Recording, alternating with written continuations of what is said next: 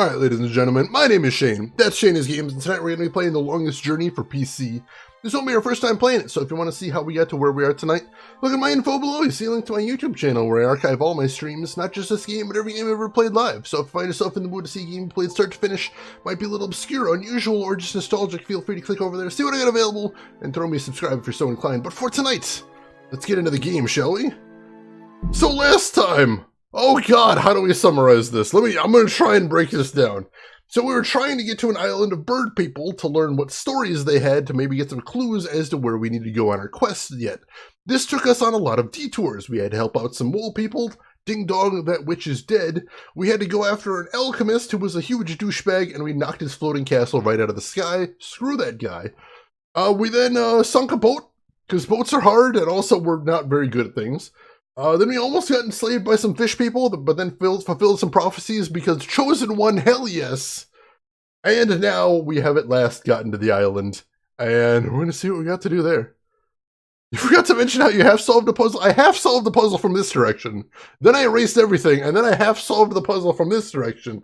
Then erased everything and went back and forth a couple times.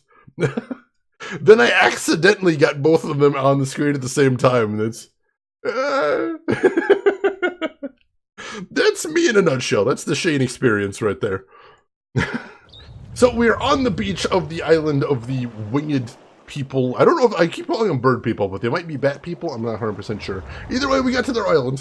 So we're going to see what we're going to do from here.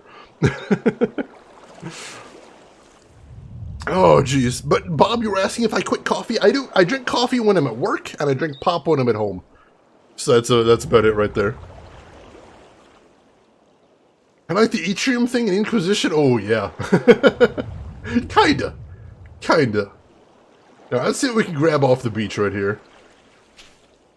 There's a coil of rope among the debris. Well, this is an adventure game, so I desperately want the rope. I'm sure that'll come in handy. One of the adventure game staples right there, of course. I see a lot of wreckage on this beach, like this blue thing right here. I don't seem to be able to click on much else. For another capsized ship. This must be dangerous waters. They literally talked about that when you were on the ship. Emerald green and clear as the morning sky.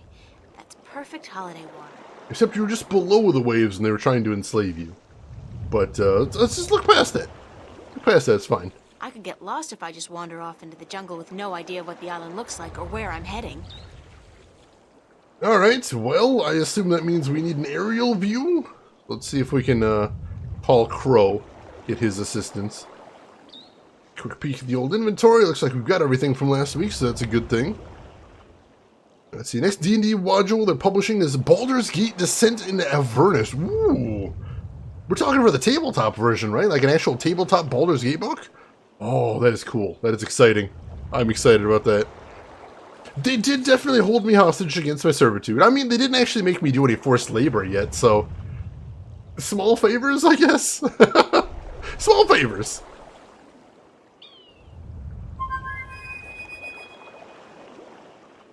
So let's see if Crow can help us out. Hey, Crow! Crow's our talking bird friend, for anyone just joining us.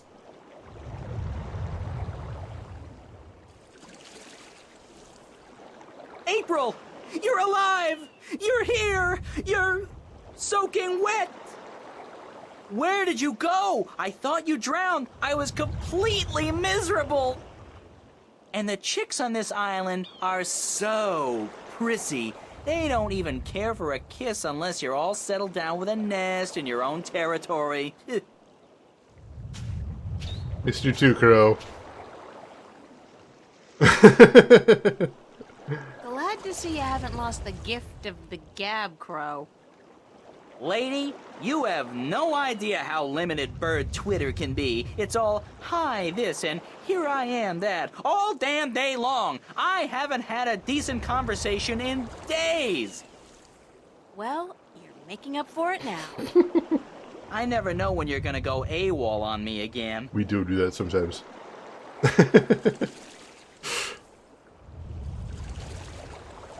Is the Crow Zack in this universe? I really hope not, because then I'd have to, like, cook him or something. It's been like literally years since I've heard anyone refer to bird conversation as Twitter and not actually just been talking about the website. That is a really strange thing to think about. Elena, welcome in. How are you doing today? Hope your week has been treating you well. Good to see you. All right, Crow, let's talk about what happened to us. I had a little adventure under the sea. Oh? I didn't know humans had gills. We don't. Well, I do. I think.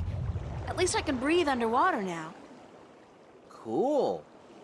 Not as cool as being able to fly, of course, but still. Hey, does that mean you're a mermaid? Hardly. I don't have a tail. But close, we're in the ballpark. We're mermaid adjacent. What did you do after I saw you last? Well, it took a while, but I found land. Not this island, just a rock with a couple of trees, basically. But when I went back to tell you, you disappeared. I thought you'd gone bonkers from thirst and hunger and drowned yourself or something, so I decided I'd better find solid ground myself or I'd suffer the same fate. And then I found this place.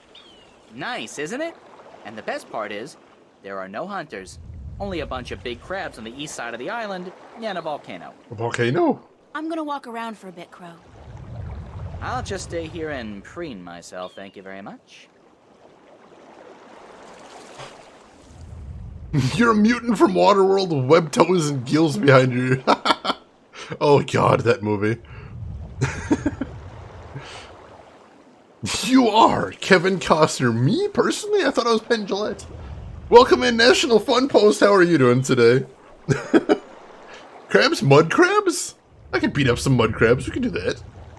I could get lost if I just wander off into the jungle with no idea what the island looks like or where I'm heading. Oh, here we go. There's a path over here then. Alright, let's go up the path then. I bet mud crabs are delicious.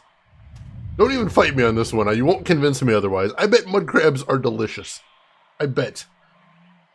Alright, there's a lot to see around The here. top half of the statue depicts a big-mouthed creature calling out. Interesting. The bottom half of the statue depicts a large-eared creature listening intently. Interesting. I bet that's going to come in some handy. It's the ruins of an old city. What do we got over here? There's a lot going on this screen. I hope I can find all the click points. Screens like this worry me. It's a deep hole. More like a crevice, actually, caused by some kind of seismic activity. God, it must be at least 50 meters down. The crevice widens out into a huge cave just below, and there's water at the bottom. What's the difference between a hole and a crevice? She seemed convinced there is a difference. I'm not entirely certain. It's a tiny tree. Alright, so there's a tree right next to the hole. That's obviously... Oh, we could probably tie a rope to it. I bet that's what we need to do. We need to tie a rope to it. We do have that rope. We'll try that in a second. Dense jungle. Right. It's a huge volcanic mountain. Alright. Not quite as much to see as I thought. Oh, you can look at the statue base, too. It's a three-part statue. Oh, hello. Ladies and gentlemen, we found our first puzzle bullshit of the night. Let's do this thing. I see, Quaz, you're going to be very vague as to not spoil anything, but I love this part. I actually watched you. I actually watched you play a little bit of this on your stream. I did not see the solution to any of the puzzles, but I remember you playing a little bit of this. And while I was watching you play this, I'm like, this looks incomprehensible. So I'm going to be interested to see if I can figure it out. A crevasse is French? It is French, but how can you... I can't find a way to say that, phrase that question without it sounding dirty. How did you know it's a French hole? Let's see. Hole is generally a semi-symmetrical excavation downwards, whereas a crevasse is like a crack or king type shape. Seamus with the knowledge. Thank you there, Seamus. I appreciate that. I find it interesting that she said meters instead of feet, but it's spelled meters instead of, oh, the other way. That is weird. I wonder maybe if the subtitles were done in a different country than the actual dub. That's weird. I had not thought about that. All right. Let's take a look what we got here. It's a triangular hole, like a keyhole. We don't have anything to put in there, I don't think. What else can I see on here? It's a creature with large ears. Gotcha. It's a creature with a big mouth. Gotcha. Alright, I don't see much else I can interact with, so I think I maybe need to find something to put in the triangular hole before I can do anything else here. So we'll come back to that. In the meantime, am I right about using the rope? Let's find out. Yeah, it looks like it. Ease peas.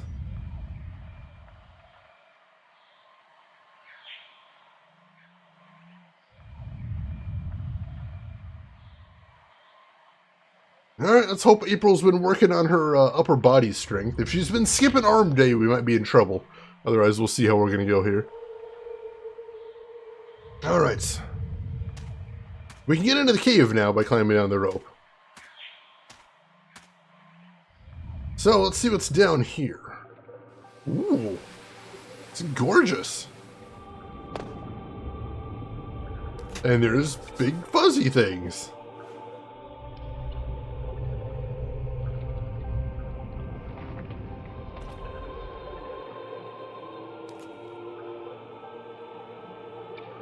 Alright. Nests! Alright, that's a little creepy. Big nests, once housing the Elation, but now empty and in disrepair. Huh. So where are the Elation? The Elation are the bird people. For anybody that wasn't here before. Those are the bird people. Alright. So there's not much else we can interact with up here, I don't think. Elation nests. No. We can grab onto the rope, but that'll just take us upward. Looks like we can go down, though, so let's head down there and see what we can see. I detect giant spiders in your future. I don't need that life. I don't need to be about that life. Sounds totally tubular, gnarly, my dude. Yeah. Radical.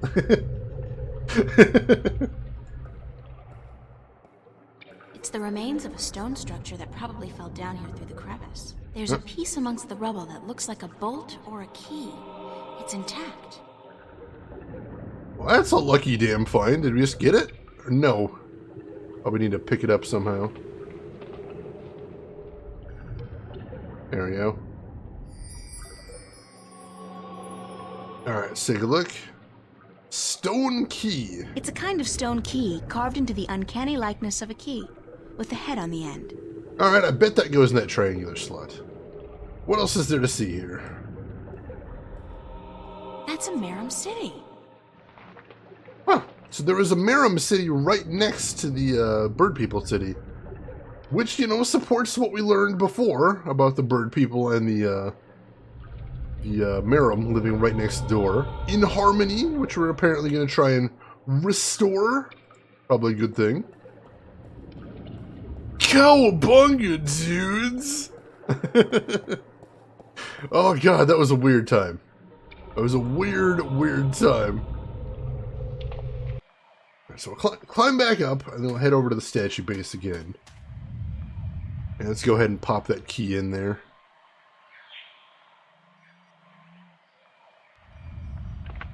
Alright. Alright, so now we can rotate that. It's a triangular hole, like a keyhole. Alright, now not that. I'm gonna click on the key, I think.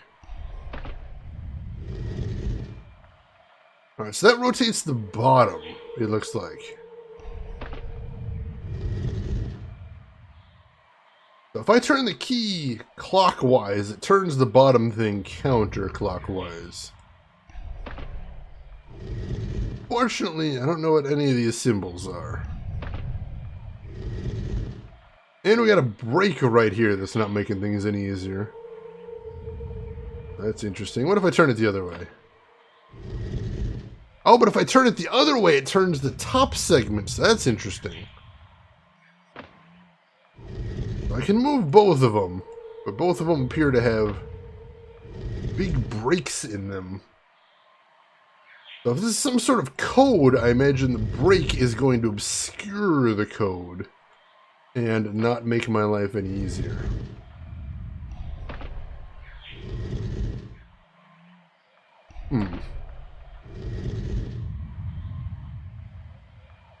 Heard a rumbling, but I don't know if that was incidental or not. I'm going to assume incidental for right now. I think I saw that symbol on the bottom thing. Let's take a quick look. Is that down there? Is it turning clockwise? I might actually be insane. That's a possibility. That's a distinct possibility, and I don't want to rule it out.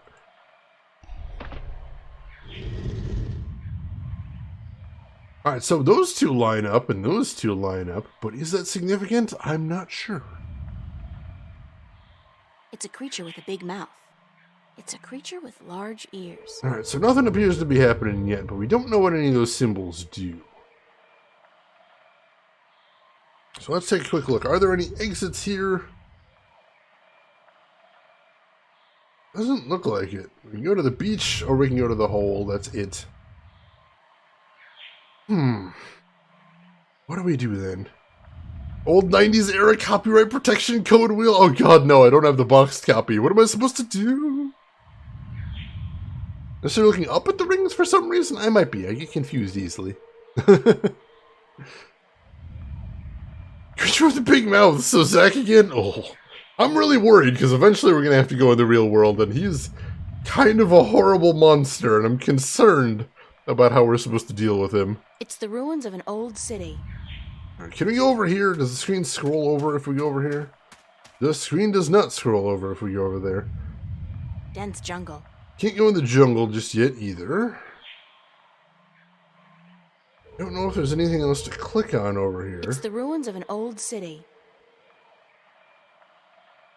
Oh, hey, the top statues moved. Did they move? I think they moved.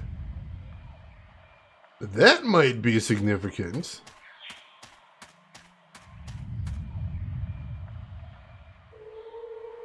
Alright, so even though I can't see it well here. Alright, yeah, the statues there are The bottom moving. half of the statue depicts a large-eared creature listening intently. Yeah, that's actually moving those statues. It's a triangular hole, So- like a keyhole. Alright, so we got them to line up right there. The top half of the statue depicts a big-mouthed creature calling out. Do I care that I lined them up? It doesn't appear so. I don't see anything else that I can look at up here. I turn them both at the front. That once. Turn that once. I didn't actually move them that time. Weird. That once. And that once. Alright. Alright, now they're facing towards me. I don't see anything else to do with them. So the wheels turn the statue halves. But to what end? I'm not sure. The real world, I'm not sure you're entirely certain understand how this universe works. I'm usually not entirely certain how anything works. In all honesty. Let's be clear about that. The top half of the statue depicts a big-mouthed creature calling out. The bottom half of the statue depicts a large-eared creature listening intently. Alright.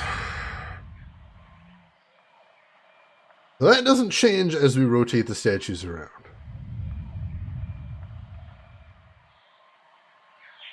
Ears on the bottom and the mouth on the top, which is just showing which ring is connected to which statue, I think. I still don't know what to do with the symbols is the thing.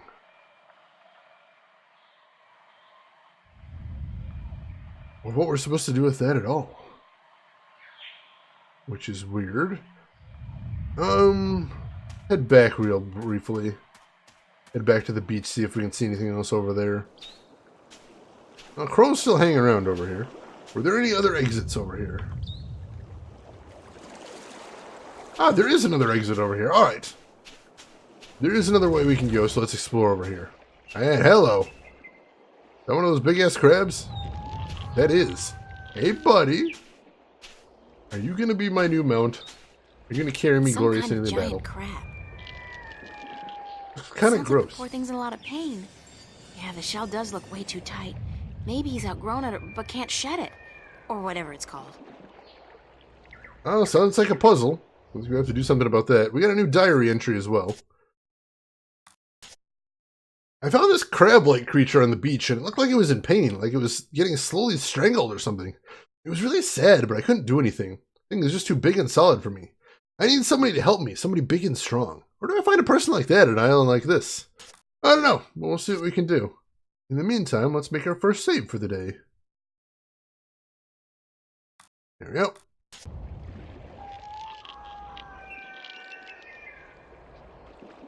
We did run into the Saga one, that's true. I got the Dungeons and Dragons ride from the 80s cartoon. Dungeon Master, you asshole! Get me out of here. Now, what do we got around here? Just him, as far as I can see. There's a village back there. It's the village of the giant crabs. Hey, that sounds like a great name for a B-movie. Village of the Giant Crabs. I can see it. I'd probably watch it. It's a big statue. Oh, there's another one of those statues. Looks like the same like as what we saw back there. Clear, unpolluted waters, overflowing with life. Just one more reason why Arcadia is both the vacationers' and environmental activists' wet dream. Literally. Leave the puns to me, April. I'll take care of those. Alright, it looks like we can head over to this cliff, so let's do that as well, see what we can see over there. Defaults to auto-saving every 5 minutes. That is kind of nice. That is kind of nice, but I'm used to saving stuff for myself, so I'm alright. I love April. She seems like a cool character. I'm warming to her. It's an old fireplace. Alright, I don't think we have matches anymore. I'd light it. And what do we got here? The top half of the statue depicts a creature with a big mouth calling out. Right. The bottom part of the statue depicts a creature with large ears listening to something. Right. And then at the base, we've got another one of these. It's a triangular hole, like a keyhole. Huh. Maybe we could actually bring the key over here to manipulate this one. But we still don't know what we're supposed to be doing with this, is the problem. So we can exit over to that way. Is there anything else to see over here? Doesn't look like it. I can see clear to the bottom. This really is an excellent spot for fishing. I can see it. Alright, so we can't manipulate this at all without that key, so we'd have to probably bring it back over here if we want to do that.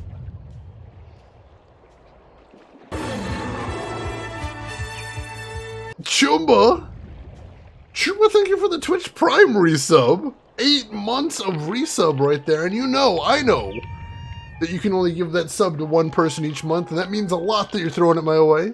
So welcome in, Chumba. How are you doing today? Hope you're having a good week so far. It's just as well Shane is running an 18+ chat. Exactly. You can never be too careful. Alright, so it looks like we can't actually interact with the crab village for some reason. That seems like a cool place we'd want to hang out, but no. Apparently we cannot. Anywhere else we can go here? No. Let's see if we can go grab the key and bring it over here. Although I don't know that we'd be able to figure out anything different with that statue than we would with the first one. We could probably make a note of what symbols are on the ring, but I don't know that that helps us any. And JX Cyber, thank you for the follow. I appreciate it. Welcome in. Let's see if we can talk to Crow. Maybe. No. With Crow around, a girl can feel safe. Really? Can we not talk to Crow? I want to talk to Crow. We can't talk to Crow. That's weird.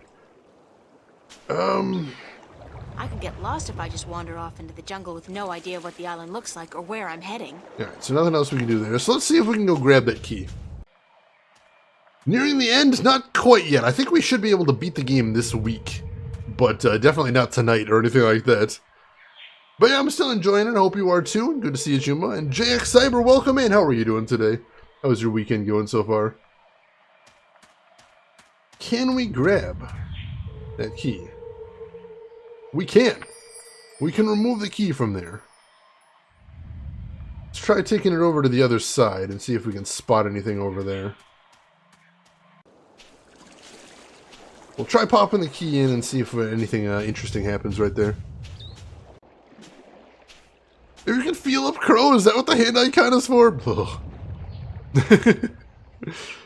There's honey that can get you high. BRB getting bees. How do they pull that off? Do they get the bees high and then the bees make honey that gets you high? That seems like a really circuitous way to get high. Doing well, Jay? I'm doing well as well. This is my first day of my weekend, so I'm enjoying a little bit of relaxing, a little bit of gaming, a little bit of chilling out with you folks. So far, so good. Now, grab the stone key, and we'll pop it in there. Alright, so this looks largely the same. And by largely, I mean exactly. I think the brakes are in different points. But it looks like the same mechanism. Same symbols as far as I can tell. So that's interesting. That's the case. What are we supposed to do here? Don't know. I don't think we can. Yeah, we can't look at any of the symbols directly. I guess maybe I'll turn it until we can actually see the until we can actually see the statues for ourselves. See if there's anything, I don't know, in one of them's mouths or something. It's a bit of a long shot, but I'll take what I can get. After that, I'm probably going to try and make a note of all the symbols on the wheels, in case that's significant. 1 or 2 more turns. Turn that way. No. Not quite yet. One more. One more.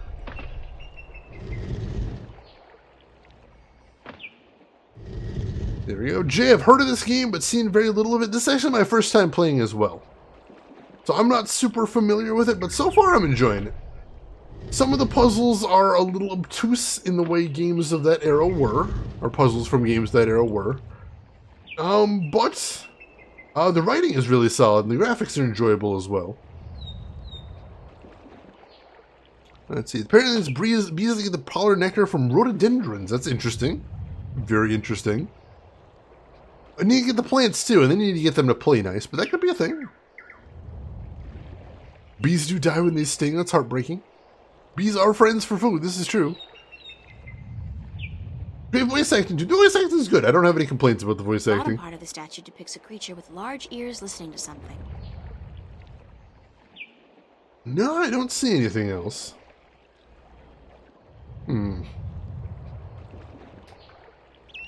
Alright. So, we're getting nowhere. We're getting nowhere, so let's make notes. Because when we get nowhere, we should make notes. So I'm going to mark these down as, let's call this East Statue, and let's call one West Statue. Because that's all I know right there. And we'll make a note. I believe the code wheels are the same on both, so we'll go under that assumption. So, for the East Statue, we've got a dash with a little curly Q. We've got a little arrow type symbol. Draw that out. There we go. Then, keep turning this so we can see a bit more. Then we got the little circle with 2 antennae coming out of it. Semicircle with 2 antennae coming out of it. There we go. What next? We got a lot of breaks in this one, so it's hard to see the exact order of things, but I imagine that's where having notes is going to come in handy. And I don't even have a clever name for that symbol, but I think I can draw it out. My drawing skills are not spectacular. I'll be the very first to admit that. Alright, I think we got that down. I hopefully captured the essence of it. We gotta hope.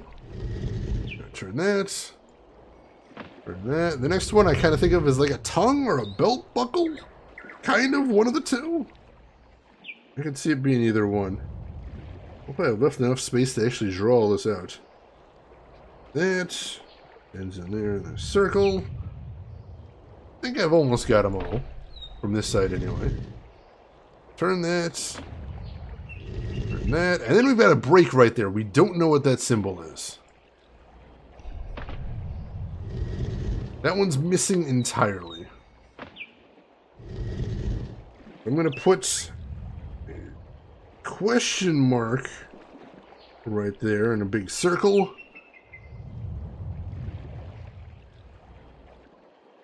Is Shane drawing the symbols? Shane is drawing the symbols. I got little doodles going on right there. They're terrible. They're awful, but we're doing this. I know most of the time in this game when I've had to write things down, the game has immediately like invalidated my need to write things down. Like whenever I write down a number, the character just remembers it, which I appreciate, but I didn't know that they remembered it beforehand, so. Alright, then we've got the big S. This one's kind of easy, I guess, but I'm going to try and write all the nuance in there just in case. There we go. Doesn't even look like an S. It looks more like a 5 in my drawing. That's fine. And then the next one, I actually ran out of space here. I did not plan this well. Let me do that one. And we'll put a little dot in the center. There's more symbols here than I anticipated. Mistakes have been made. I'll turn this again. And then we have another break. Then we have another break. We don't know what that one is either. I'm feeling there's a puzzle here, but I haven't quite figured out what it is. Alright. That's the entire ring. So how many symbols do we have there? 1, 2, 3, 4, 5, 6, 7, 8, 9. 9 symbols, and we know what 7 of them are. Okay, so go ahead and grab the key, and we'll head over to the other statue. Are there any other exits here? There's no other exits here. We'll head over to the other statue. We'll pop the key in there. We'll see if the symbols match up, perhaps? Or maybe we need to line up the symbols from the two statues, because they are the same symbols. Then we could use the two statues to figure out what the complete pattern of the symbols is what I'm thinking. What do we do after that? Man, I don't know. One thing at a time. One crisis at a time. Alright. Grab the key. Pop it in. And let's see. Alright, so these two so far, those are adjacent. Those are adjacent in the other one as well. That's a good sign. That could mean that it's the same keys on both. In which case, we may be able to sort this out here. Keep turning this. Alright, so after the tongue thing was one of our mystery symbols. We can draw that now, so let's number these for my own convenience. We'll call it 1, 2, 3, 4, 5, 6, 7, 8, and 9. So symbol 6 we'll get to next. Hey Chris, welcome in. How are you doing today? Hope you are having a good week so far. Hope you're enjoying yourself, and welcome in. Alright, so symbol 6 is this lightning bolt looking thing. Go ahead and turn that right there. And then we'll zigzag up like that. Alright, cool. That's a terrible drawing of symbol 6, but that's fine. We got it. We got a symbol we did not have before. That's awesome. And then after that, we've got symbol 7, which is the S. We know that one already. No prob. Ease peas.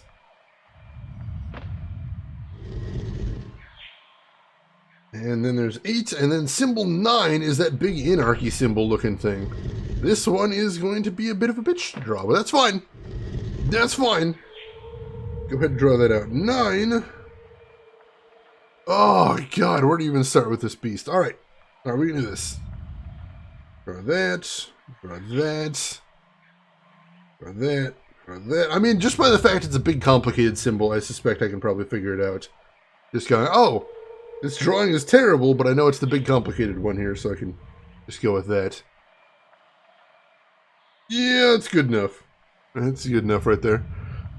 How was your week and how was work? Not too bad. It was a pretty quick week, but I've been stir crazy, so work's been challenging to get through. Alright, so assuming the two statues use the same symbols on both, that means we now have a complete set of 9 symbols in the correct order. What do we do with those symbols? Man, I don't know. I don't know, but that's a thing. That feels significant.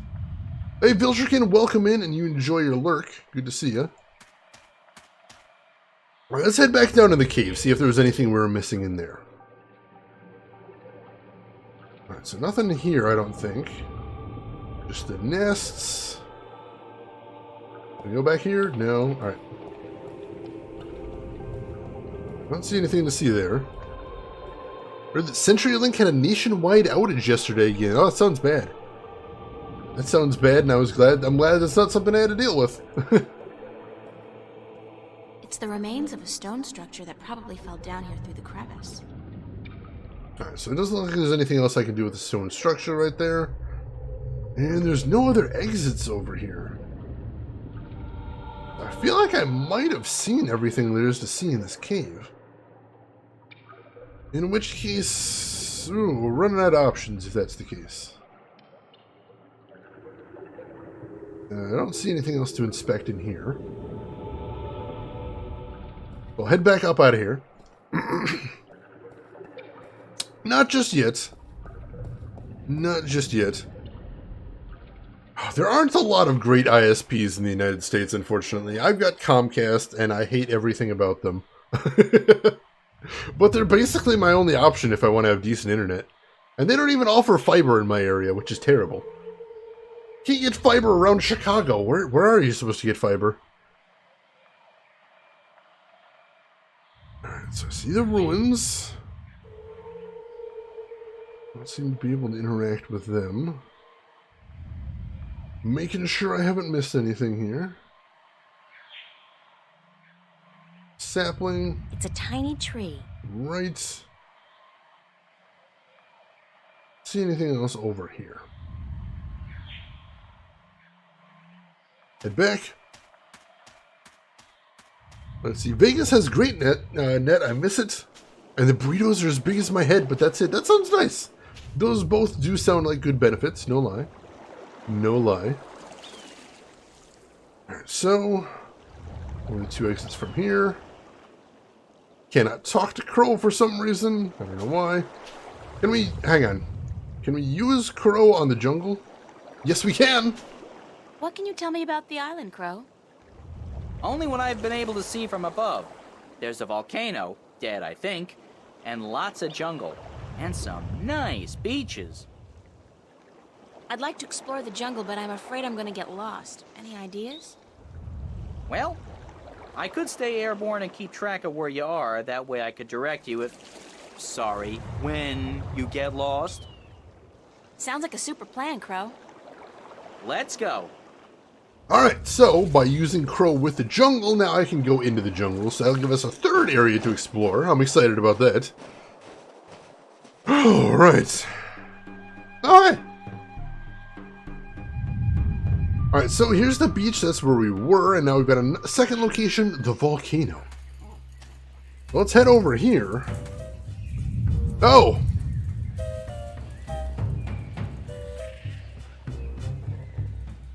Methinks that volcano is less dead than I would like it to The be. rumbling is much fiercer here, and the ground is really shaking. It's definitely seismic. Yeah, I would kind of It's like... got to be emanating from this volcanic mountain. I mean, it looks dead, but it must be about to wake up or erupt or something. Oh, we need to get the hell out of here then. Great. After surviving a shipwreck, being kidnapped by fishes, and learning to breathe in water, I'm about to die in a volcanic eruption? Isn't that ironic? I don't think it's ironic, just terribly unlucky. Hey, Lord Lude, welcome in. Oh no, not Shayna's Games. Oh yes. Oh yes indeed. How are you doing today, Lord Lude? How's everything with you? Remind me what you were playing recently, Lord Lude. I don't remember, I know you've been doing a lot of Resident Evil, but I don't remember what the last thing I saw you playing was. Help me out. Share with the class. That's one mother of a tree. It's got to be at least 100 meters tall. And what's that in the tree crown? Looks like a man-made construction. Interesting. Revelations, right. How are you enjoying that one? I've heard a lot of mixed things about that one. That's not one of the ones I played myself. Now, what do we got over here? Big Mouth! Big Mouth Strikes Again. Decent song. Morrissey, I enjoy it. Sure, just climb right in there. That's how you get eaten in these things. I'm not going to feel bad once you get digested, April. I'm just saying that. I'm just saying, you're taking your life into your own hands here. Hello. The triangular keyhole here. There's a wheel and an aperture. What a strange symbol. We know what that one is. It's a small, eye-sized aperture with a crystal in it, like a lens. Maybe some kind of telescope? Okay. It's a keyhole. We need to bring the triangular key here, is what I'm saying. Gotcha. And that appears that that may be all there is to see here. Inspect the giant stone head for some reason. Alright. Hey, go back and go get our key right there. Let's see. They only have cable and DSL in your area? They do. They've only got cable and DSL in my area. It's kind of unfortunate, and I don't care for it. But I am in an apartment too, and apartment's a little bit difficult to service. Although I have heard that Google is working on some sort of plan using long-shot Wi-Fi instead of fiber. Which I have reservations about, but I'm intrigued. As an IT guy, I'm intrigued by the possibilities. So we'll see if anything comes of that. Because supposedly Chicago is one of the test areas for that too. Let's see. Fiber is the best. DSL is slow. Cable is a mixed bag. And then there's long-shot Wi-Fi, which is coming in as a new contender into the area. Viltrikin, you have questions? Ask away. Hopefully we have answers for you. It's a new thing that's being developed, and Google's the ones pioneering it. The idea is instead of having fiber to the backbone, you have high-powered Wi-Fi that can go like a mile or two that goes from your building or your block of buildings to the backbone, and then from the backbone it goes on from there. So that's pretty unique. That is pretty unique. I can't say I've ever tried it, but it's an interesting concept. Sounds unreliable? I mean, that's what I would have said about Wi-Fi years ago, but now, you know, we can get pretty big gig download speeds in Wi-Fi, so you never know. Let's see, Zero Fiber is great. My mom used to talk about it all the time. It is a fantastic technology, but the problem is a lot of these companies don't want to lay fiber anymore. In the US at least, because, you know, we don't see a lot of people investing in infrastructure. So the problem is the expansion of fiber in the United States is ground to a halt. You don't see a lot of new companies laying new fiber. So if you don't already live in a city with fiber, it's a iffy proposition whether you're going to see it anytime soon. So we're exploring other possibilities that might be cheaper to roll out. And welcome in, Zero. How are you doing today? Hope the week's been kind to you. Let's see. You're luckily next to a main road, so fiber was an easy installation. Nice, nice. Good thing. Let's make a quick save. It's been a little bit. And we've solved some puzzly things. We can do that. And then we'll grab the key, and let's pop it in here. Cool. Alright, so... Don't see anything interesting. Alright, so let's start turning the key and see what happens. We can only turn it in one direction. Alright, so that advanced in the same progression as we have on the statues, which is interesting. It's a statue standing in the ruins of a city. Alright. So, the arrow leads to a statue with this telescope thingy. Interesting. You know, Elon's satellite internet plans. Satellite internet is an interesting thing because on one hand, the nice thing is you can get satellite anywhere on the planet as long as you've got a satellite right there.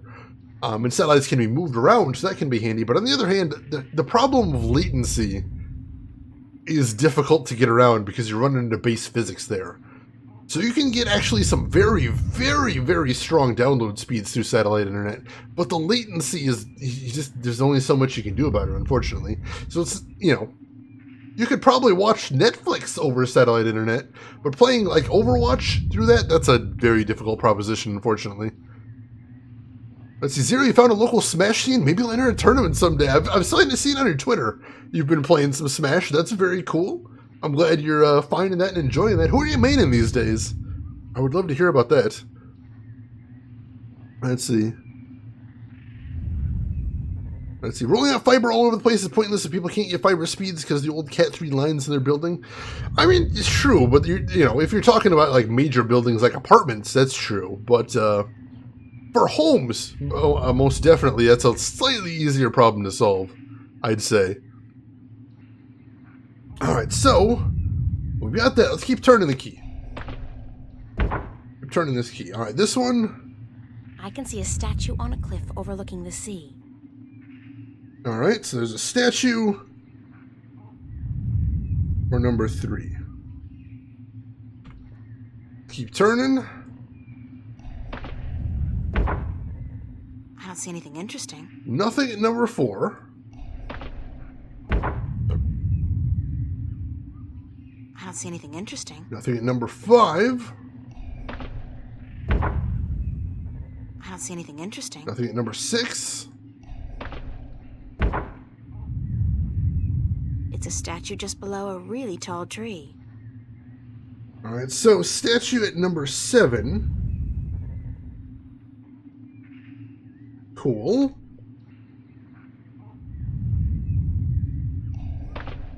I don't see anything interesting.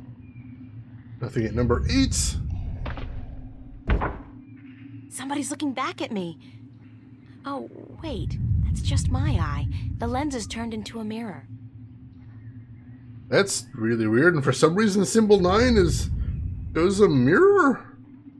I don't quite understand what's going on there. Alright. Oh, I was asking who you main in Smash these days. So what are your big characters that you play in all the time? I'm curious. I have not gotten to play nearly as much Smash Ultimate as I like, but so far I like Marth. I'm having a lot of fun with Marth. I like his Reflect. I like his big damage swings. I'm enjoying him. I wish he had a little bit more mobility, but you can't have everything, of course. Let's see. Fingalroy, I live in a 30-year-old apartment building. There's no way the management will replace the lines, which is unfortunate. That is frustrating. True. I live in a very old apartment building too, but I have been able to get the cable company to replace some of the lines, so that's good too. Let's see. Main none other than King Day-to-Day because he's perfect. I've heard he's a very divisive character, but if you can make him work, man, that's all that matters. That is all that matters, so good on you. Let's see, Bob, I am brain dead, Bob, going to go to sleep. All right, Bob, thank you for stopping by. Hope you had a good time and hope you have a good rest as well. And I will see you around. So let's talk theories.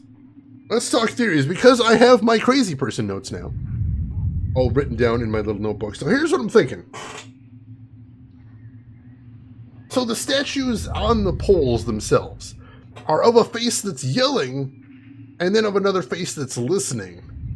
My thinking is this possibly some sort of communication system? Is this some sort of inter-island communication system here? With that being like a send statue and a receive statue, and the symbols are coordinates? That's what I'm thinking. I'm thinking the symbols are what you dial in to point the statue in the right direction to communicate with another statue. Now, we've got 2 statues already that we can manipulate, so we have ways to test this. So I'm going to be curious if we can pull that off. In a real notepad? I know, I'm old school. Also, I can't tab out of the game and it'll crash. I like my tiny little notepad, though. It's adorable. What is this thing staring at me? I don't know, but it's creepy. It's weird and I don't like it. Let's see. Would you have to pay a lot of money for your ISP to replace the old lines, or would they have to pay for it? It depends, Chris. But in general, if you're getting fiber installed and you didn't have fiber before, usually you do have to pay for it up front. In some countries that varies, in some districts it varies. You can usually call somebody up to find out, but we'll see. I had a goddamn chart by this point. I've got a lot of stuff written down. So I'm hoping I have enough. I think I might have all the relevant information written down. Lord Lewd, you got some new Coke? Where did you get new Coke from? You gotta point me to this thing, because I want to get a couple too, if at all possible. Yeah, the new Coke was a formulation of Coke that they brought out in 1986, I think, to replace Coke. And people were so pissed off that they changed the formula of Coke, they ended up changing it back, and it was sort of a big punchline. However, Stranger Things Season 3 is coming out soon. It takes place in 1986, and apparently they mention new Coke in there. And so Coke is doing a promotion where they bring back new Coke in limited quantities. And I'm like, I want to try that out. I've never actually tried new Coke before, and I'm super curious, so I'd like to get a hold of it. But apparently they're only bringing it back in very limited quantities, so we'll see. The feeling when we're all drinking old Coke, I mean, I hope mine's fresh, not too old. You never know. Oh, I can just get it right off the website? Damn, I'm going to have to look into that. Alright, so we've got one location we haven't been to yet. So before I do any sort of deep thinking about anything, we're going to check that out first. I thought new Coke became Coke Zero? I know Coke Zero is supposed to be some different formulation, but I thought that was just having to do with the sugar, not the flavor itself. I could be wrong. I don't know. There's like a bajillion Coke flavors now, and I don't know. Oh, it crashed from the stress. Damn, there might not have any more quantity then, but I'll have to check. Alright. I haven't been over here to the large tree. And this looks busy. Let's see what we can see over here. Dried twigs and sticks. Alright. Dried twigs and sticks. Alright. Dried twigs and sticks. Alright, so they're all the same thing. Gotcha. Gotcha, lots of kindling over here.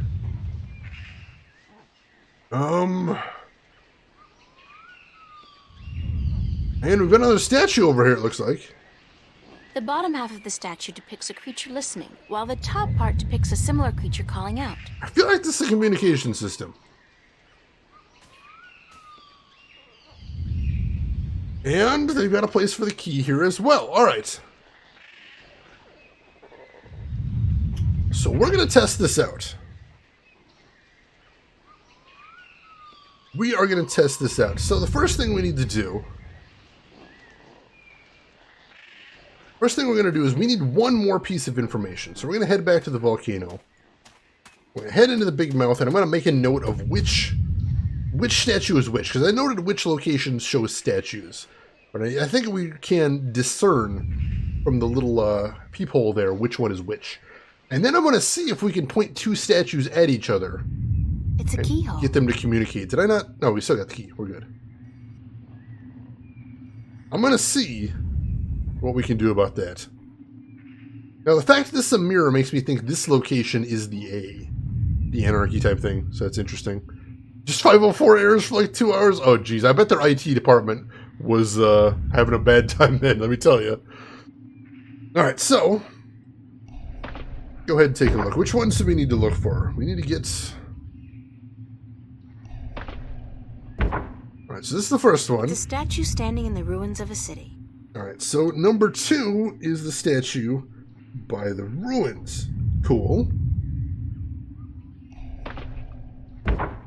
Then this one... I can see a statue on a cliff overlooking the sea. ...is the statue by the cliff, and that must mean that number 7 is the statue by the tree. Gotcha. Alright, that's all I needed from there, so let me grab this key. Take it on out of here. And let's head down to the beach first of all. No, let's not head to the beach. Let's head to the tree first. Let's head to the tree. Oh! Hey folks. Dried twigs and sticks. No? Dried twigs and sticks. No, those are not dried twigs and sticks. Those are little plant people. Dry twigs and sticks. Why is she not acknowledging the tiny plant people? That's terrifying. Does she not see them? Am I the crazy one? Chat, can you see the little tree people here? Am I seeing those right there? Is that just me? Nobody else? Has my Delia grown a life of its own? Is that what's going on here? I don't know. If all else fails, I'll see you in one of my cans. Oh, that's really kind of you, Lord Lude. That would be amazing of you. I am Groot. I think they is Groot. I think possibly. Groot's creepy uncle. Hey, Guardian, welcome in. How are you doing today? Shooting Star Neko, you see dried twigs and sticks. Well, you're on the same page as April, at least. Alright, so. Here's what we're going to try. I've got an idea. So I'm going to take the key. Grab that. Plug it in here. And we're going to see if we can set it to the ruins. That was not the right one. That's okay, though. Come on. Come on. There we go. Alright, so the bottom one's aligned. And we got to go around a whole bunch for the other one. I think it probably might have actually been in the right position. Now we got to turn it around a whole bunch.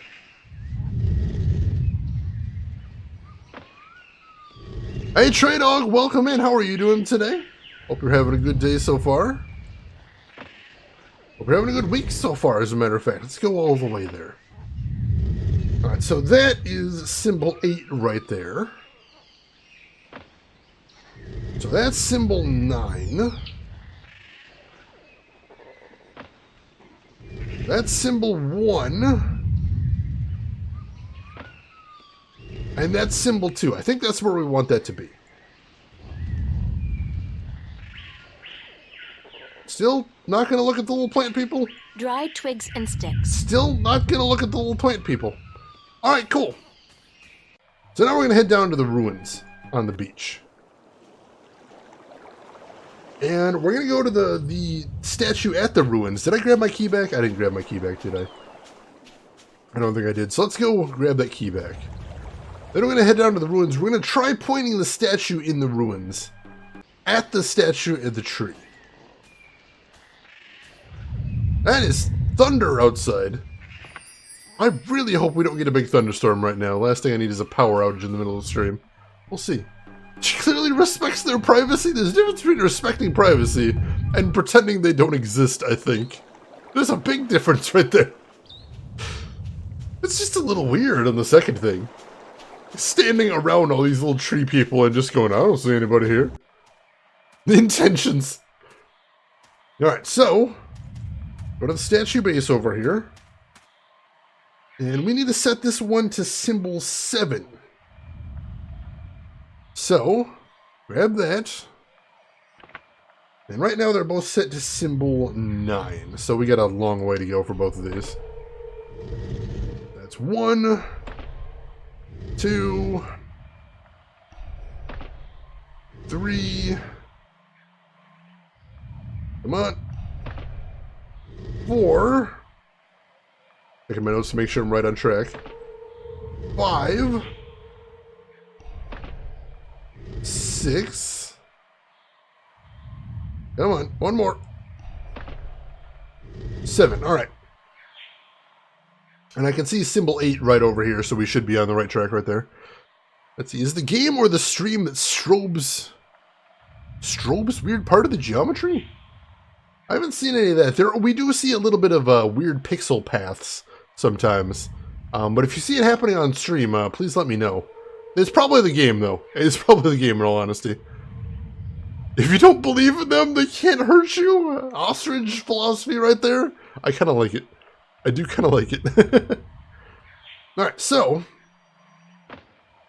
Turning the other one now. That's 1. We need to get this to 7. We need to get to 7. Cool. 2. 3. 4. 5, 6, 7.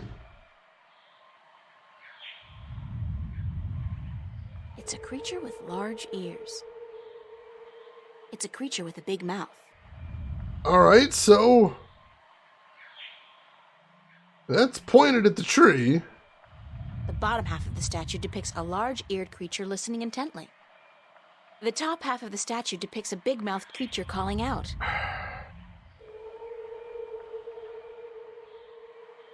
Let's see. Like, if you zoom out to the screen the column is on, there's some spasming by the crevice.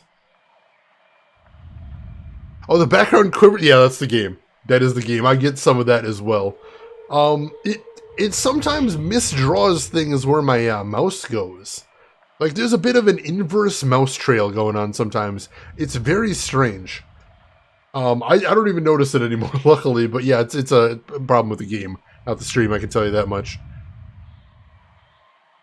Alright, so I got the two statues pointed at each other, but nothing seems to be happening, unfortunately. That's disappointing. Thought I was onto something there. Maybe we can try the other one? Maybe. Oh, hey, Crow's gone. Wonder who he got off to. Let's head back to the tree, see if anything's changed there. Possibly?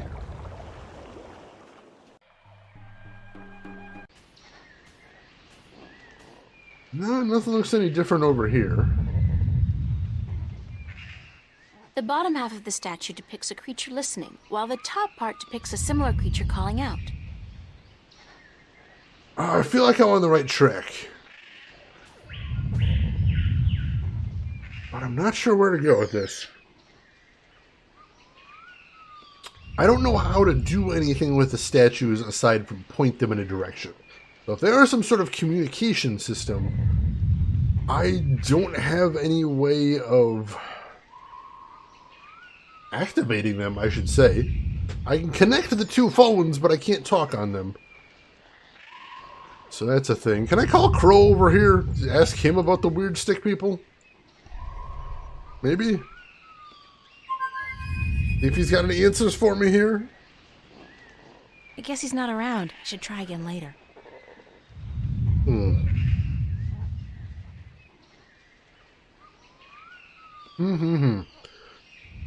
Alright. Well, I guess it shouldn't be too difficult to point this at the one on the cliff. So let's see if we can point this at the one on the cliff and see if that changes anything. And then we'll go over to the cliff and we'll move that around in the same direction. Let's plug that in and we'll go on the key. Come on. Come on. There we go. There we go. There we go. That is symbol number 3 for both of them, which is what we're looking for. Grab the key again. Head out of here. And then back to the beach. Alright. I'm really intrigued by this puzzle, and I think I'm right on the verge of solving it, but there's something missing. Something missing here. There's nothing else I can do with the big crab. Can I talk to the big crab? Oh, I didn't realize I might be able to talk to the big crab. Big crab, help me out. I'll just take a shot here and ask you. Is there any chance you speak, like, a real language? Like, Arcadian or English? All tongue. Okay. Now, is there some kind of magic I have to learn, or potion I have to drink, or eat, or ingest in some way to learn your language? Because that's usually how it goes. No? Too bad, although I'm glad I don't have to draw blood or swallow a stone or something. Can't help but feel that you're asking me for help, though. It's the strangest thing. After all, you're just clicking your claws, aren't you? It's not as if you're really talking, is it?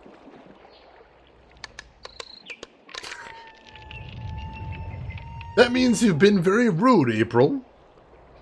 Think you're on the verge, stop right there. If you keep thinking, you get a headache and nobody wants that. If whatever you gotta do to solve the puzzle, man. If I need to get a headache, we'll get a headache. That's fine. Right, can I do anything else with the crab now? I can interact with him now. I couldn't do that before. I can't break the shell. It's too thick and solid. Do I have any items I could use to get through there? Do something about that? I don't think so. What are our potions? We got a wind potion, bind magic potion, latest leaf potion, invisibility. What if I could use a wind potion on one of these statues? It's a big statue. I don't know. Let's head up to that statue and we'll aim it. Where are we aiming it? At symbol 7? We are aiming it at symbol 7. Good news, it's a suppository. Oh, God. Did I say I'd do anything to solve these puzzles? I'd like to retract my statement. Oh, wow, it is pouring rain out there. I can hear it through my headphones. Through the closed window. That's wicked. Alright. So, symbol 7, right. That's symbol 1,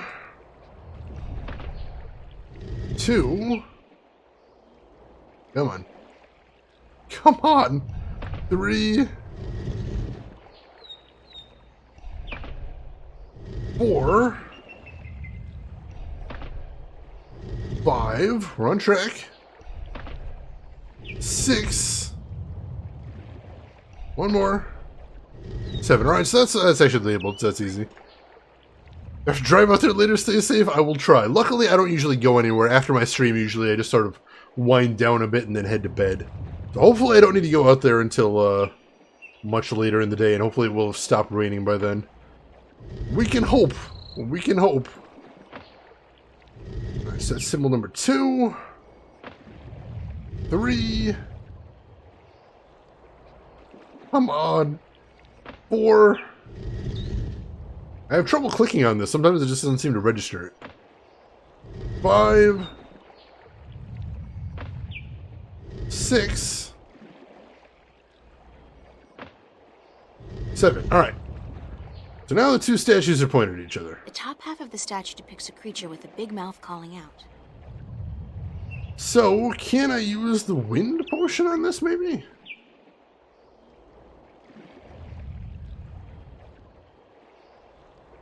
No, we cannot. Dang it. Can we use anything on the statue?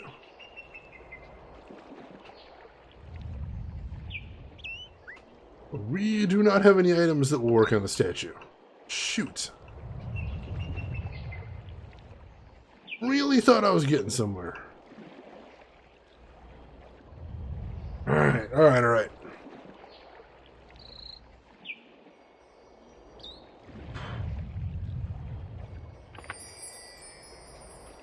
Oh, we're so close.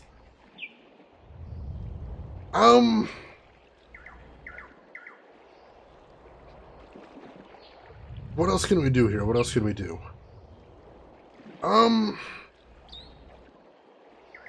Alright, so we know the coordinates of 4 different things. The ruined statue, the cliff statue, the tree statue, and the volcano telescope thing, which I believe that one's symbol number 9. We don't know how to actually make any of these things do anything, though, is the curious thing. So we grab the key? Think so? Grab the key. Alright.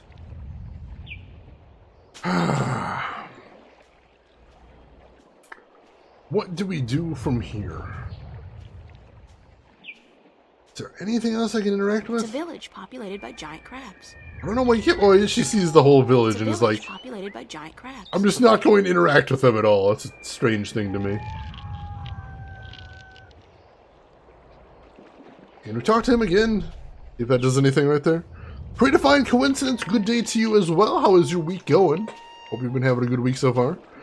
Trey Dog, I've had this Batman vs. TMNT ready to go for a week now. I've not been brave enough to press the button. Oh, go for it. Go for it, Trey Dog. You only live once. As far as I know. Please correct me if I'm wrong, though. I'm intrigued, though.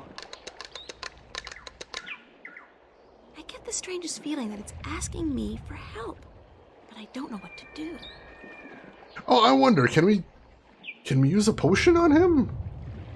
Like can you use Lays a Leaf Potion and just lift the shell off, or do we actually need to break it? I think we actually do need to break it somehow. Yeah, unfortunately. Alright. Official now, I have a visa for Australia. I will be moving in July from Europe to Melbourne. A new job. Oh, congratulations. Congratulations. I know that is sometimes a very stressful process trying to get a visa right there, but I hope the move goes well for you.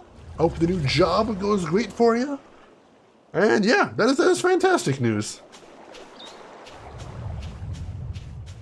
5 months. Ooh, that is agonizing. Not as bad as it has been. I've known some people that have spent years trying to get a visa, especially a permanent visa. That's the tricky one. Amazing restaurants. Oh, that's something to look forward to. That is absolutely something to look forward to.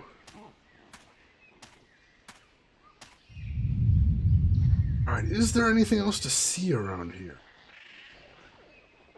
No, you can't see anything else on the exterior of the statue right there. Shoot. Ah, alright, yeah, that's a big thing. Is if you've got a company that's going to help you get that visa, that is a big way to make things a little easier. So good for them. Good for them for helping you out. And yeah, like I said, I'm hoping you enjoy the new company. Alright. So, is this part of the process? Let's ask that. Is it possible that this thing is more than just an identifier, but this is part of the process as well? Let's ask the question. Let's point this at number 7 and see if that changes anything. I don't know that it will. I get a feeling it won't, but we're going to test everything. We're going to test everything here. Just to be safe. Alright, so that's number 7. It's a statue just below a really tall tree. Alright, so it's pointed at that statue now. Take my key back, and we'll go to that statue, and we'll see if we can point it towards this location. See if that does anything. Let's see, how crazy is it getting help from a company to make things easier? It's still 5 months, I know, it's brutal. Bureaucracy, man! Bureaucracy. So we'll head over here, pop the key in. And then what we need to do is we need to set this towards symbol number 9. Currently it's on symbol number 3. We got a little bit of turning to do. It's 4, 5, 6, 7, 8. Come on. 9. Alright. Now the other half. I forgot what symbol that was on, but we've got a little bit of ways to go anyway. We'll pick up the plot in a second. Alright, that's 6. 7. 8. 9. It's a creature with large ears. Did that do anything? No? Nothing? Okay. The only thing I can think of that I'm not doing right here is that I know I can move the 2 parts of the statue independently. So I suspect there may be a reason I can move the 2 of them independently. Like maybe I need to have them pointed at different locations?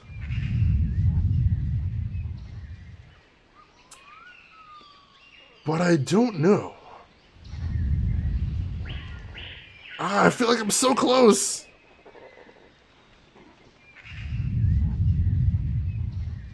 Do you have any idea how hard it is to not answer questions? I feel you. I do. I've been in this position before, Jess. I have been. I've been in the hot seat watching people play these games. And the whole time just making fists and going, "You fool! It's right there!" Oh, man. All right. Then you had to make a phone call, so you're lost. I'm lost, too. So we know all 9 of the symbols. We know the order of the symbols. We know that the symbols appear to be coordinates. We know 4 of the coordinates are the ruined statue, the cliff statue, the tree statue, and the big mouth on the volcano. That's about it. I've got some idea that it's some sort of communication system. But can't seem to make anything do anything. Can I use any of my items on the little people that aren't twigs? Definitely. Can I interact with them in any way, shape, or form? Nope. Just twigs and sticks, I guess, like April said. Oddly enough. Is there some tiny pixel that I'm missing? Some item over here that I need to be clicking on? Not that I can see. So, we are going to take a tiny little glance at the hint file. Because I really do like the format of this. How it's capable of just nudging one in the right direction. And that's what I want right now. I want a little bit of a nudge. I want a tiny bit of a nudge. So let's take a look. Let's see. Let's see what I need to do right here. I'm curious. So we got into the jungle. Easy enough.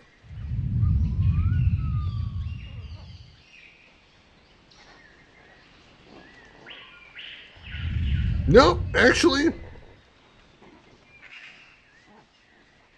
it says I should be talking to the stick people right there.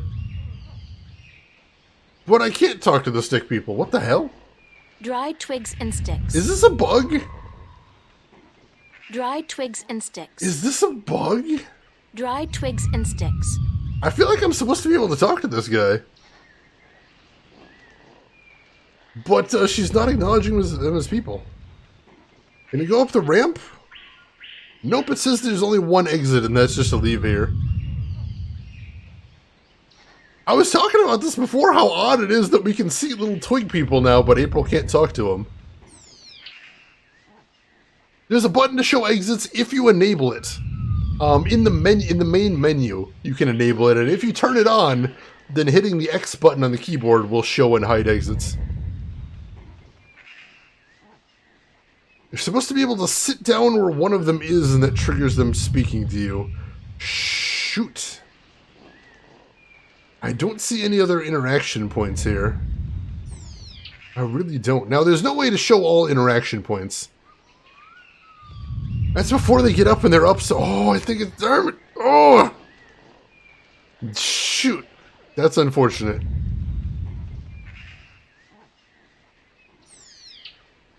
Click everywhere. Hey, Owen, welcome in. How are you doing? Alright, so if it's bugged... Let's make a save. Anyway, and then we'll try restoring an old save. So let's save game. Where are we? Right over here? Sure. Save right there.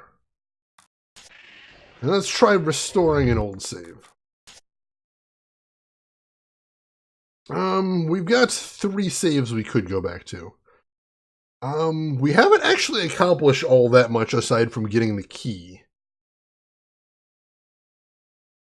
Exactly. Mostly what we've been doing is research. That's all in this paper. We can't undo that, so that's good. Let's try going back to this one first. See if that does anything for us. Alright, so we go back here. And then we head down the exit and see what that does. I could get lost if I just wander off into the jungle. Alright, so this with is no before idea. I've been to the jungle at all. Does she have the key yet? She does not have the key yet. Alright. We'll go grab the key first of all. Oh, she's been into the hole, but she... Oh, I think she must have the key planted somewhere. Yep, here's the key. Cool. So let's grab that. And then we'll go talk to Crow about getting up the mountain.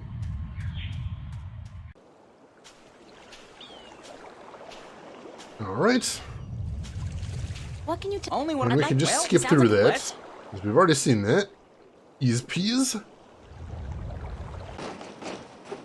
And so now we'll head right up to the top of the mountain. And then we'll take a look at the big tree and then see if we can head over there. We got all the rumbling first, so we got to get that out of the way.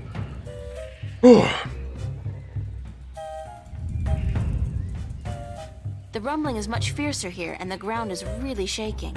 It's definitely seismic. It has got to be emanating from this volcanic mountain. I mean, it looks dead, but it must be about to wake up or erupt or something. Great. After surviving a shipwreck, being... She says it's seismic, but can we really rule out Godzilla stomping around? Are we certain? That's one mother of a tree. Are we 100% certain? I'm not 100% certain, I'll tell you that much. Alright, so that opens up this. Dried twigs and sticks. Right, there are dried twigs and sticks. So... what do we need to do here? I still don't see any other interaction points here.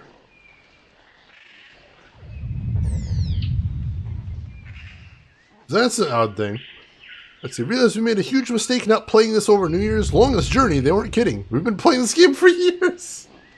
Clever. Clever. I would have liked that. That does seem about my speed. Supposed to be able to try and sit down over here? Wow! Alright, so if I walk, he moves. Who's there? Shut up. I know there's somebody there. I heard you. Is she gone? Nope, she's still around. Shut up, shut up, shut up. If you won't come out, I'll just sit down here and wait. Sooner or later, you'll have to show yourself.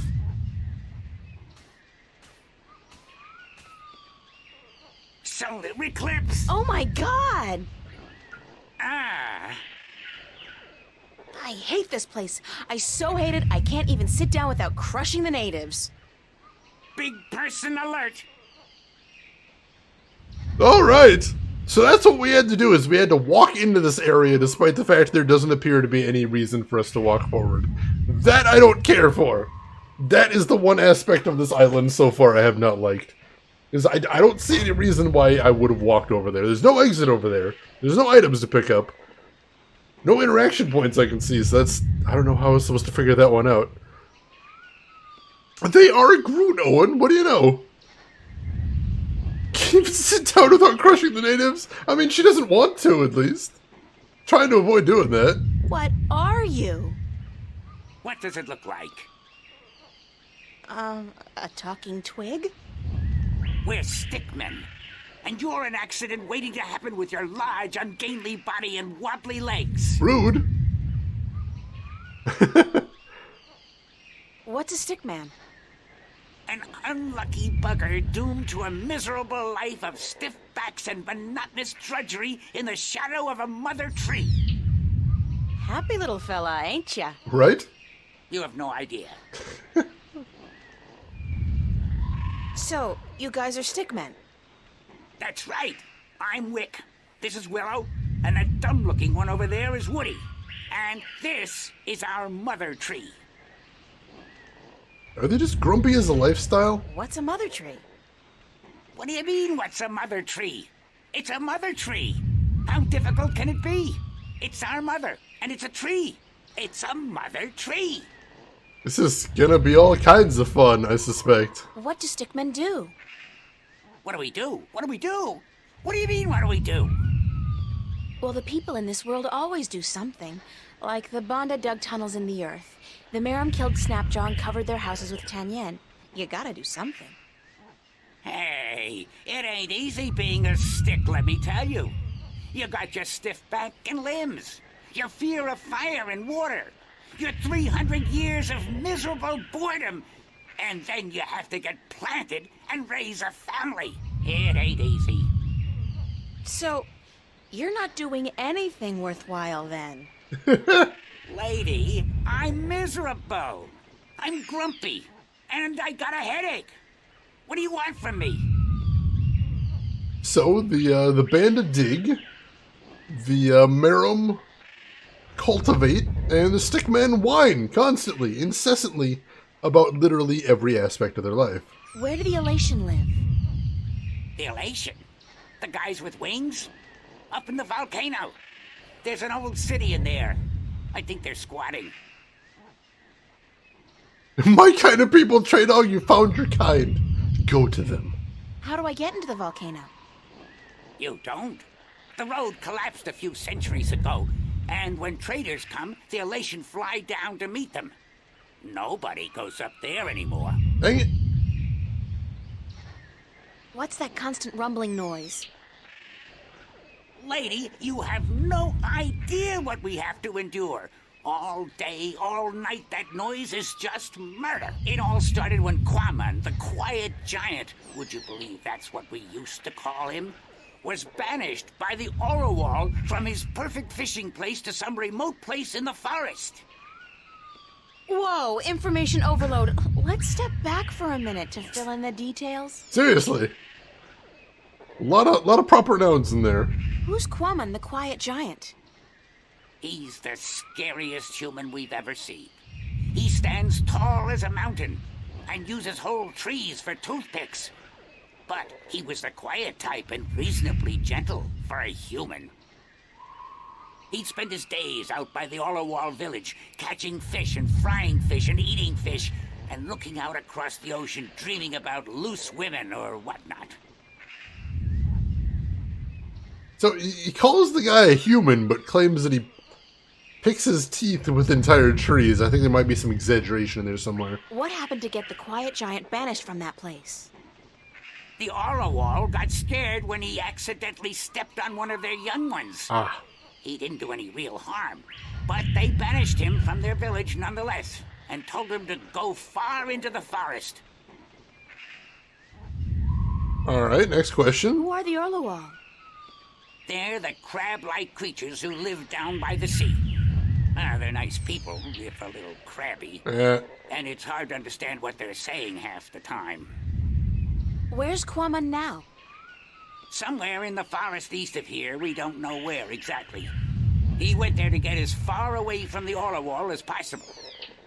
So what does all this have to do with the rumbling noise?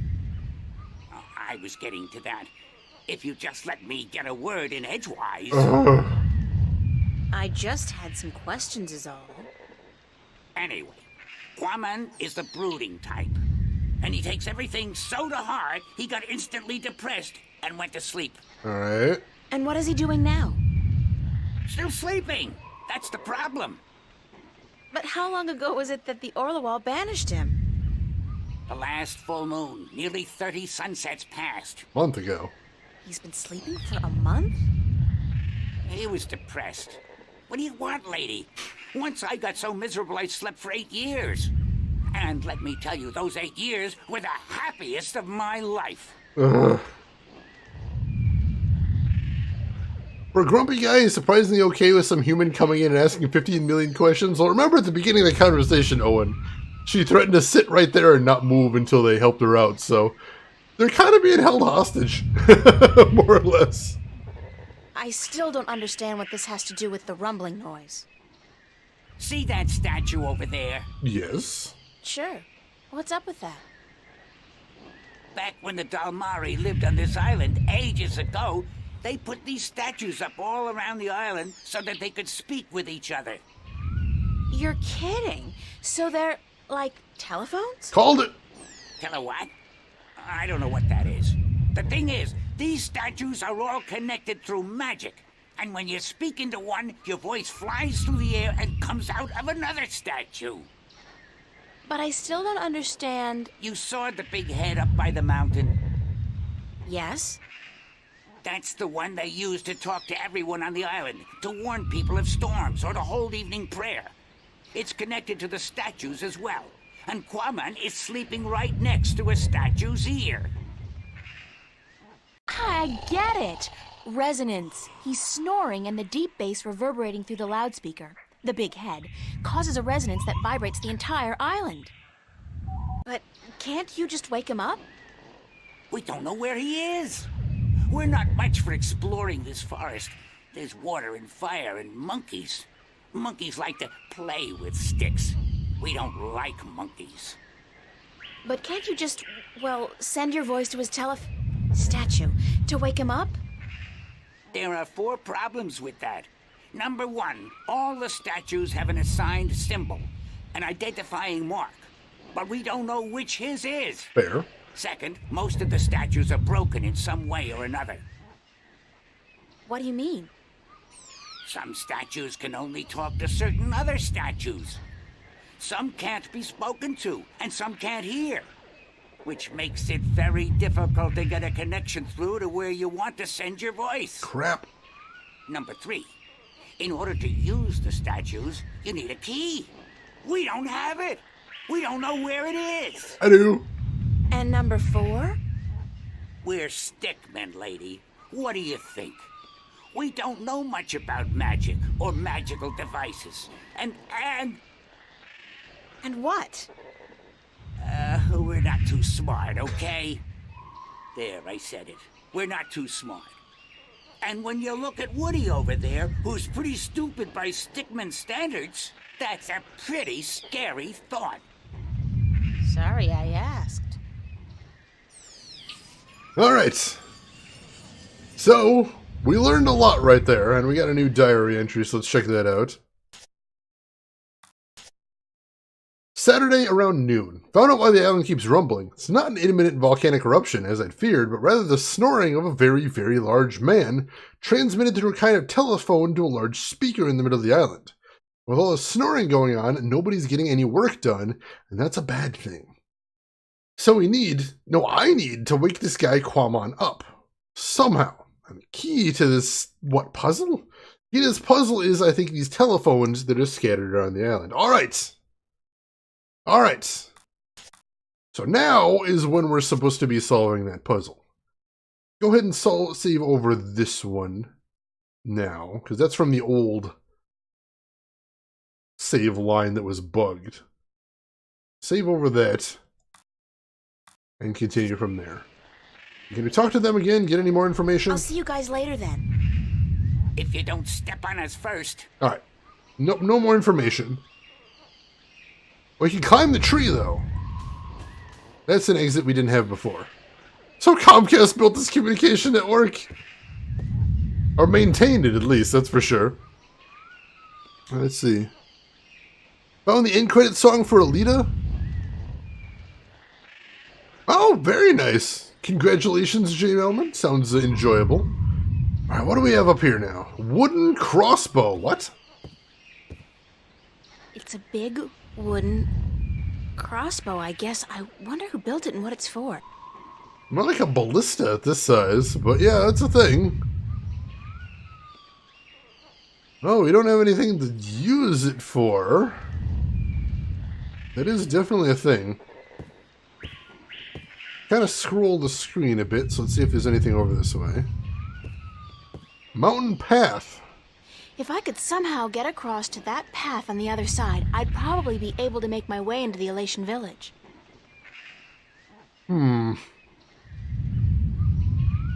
Well, I don't know if we have a good way of doing that, but I have a feeling it has to do with, like making a grappling hook out of the wooden crossbow, maybe? We can probably grab the rope from the beach if we wanted to, but I don't think we have anything to use as like an arrow shaft after that. So that's interesting. Maintain, definitely maintain, agreed. I didn't actually make it out to see Alita. I wanted to, but I got really busy right around when it came out and I didn't manage to make it over there. I'm hoping to be able to catch it once it comes to streaming services, though. That'd be nice. Can we talk to the other stickmen? Let's see if we can do that while we're over here.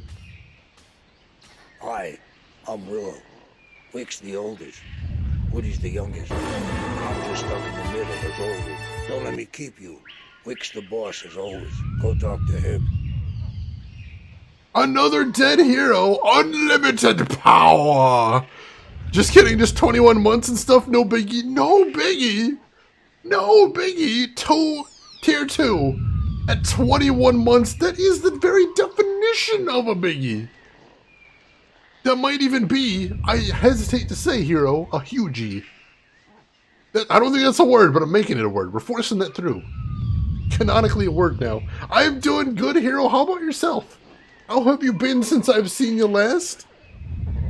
And welcome in, and thank you for the support. I appreciate that. And Malaria, totally haven't been waiting for this since last week. Well, welcome in, Malaria. How have you been doing? How has your week been? And we got some game going on, so enjoy yourself. Hugie, I approve. Excellent. Glad. All right, let's try talking to Woody, who's supposedly the dumb one. Hello, I'm Woody. They call me the stupid one, 'cause I'm kinda slow, so don't let me keep you busy. I was born with a big brain, so I can't move as fast as my two brothers. I can only do useless stuff like calculations and design, and I play a few instruments, and I'm writing a book on the flora and fauna of Elias. He sounds tremendously smart, is the thing. So that's weird.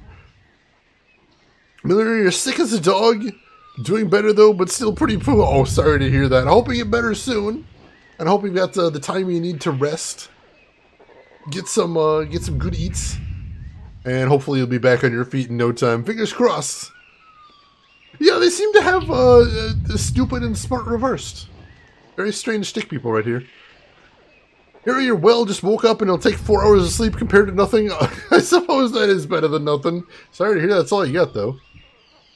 So happy to be watching this. I hope you're enjoying yourself, Crash. It's good to see you. I was enjoying watching you before.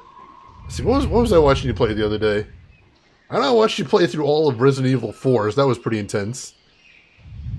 There's something else. What were you playing today, Crash? I saw a little bit of what you were playing. I don't recall off the top of my head. I'm drawing a blank, as I often do. I guess you could say they're not sticklers for definitions. I love it. I love everything about it. Alright, so we need to figure out where he is. Let's head back to the volcano.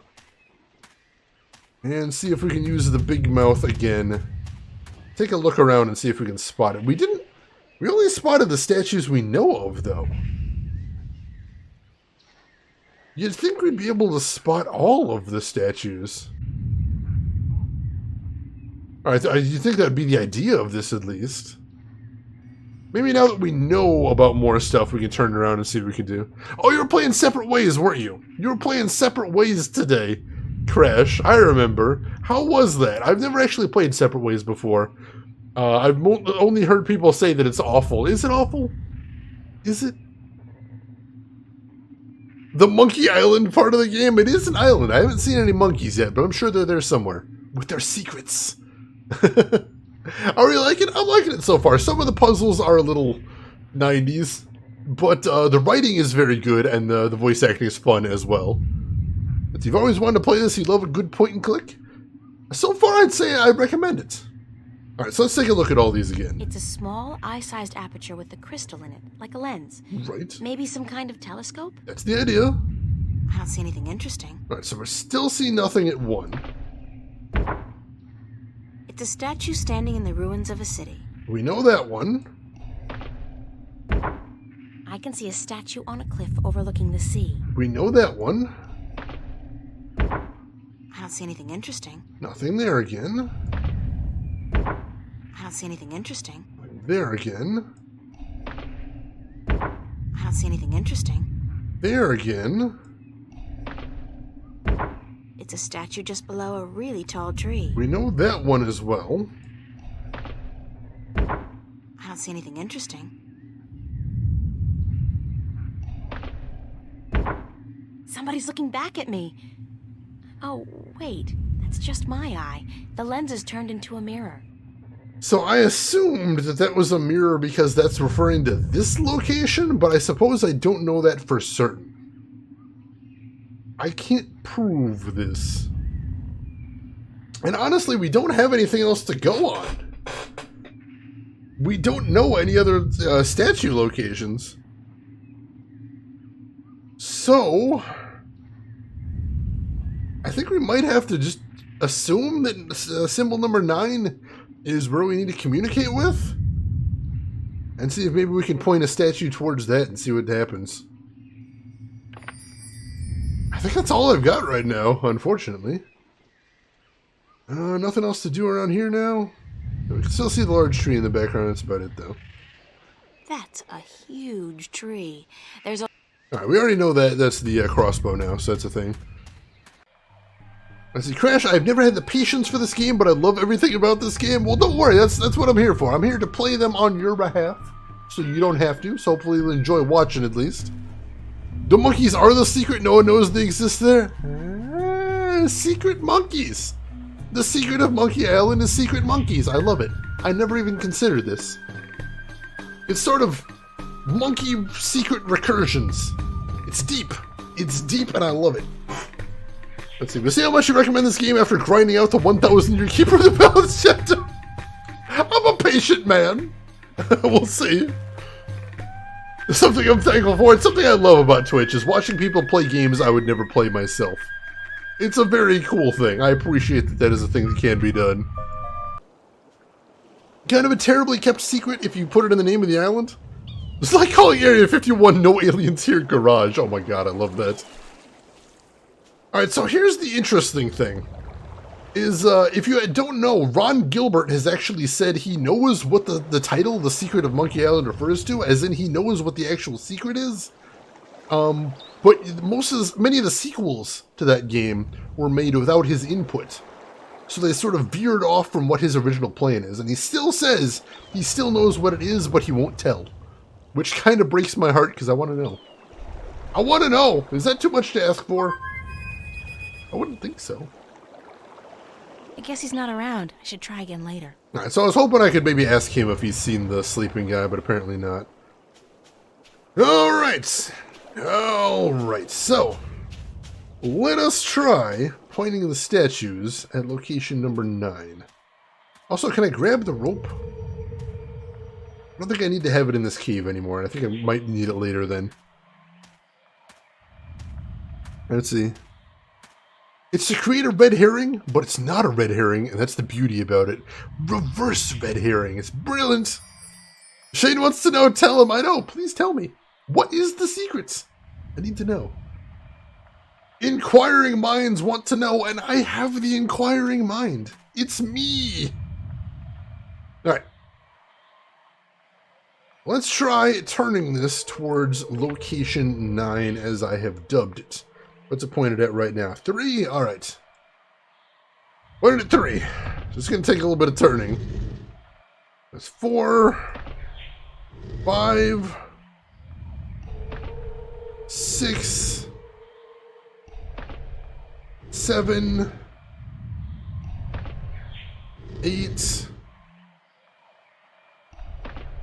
9. So here's what I'm also guessing. I'm guessing these gaps possibly indicate what the statue can't do. So like having a gap at the top maybe means you can't speak through a statue. That could be a thing. Let's see what this statue could do with location 9. And that's 4, 5, 6. Come on. 7, 8. Alright, so this statue could talk and listen to location number 9. It's a creature with a big mouth. It's a creature with large ears. If we had any idea how to use this. The bottom half of the statue depicts a large-eared creature listening intently. The top half of the statue depicts a big-mouthed creature calling out. So this is the problem. We still don't know how to do anything with the statue aside from turning those wheels. So that's a problem. Never go against a Sicilian while death is on the line. Good rule. Good rule overall. And Hero, you're in the top 15. That's pretty intense. I like it. Alright, so I don't know if this is the right location, but even if it was, we don't appear to be able to communicate with it. Or at least if there is a way to communicate with it, I'm not seeing what it is here. Can we use a wind potion on it now? Maybe. It kind of blinks if you use it on April, but I imagine that's not a thing. Like with the invisibility potion where she says she won't do it. Alright. Do we need to just brute force it? Is that a thing? Is brute forcing this what we gotta do? Because if he's standing by a statue, you'd think we'd have some way to learn what the statue is. Using the telescope, I suppose. But if it's not number 9, then we already know what the other 3 statues that we can see through the telescope are. The ruins, the cliff, and the trees. So... what are we supposed to do after that? Let's see. I'm sure you're correct with the broken part from what I remember. Excellent. Excellent. So all that's left is to figure out where this guy is and how to use the telephone as a telephone. The bottom half of the statue depicts a large-eared creature listening intently. I don't see any The way... top half of the statue depicts a big-mouthed creature calling out. I don't see any way to speak through it yet, is the thing. And without that, we're kind of screwed. We're kind of screwed, so I'm gonna take a little peek at the hint file. I'm gonna take a little peek! Because I feel like I'm so close, but I feel like I might be missing something mechanically. This is what worries me.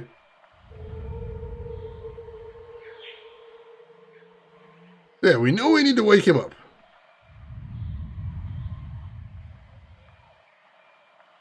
So we know we gotta use the statues.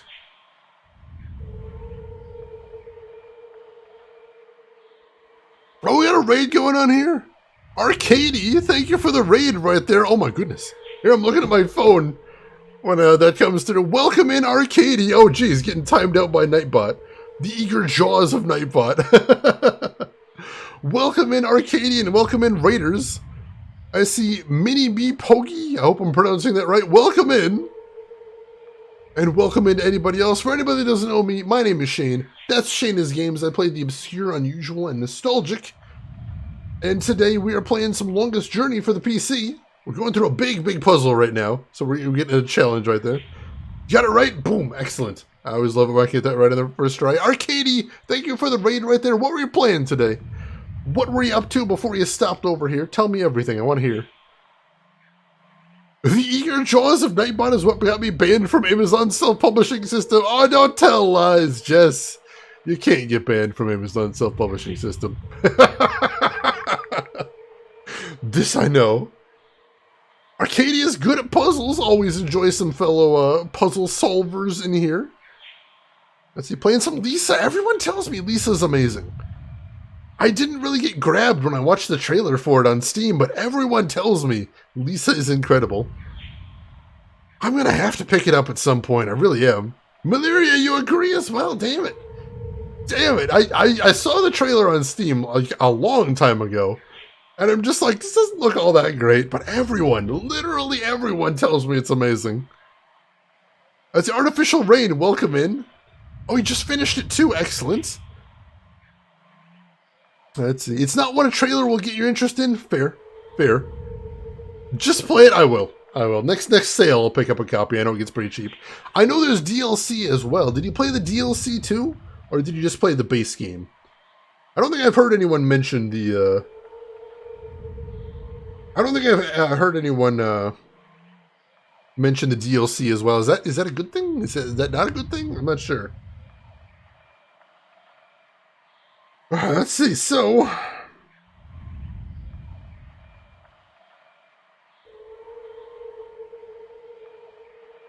Dude, how do we...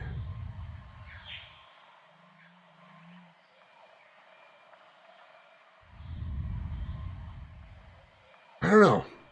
I'm sure I'm missing something with these statues right here.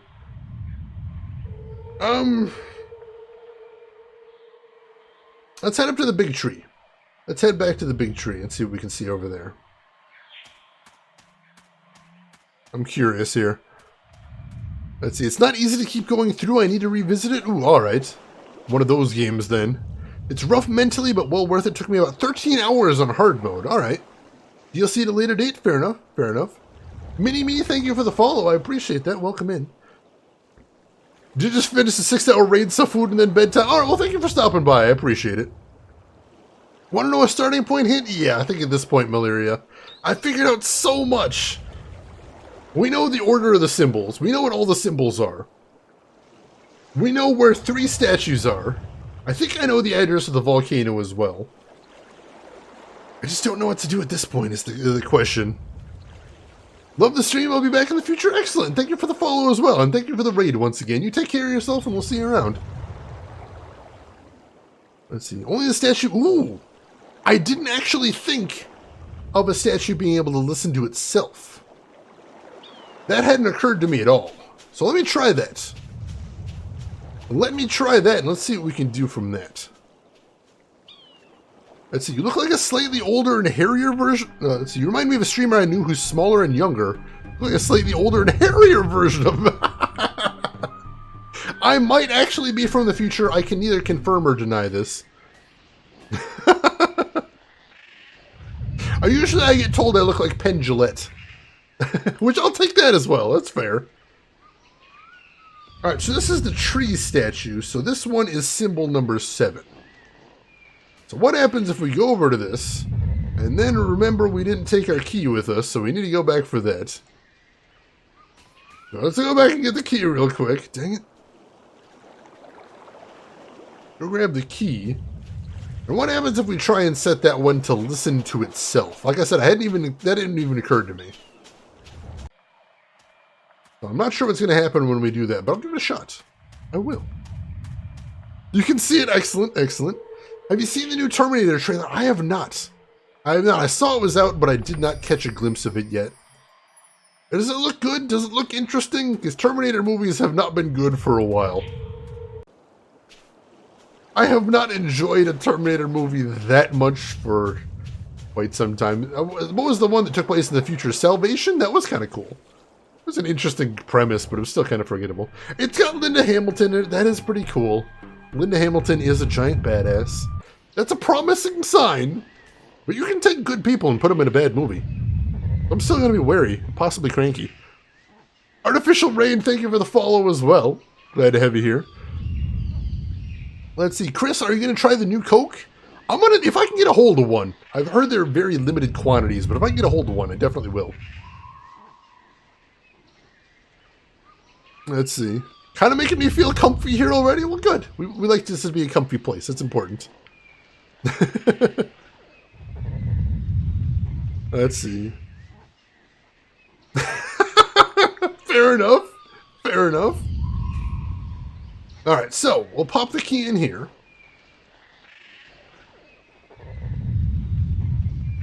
Alright, and there we go. So which one is this one? This is number 7. I want to get the bottom one. Is this one? There we go. I want to get the bottom one as symbol number 7.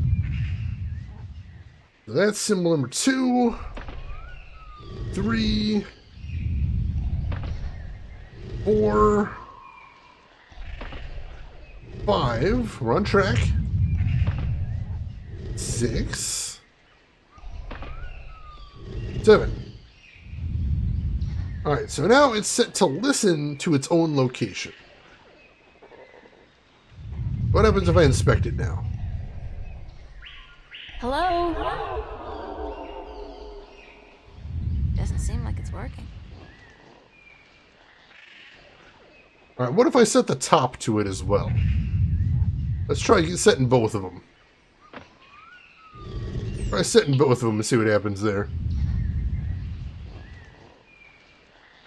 Let's see, Avengers Endgame is now the biggest movie ever with $2.6 billion with a B dollars. Holy crap, that is a lot. That is a lot of dollars. It's a fun movie, though. I enjoyed that one. If they want to give that one $1 bajillion, I'm okay with it.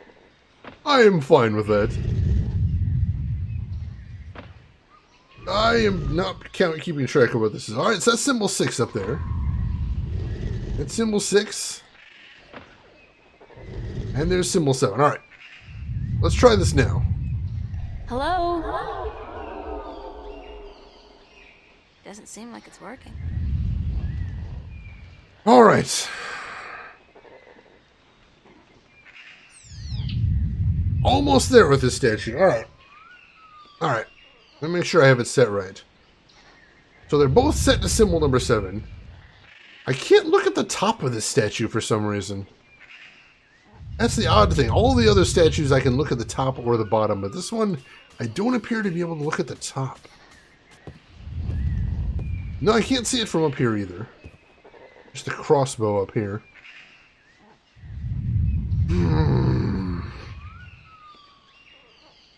I recognize some of those names. That's interesting.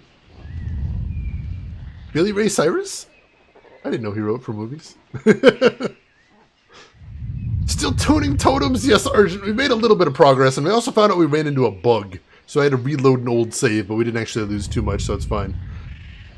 Oh, alright. Alright.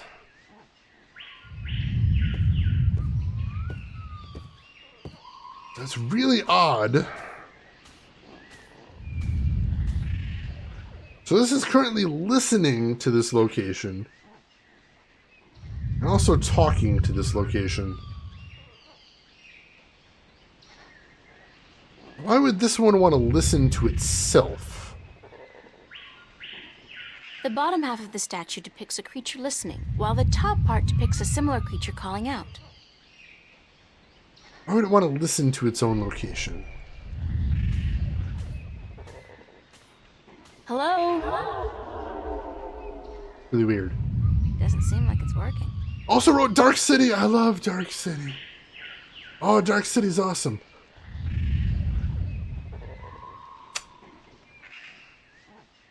Alright, so we can't... Alright, so what happens if we change the top to something else? What else could we change the top to? Can we change that to symbol 9? No, symbol 9's broken on this one.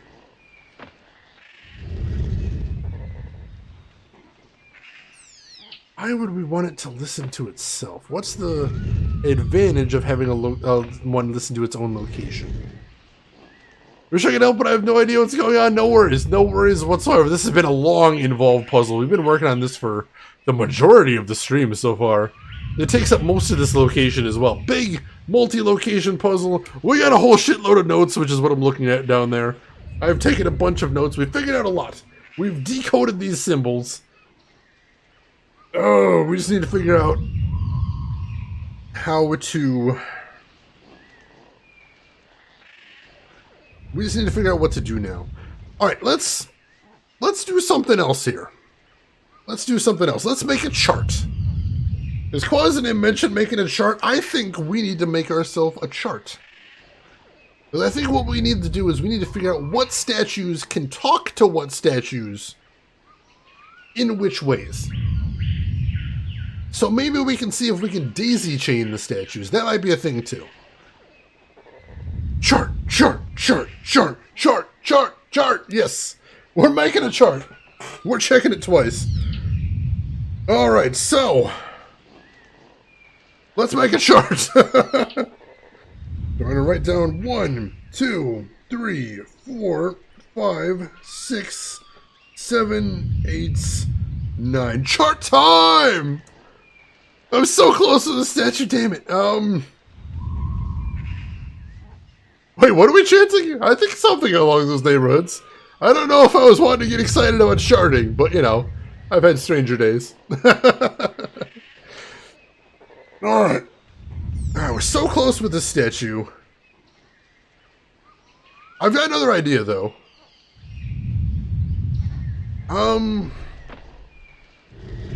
Let's see, where were we at on this one? I know the one other thing I wanted to do is we were trying to talk to the volcano directly before, and we know the volcano is number 9. Can this one talk to number 9? I don't remember. I think we already checked that out. No, we already checked that out. There's a break by number 9, so we can't do that. So let's... What's broken on this one? So this is number 7. So number 7...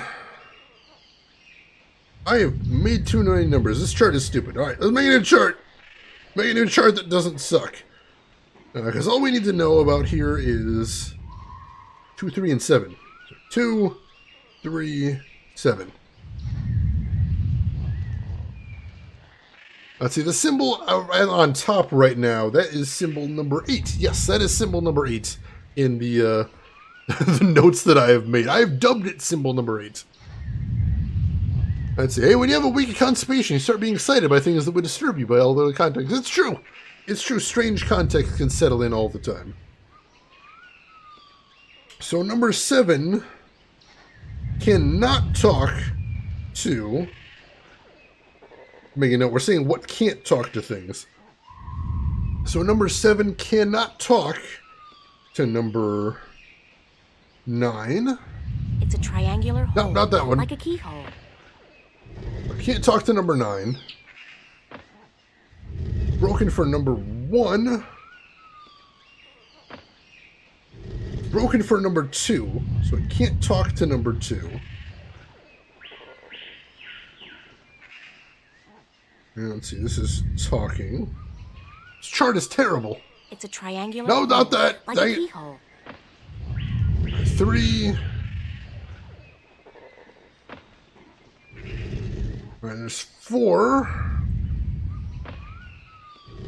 5. 6. 7. Alright, so this one can't talk to number 9 and number 2. How about listening? What can't it listen to here is the question. Well, it all started back in the Communication Statute Feud of Odd 8. The world was young. They were still holding regular open bar conferences.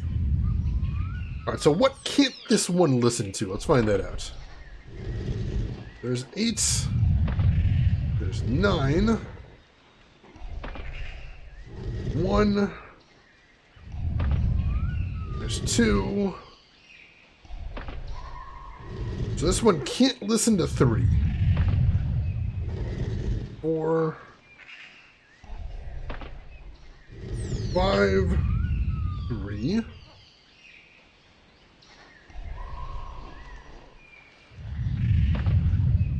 6. 7. Alright. That's all we need to know about that one, is that one can't listen to number 3. But it can listen to itself, oddly enough. Alright. Let's check the other statues then. Grab the key and take a look at what they're capable of. And then maybe we can find a way to daisy chain them together. I think that's gotta be what we need to do here. We need to figure out how the statues can and can't communicate with each other and go from there.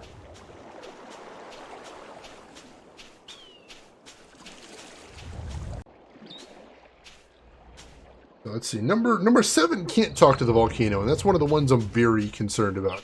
I'm thinking the right way? Yes! I always worry when I go off on these big projects, Malaria, when I'm like, let's go to every location. Let's study all of the things. Let's spend a while poking at everything and making extensive notes. All in the back of my mind, I'm always thinking, is this insane? Am I completely wasting my time? Am I going to have 5 pages of notes that mean absolutely nothing? These are the things that concern me. Alright, we got the key. We're popping the key in there. So let's see what this one can and can't do. We're going to start with the bottom. This is the cliff one, so this is number 3. This is number 3 right there. Let's see, the important starting point is that the statue next to the tree needs to listen to itself. Alright. Alright, I think that probably is going to be a good base to know, so I appreciate that. Yeah, you never know with point-and-click adventure games, especially from the very old era. Luckily, this one doesn't have any death states in it, so I appreciate that. Alright, so this is number 3. Let's see, what can I do as far as listening first? As far as listening, it can't But it can do 1, it can do 2. It cannot listen to number 3, which is itself. It cannot listen to number 4, which isn't a thing. We got 5. We got 6. 7. 8. And then this one cannot listen to number 9 as well. Cool. And how about talking? What can't this one do as far as talking goes? Right now it's set to symbol number... What is that? 8? So this one can't talk to 9 either. Interesting. There's 1. There's 2. 3. 4. 5. 6. It's exciting. 7. Alright, so that's it. It just can't talk to 9 is all. She's happy when he gets to doodle. I mean, write things down. I'm having so much fun! Yay! Alright, alright. So I think that's all the information I need to get to that one. Let me get my key back while I'm here. Let me get my key back. And then we'll head to the last statue. And we'll gather all the information from that one. And then, at long last, we're gonna try and smoosh all this shit together. And see if somehow we can make something out of all this. If somehow there's somewhere we can apply all this.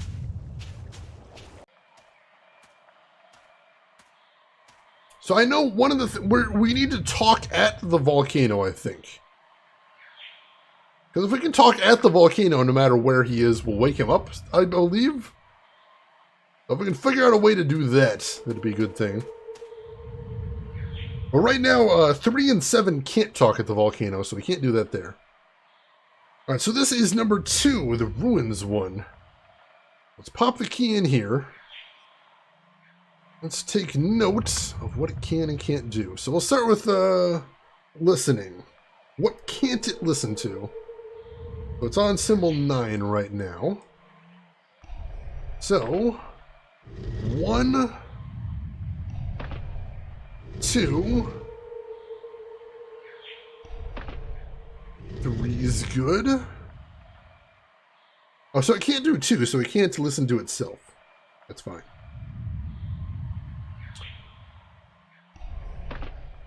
And there's 4.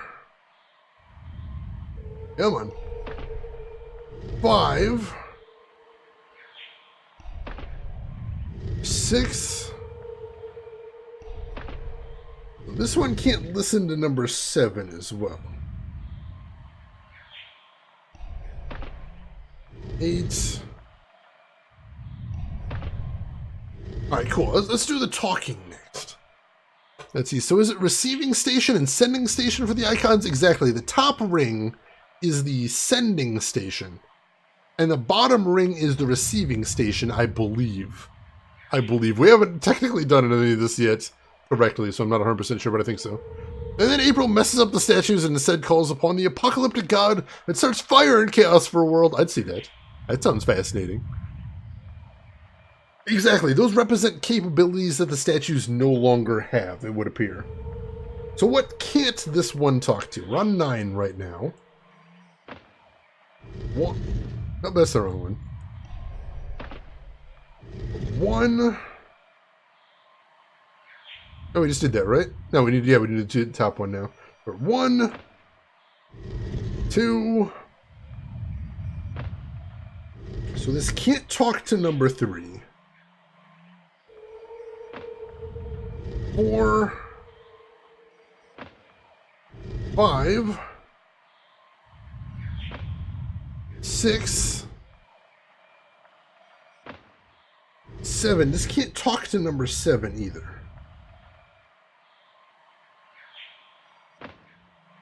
8. Alright, we got all the information now. We've got all the information. The question is the demarcation automatically shattered when a functionality is lost? Or are they somehow a component of the circuit? I would assume the latter, because otherwise we're talking coincidence, but I like thinking about both possibilities right there. You set them all to the broken links, and now you call the formless void, April. And I have listened. I have heard your cries. Oh, God! That does sound horrifying. Alright. Alright. So, let's build a chain out of all these things. Unfortunately, I can't really show you this as I work. Why did I do it on paper and not notepad or something that I could show you? Because if I tab out of this game, it'll crash on me. So, oh, where do we start?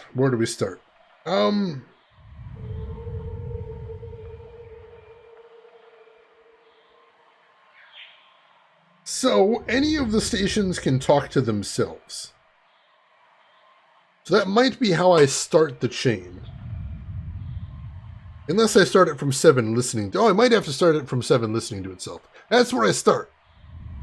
But if 7's listening to itself, then I can talk into it and then it'll hear. I think.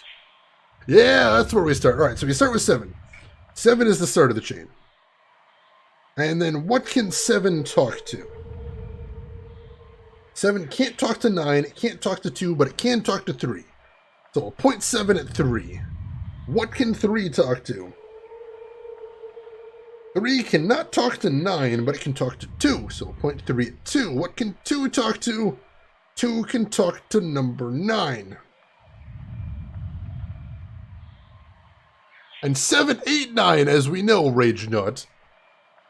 So I think we've got our sequence, so we just need to dial everything in correctly. And I think we're in business. Alright, so where are we at right now?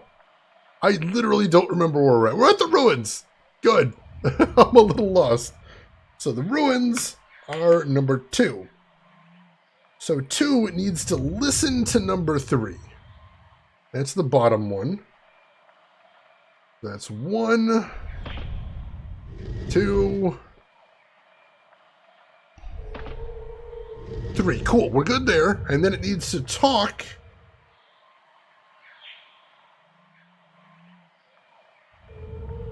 It needs to talk to number 9, which just about there, so that's good. Alright, I think that one's set correctly. It's listening to number 3 and it's talking to number 9. Alright, I think we're good. Take our key.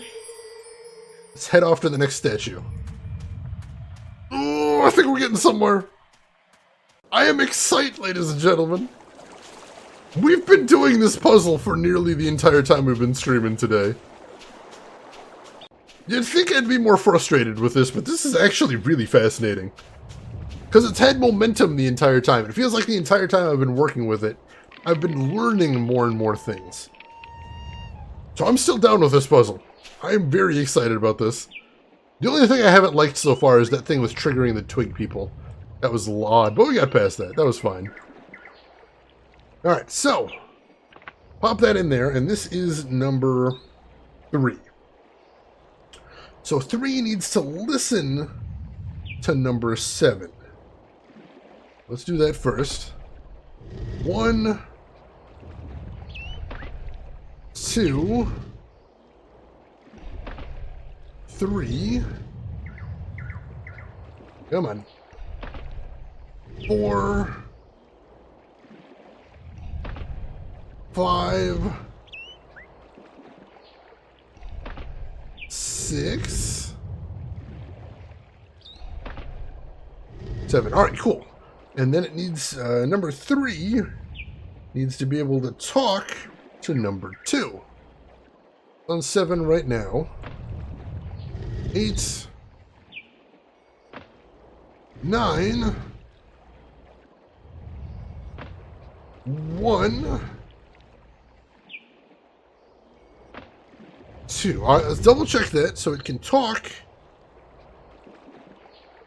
Number 3 needs to be able to talk to number 2. It needs to listen to number 7. All right, cool. I think that one's set as well. So now we just need to head back to the jungle and try and configure that one. And if, and only if we have this all correct, this may be the last thing we need to do to solve the puzzle. Oh, it's as exciting as it is nerve-wracking. Because we're either about to solve the puzzle and everything will be awesome, or we're about to learn that we've been smashing our head against a brick wall for no reason whatsoever, which will probably cause me to take this notebook and eat it. Which, I will admit, would probably make for interesting stream watching, but maybe not good for my health overall. I mean, I haven't seen Shane cry in stream yet, so there is always a first. Always a first for everything. I'm excited to see if we got it. I'm hoping so too. Progress? Oh, I'm hoping crash. Oh my gosh, I'm hoping. Chart, please, chart, don't let me down. Chart, I believed in you. Chart, you were everything to me. I put all of my faith in you, Chart. Alright. So this is number 7. So number 7 needs to listen to itself. We've got that. So if we have everything right, it just needs to be able to talk to number 3. Let's see. It's 8, 9, 1, 2, 3.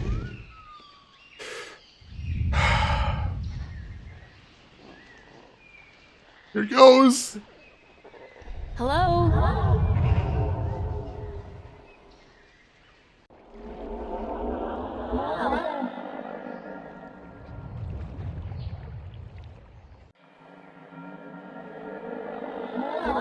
All right.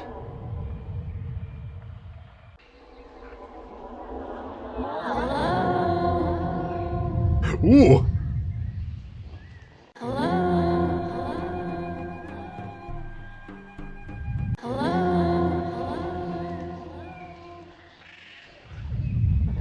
Wake up! Wake up! Wake up! Wake up! We did it!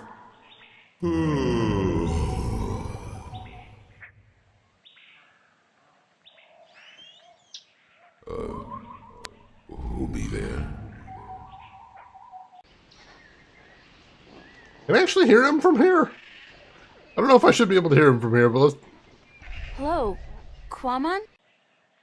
Oh, we can, apparently!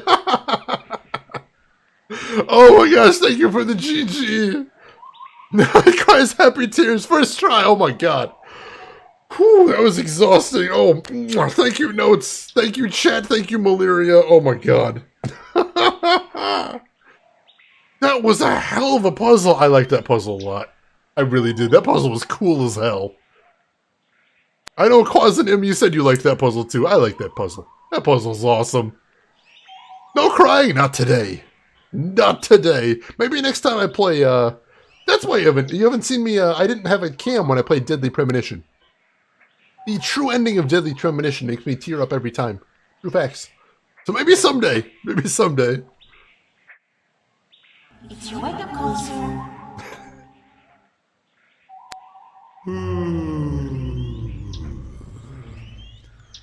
How long Quamon be asleep?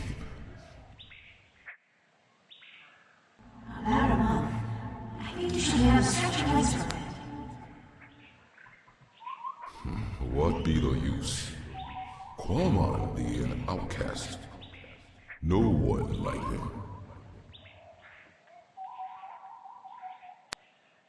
I know what he can do. I don't know if I've triggered it. I might need to look at the crab before we can tell him, but I think I know what he needs to do. The crashing of Deadly Premonition made me cry. Yes. The PC version of Deadly Premonition is a mess right now. However, although I originally streamed the PC version and it was a mess and it was a disaster and it broke my heart, I have the PS3 version now. And I'm hoping that's going to be more stable. I would imagine that would be more stable. So I've promised if I ever make partner on here, the very first thing I will do is immediately drop everything and replay Deadly Premonition on PS3. I got the director's cut version as too, so I think that's got all the content. I'm not sure it's different in there. But yeah, that's my idea. Francis York Morgan, best character, please Call him York. Everyone does.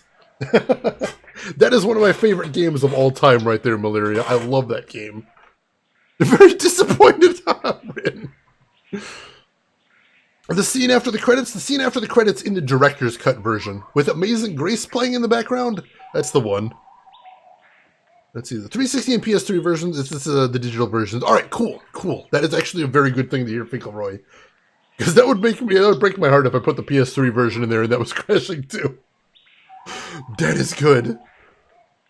She can stop a kid. It is always good to find more Deadly Premonition fans. I know they had to exist out there somewhere. Could you please stop snoring? Quamon be snoring? No one ever tell Quamon he be snoring. But then Quamon always be sleeping by his lonesome. No woman like Quamon. Don't say that about yourself, Mom, and I'm sure that... You know, it's kind of uncomfortable to be discussing this in a public like this. Everyone can hear us, Quamon. Yes, everyone be hearing about Quamon now. You're whining to the whole island, Quamon. You're whining on loudspeaker.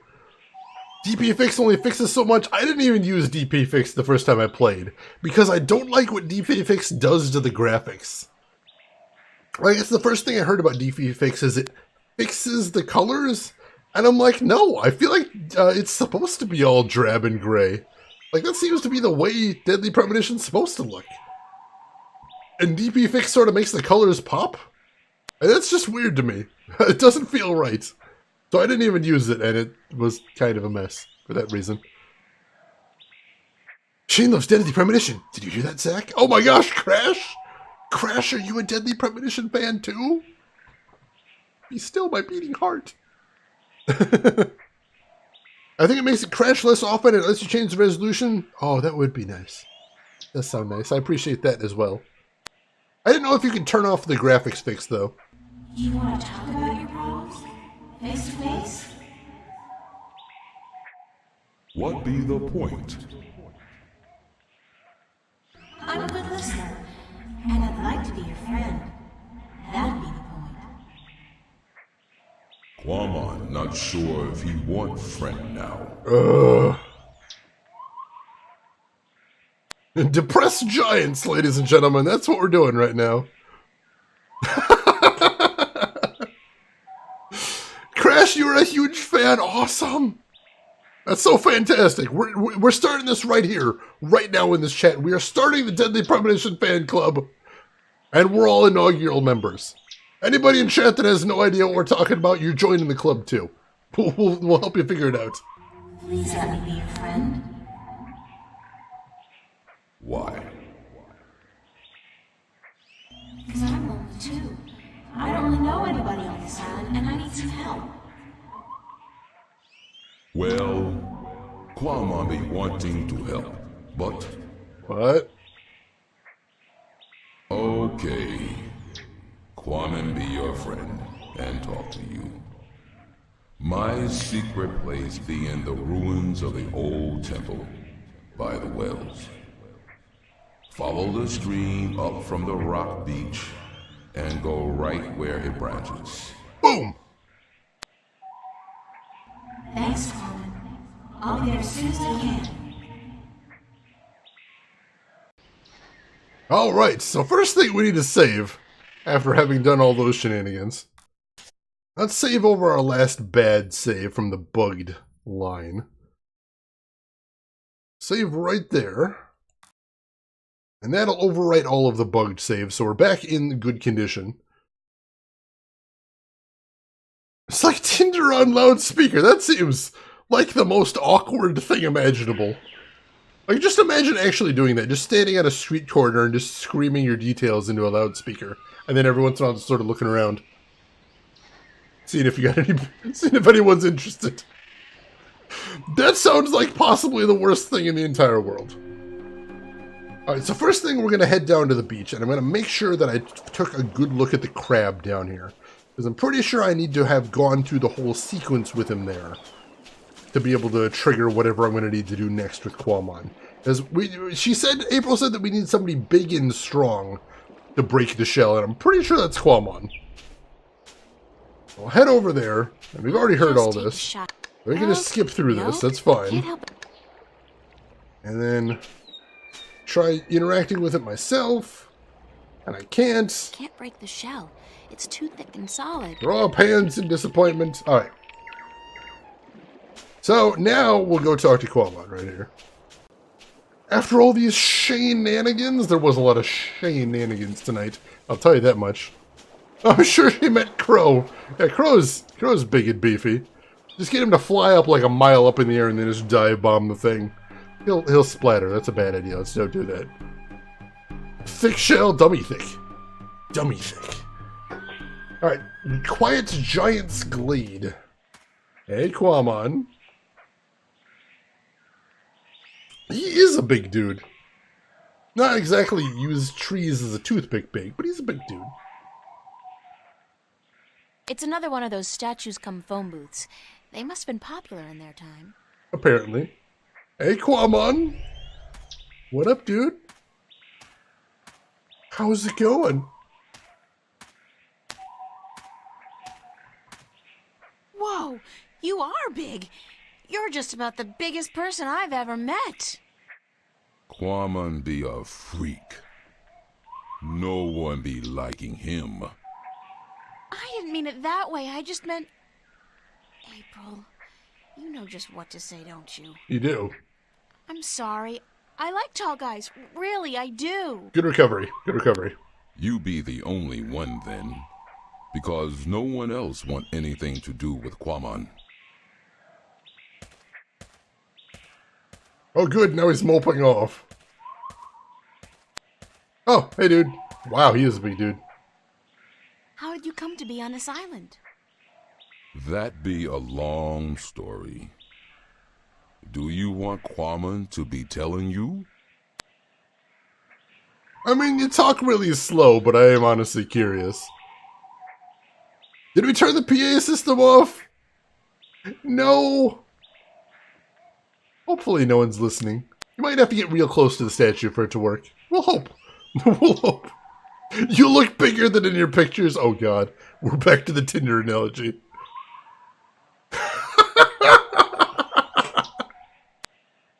Oh jeez, I'm so glad this stream is marked as 18 plus for what is apparently going to happen. But first, story time. Yay, story time. Sure, I have time. Tell me the story.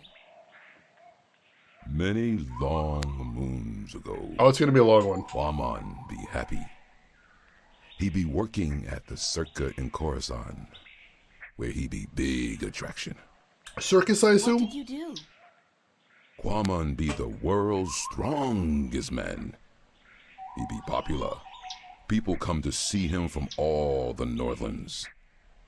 Some even from east of the Bay of Fire. Probably a thing. But then there be an accident. And the Circa tell Quamon to leave. That he be dangerous. And that no one be paying to see him anymore. What kind of accident? Quamon's most popular feat be the breaking of large rocks with his fist. Everyone would applaud when the rock be breaking. I'd applaud. Then one day, the Caliph be at the Circa to see the performers. He be saying, Quamon, I hear of him breaking a large rock with his fist. This I want to see. Alright, seems But good my so far. performance be over that day, and there be no rock to break. So the Circa ringmaster Oberon, he be saying, let's get a rock in here, any big rock at all. Alright. So they bring in this rock that Quamon never be crushing before. Quamon not be sure if it is a good idea, because the rock can be dangerous when it breaks. Fair. But Oberon be saying, this you must do. The Caliph wants to see we do not disappoint the Caliph of Coruscant, or we lose our heads. So Quamon break the rock, and when it breaks, Oh no. What happened? Oh no. There be large pieces of rock flying everywhere, and one piece be hitting the Caliph and one his son. Oh. The Caliph be not seriously hurt, but his son be unconscious and bleeding from the head. Oh, that's bad. They say to Quamon, "Run, get away from the Circa and Khorasan, or the Caliph will have his head." So Quamon run, and he get passage on ship leaving that night. When the ship passed this island, Quamon be jumping into sea and swimming ashore. And now he be here. Brutal. His voice sounds like the narrator of Ultima. I've never actually played any of the Ultima games. I've looked into them, but I'm not even sure where to start. Such a huge series, and it goes way, way back in computer history right there. He sounds like another voice from this game, too. I can't quite place it. But he sounds like another one of the characters in this game, I think. I could be wrong. What happened between you and the Orlawal?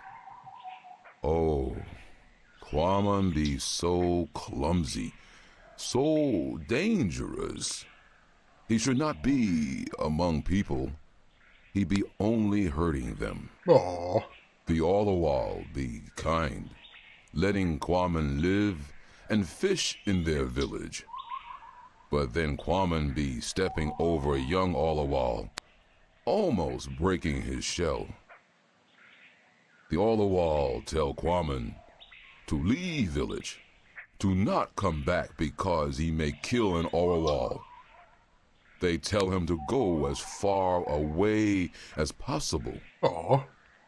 Quamon be sad because he liked the Orlawal, and because Quamon be having the best fishing place in all of Elias. He lose his friends and his food. What do you eat now? Quamon fish in these wells here, but the fish that live down there be small and not very tasty. It does sound gross, yeah. Would you like to move back to the Orlawal village? Oh yes, Quamon be wishing that more than anything in the world. I can help with that, I I think. saw an Orlawal down by the beach, just outside the village. It seemed to be in pain, but I didn't know what to do. Perhaps if you come along, you can help him out and get back in favor with the Orlawal people. Hold it. Yes, perhaps Quamon can help, even if the Orlawal do not want him back. I'm thinking. Alright, let's do this thing. Here it is, the, Orlawal? Can you help it? Perhaps Quamon can help. Poor Orlawal. He'd be crying for help. Quamon see what be wrong. The Orlawal not shed its shell when time come, and now it be stuck in the shell. Why didn't the other Orlawal come to its assistance? Their claws be no good for this work. They be helpless. But Quamon help. Quamon be good with his hands. Quamon be happy. Quamon accept your graceful thanks, sir. Thank you. You be making Quamon very happy. Quamon accept your offer and be grateful to the Orlawal people. Thank you very much. What? What did he say? Why did you thank him? Orlawal be inviting Quamon to stay on the cliff above the village, where he can fish again. Quamon be very, very happy now. You understand what it's saying? Orlawal language be easy to understand. It be just click and clack and clock. I'm Kinda so get that. happy for you, Quamon. Go on. Don't let me hold you back. Alright. I didn't get anything out of that, but that seems like a good thing. Alright. He also voices Father Raoul in some other ones. Alright.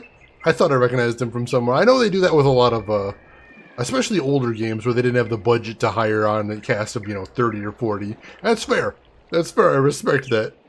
I'm just glad I wasn't crazy for thinking he was somewhere else in here.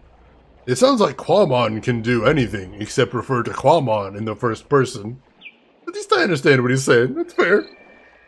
We need someone with thumbs in this village. Always good to have someone like that around. Alright, let's head up the cliff and see if we can talk to him right now. See how he's settling in.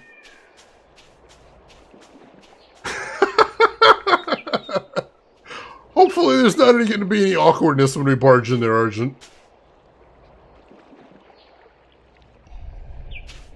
Hopefully. Hey, Quammen, how's the fish biting? With its teeth, but not today. Why's that? Quamon be not certain. The fish always bite before, but then Quamon be having lure. Now no lure, just bait. Alright, looks like we need to help him out some more. What do you need to make a lure? Quamon can make lure with just anything, as long as it be colorful and not get heavy in water. You're a real DIY guy, don't you know? Always be something wrong with Quamon. No, it was a That compliment. was actually a compliment. Oh, Alright, something colorful that doesn't sink in water. Happy fishing. thank you. Let's take a look. Do we have anything like that? The only thing colorful we have is the toy monkey. Maybe we could use the toy monkey and the light as a leaf potion? Doesn't look like it. We can't zoom in on the monkey anymore, can It's we? Constable Guybrush. My toy, ape. No, we cannot. Hey, Crow, come here, Yoink's feather, but he's a blackbird. That's not colorful. It's close, though. Close. Oh, we've got the candy wrapper. Would that do? Aha! Does this wrapper work as a lure? Yes. Yes, with some work. It'd be perfect for a lure. Boom! Now Quamon can make one, and hopefully catch many fish. Nice. All right. Hello, Quammen. Hello, April. See what else we can talk to him about. Are you happy now, Quammen? Quamon be happy. He be wanting fish to bite. But if they do not, Quamon still be happy. Oh, that's good to hear. Can I borrow your fishing rod? Quamon must catch fish first, so he can eat. After Quamon catch fish, April can borrow a fishing rod. Happy fishing. So basically come back later you. if I want to borrow the fishing rod. Which is okay, because I don't actually know of any reason that I'd want to borrow the fishing rod right now. I'll keep that in mind at least. Make a new save. Now that we solved that. And then let's head back to the forest. Talk to the twig people, see if they're happier now that we have, so they're happy now that we stopped the story. That worm would be handy. Shame April sunk the ship and probably killed the worm in the progress. No, that worm survived. He was on the wreckage that went off to some other island. He's having adventures right now. I bet there's an entire parallel game you could make with the adventures that worm is having. It's possible the fate of the world rests in his hands, even more than April's. Let's not rule that out. There could be an entire epic here. Sure, he's fine. He's doing great. Having all kinds of a good time. He's somewhere with all the apples he could ever want.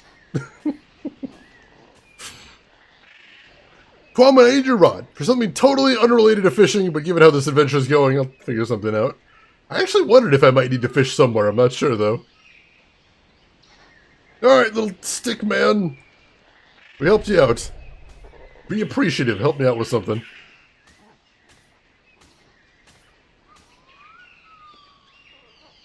Who built that big crossbow in the tree?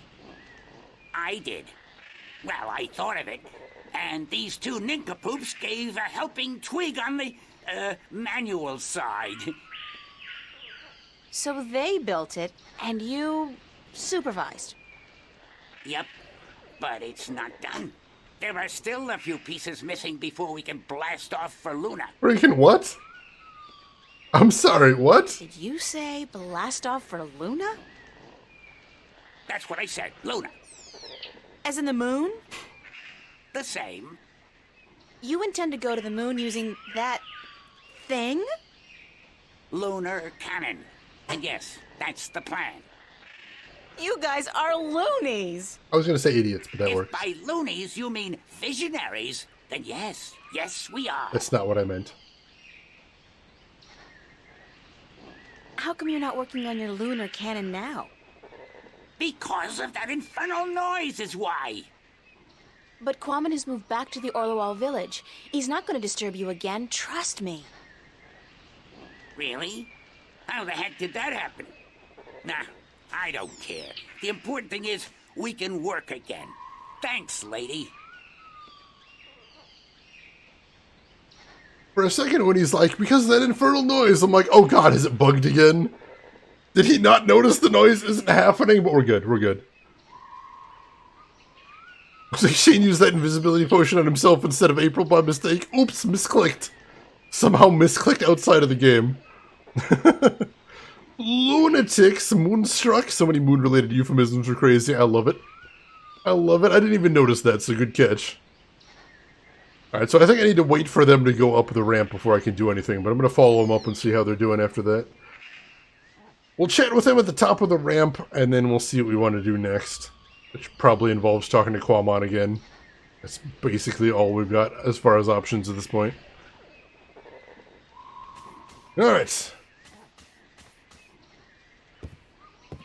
How's it going? Oh, now it's labeled Lunar Cannon, that's amazing. According to Wick, it's a lunar cannon. Apparently, it's powerful enough to send a stick man to the moon. Oh, sure, in a Jules Verne novel, perhaps. Perhaps. Alright. Where's the guy we need to talk to? Was it Wick? I think. How's it going? Almost there. Oh, one tiny little problem, though. And that is? We don't have a bowstring for our, Propulsion drive mechanism, Wick. what he said, yeah, we need a bowstring. Something strong and flexible and sinewy. Like what? I don't know, lady. I'm no engineer. I'm just a supervisor. String made from animal guts would be perfect. Gross. Yeah, but look at us. Do we look like the kind of stickmen who'd make good hunters? Do you see me going after a gate beast carrying what, a cone? A dry leaf sharpened to a razor edge? True. Will they take the rope? Would the rope be good enough? I don't think so somehow, but we'll give it a shot. Nope, the rope is not stretchy enough, I don't imagine. I don't think we have anything else that would make for a good bowstring. Maybe the fishing line, perhaps? I don't know. Basically, the only thing we've got left to do on this island at this point is go talk to our giant friend. So let's go talk to our giant friend. Again, the worm would be handy here. If it was a long enough worm, maybe. That would be a really gross launching mechanism, though. Ew. Worm. Glad to see they still have classic literature in the far future. They're really weird about the pop culture references in this game. Like, sometimes they just have characters just reference that just casually like you would in a modern day game. And sometimes April has no idea about references that we'd know. Hey lady, we need your entrails. That's a interesting proposition. I've heard weirder though. Oh, hi, looks like you might be done fishing though. Did my lure work okay? It be working very good. Quammen catch a large, tasty fish very quickly. April be wanting a taste? No. No offense. I'm just not too fond of seafood. This not be seafood. It be human food. Ha! He got us there. He did get us there. I just want the intestines. You can keep the fish. Give me the insides. I have plans for them. The elasticity of bowstrings, crossbow strings, anything that works like that is preferably low. Yeah, I suppose you don't want it to be too rubbery. I won't be able to store energy very well. And welcome in, Casita. How are you doing today? What's Quammen gonna be doing now? Quammen be sitting here until the sun sets. Then he be going to sleep. And tomorrow? Quammen be deciding that when he wakes up in the morning. Man, you got relaxing down to a fine art. Quama not be knowing anything about fine art. He be a Philistine. I'll see you later, Quamon. So will I. Goodbye. And yet he knows the word Philistine, of course. Of course.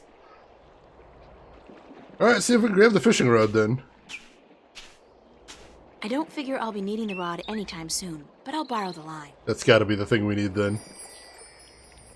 Let's take a look at it in the inventory. It's a long, strong, and flexible fishing line. I borrowed it from Quamon's fishing rod. Yep, that sounds like what we need. So let's head over to our idiot friends in the forest and see if we can get one of them to do something so incredibly dangerous he will inevitably not survive the attempt in any way, shape, or form. But it's what he wants to do. So we're still kind of helping him in one way or another. It's actually the bow itself that's flexible, the wood may be reinforced with sinew. That makes sense. However, these guys, as we've established, are morons. So I'm not surprised they have no idea about this. But hey, I'm not here to help them make a working bow. I'm just here to give them the thing they want. Yes, let's go help our idiot friends try to kill themselves. Aspirations. They got dreams, Finkelroy. They got dreams. Very stupid, implausible, unworkable dreams. But dreams, nonetheless. Very even-handed. I like to think so. We did sink the boat that one time, though. There was that. And possibly put a cop out of business. And maybe sent him into jail. I don't know. We'll worry about that when the time comes. Can you use this as bowstring for your, lunar cannon? Let me see that. Oh yeah, that gonna work There good. we go.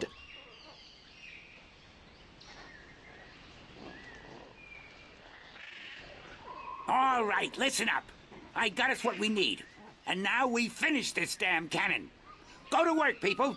Give us a few minutes, lady, and we'll be all done.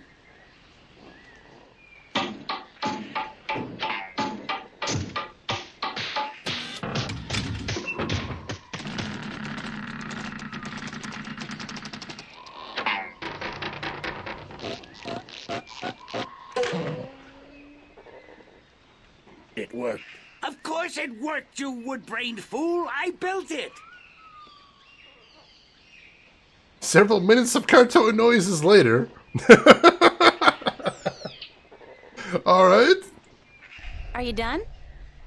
Yes, ma'am. The lunar cannon is now ready to be tested. Well, Well, what? are you gonna do it? Do what? Test the cannon. Me? And get myself killed? I think not. But go ahead, be my guest. I don't think I'll fit in there. That ain't my problem. Alright. I've got an idea. Can we shoot the toy monkey to the moon? No? Oh, damn it. I want to shoot the toy monkey to the moon. Let's talk to the rest of them then. Yup, the cannon is done.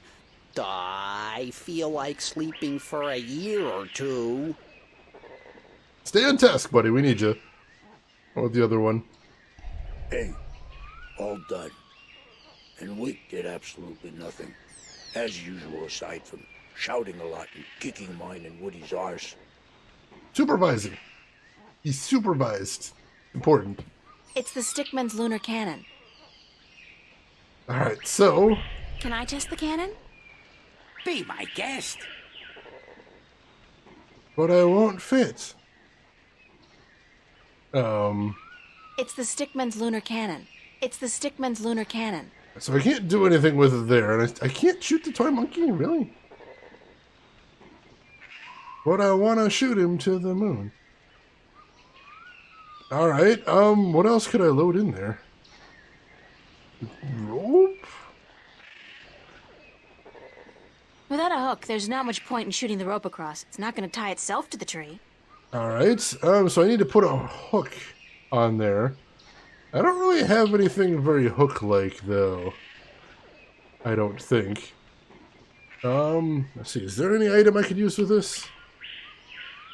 Anything at all? Nothing in my inventory. Alright, so we need to find a hook. We need to find a hook we can apply to the rope. Let's see, is there anything changed down here now? Doesn't look like it. There doesn't appear to be anything I can click on here. Alright. Now we need to go take a look around. If anything has changed. We'll go take a look at the Quiet Giant's Glade. If there's anything we can spot over here. It's a deep well with cold, brackish water and some seriously demented albino fish. Gross. I don't see anything here. Well, Quamon was fishing, so we'll see if he can give us more stuff. We did kind of improve his living conditions, though. He owes us. The guy owes us. I'm not asking for much, just the things that he needs on a daily basis to survive by catching his own food. We'll probably give it back to him later, maybe. Possibly. I don't know. Oh, there's some fish bones down here. Oh, there we go. I don't need a hook from him. I can use the bones. The remains of Quamon's catch, and a very convenient shape it is, if I may say so, like a hook. How convenient! We're saving the world with the power of coincidence. I like it. You stole his fishing line. No, he said we could borrow it once he was done with it. We're an adventure game protagonist, so we're a sociopath after all. A kleptomaniac at a bare minimum, most definitely. He took their gerbs! Their gerbs! The rope's got a hook-shaped fishbone tied to it. There we go. The top half of the statue... Oh, we already saw that. Alright. So now, we've got our makeshift grappling hook. That was not a thing I expected to be making today, but it's been a weird day. And so April forgot to give back the fishing rod and the giant starved to death. The end. She doesn't give anybody their stuff back in this game. It's terrible. He needs that to live. Important thing that he needs to live. You gotta give that back, April. It's super duper important. Alright. Head back to the tree. Hey, totally not king. Welcome in with the raid there. How are you doing today? How was your stream, King? What were you playing? Hitman 2. Ooh. I have never played any of the Hitman games because I'm literally the worst at stealth. But how are you enjoying them? Lots of giggles. That sounds like a fun stream. Good to hear. And for any King's viewers that don't know me, my name is Shane. That is Shane is Games. I play the obscure, unusual, and nostalgic. And today we're playing The Longest Journey for PC. And doing a lot of puzzles. No stealth was had! Good times. I can see where the giggles would come in then. Very good times. Stealth in a stealth game? Gasp. I can't even imagine. You're blowing my mind here, LTG. Alright, here we go. Load this thing I'll just place the hook along the bowstring, like so. And let the rope trail behind it. Okay, we're ready to fire. Let's do it. Let's do it. Do I have to talk to one of them? Can I test the cannon? Be my guest. I guess I gotta do it myself somehow. What do I gotta click on here? Here we go. The lever.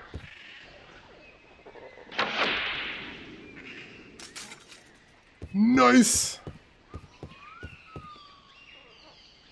And of course she doesn't even test the line, she just jumps right on it. And commences to shimmy. Hey Herringstone, welcome in. How are you doing this morning? Good to see you. Hopefully things are going well with you. Go ahead and save since we just got to a new screen. Are we saving over this one? We're saving over this one. The amount of those people those muffins have muffins and newspapers, that's amazing. Never getting that line back. Nope, we're probably going to forget it exists almost immediately. You love the flying creatures? I gotta take another good look at them. Wow, they're kind of like bat-bird hybrid things, like pterodactyl men. They're pterodactyl men, I think so. It's a herring stone doing most excellent. Just got to work. It's Friday, basically a half day. Well, that's not too bad. Hopefully the day flies past and you get your weekend to look forward to. Can you help me across? You are human, and we don't allow human strangers into our village. If you wish to trade, let us know where your ship is anchored, and we will send traders to you with our merchandise. I don't have a ship, and I didn't come here to trade. I came to talk to your leaders. I'm sorry, but we don't allow strangers into our village. Then bring your leaders to me. Actually, I am a trader. Or we'll lie. Where is your ship anchored? In, Coconut Grove? There is no Coconut Grove on Elias. So, I'm not a trader, but I am a friend of the Elation people. We don't know you. There is no friendship between strangers, human. Then let's get to know each other. No, not that way. Probably not that way. We had a ship. That's where it's anchored, Malaria, at the bottom of the ocean. Bits of it. All over the place. I mean, the anchor is down there, technically, I'm sure. April's an RPG protagonist. Gets a fishing rod and never gives it back ever. It's true. That does happen in a lot of games. Stranger danger. Come on, April. She doesn't even know that. It's shameful, is what it is. The Tasty Crab people are doomed. Oh, Tasty Crab people.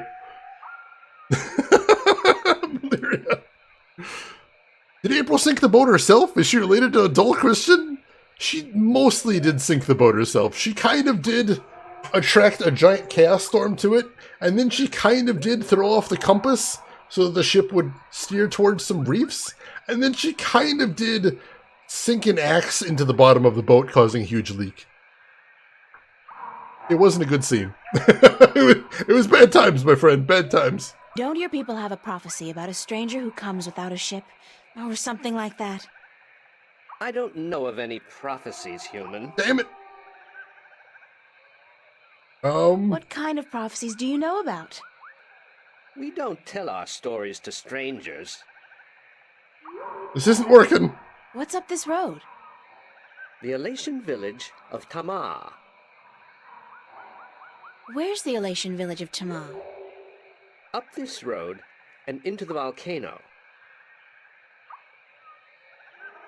So she kind of accidentally sunk her boat. Yeah, it was bad. There was definitely a crew on the boat, and they didn't really like losing their livelihood and their mode of transportation, and they're probably going to murder April if they ever run into her again. But it's fine, we got where we're going anyway. And how do you find a name? Welcome in. How are you doing today? Isn't it dangerous to live inside a volcano? This volcano has not erupted for thousands of years, and the gods protect us. We are safe here. Accidentally beautiful. 10 out of 10. Is there another way to get into the volcano? No. This pass is the only way. I'm sure there's a secret cave somewhere that leads into the volcano. She's played video games. No, there isn't. There's always a secret cave. It's true. Not here. Are you absolutely sure there's no secret cave? Human, you talk too much, even for an Elation. Ouch. Thank you. Yes, but you must leave now. Rip Worm. We'll never forget that worm. The best friend we've ever had. And a hero. Champion to us all. Literally Gandalf saying, "You shall not pass," except he's being a jerk about it. Alright, so I've got an idea. Can we use the light as a leaf potion and just jump over? Maybe? Possibly? No? No, we can't? Oh, but that sounded so good.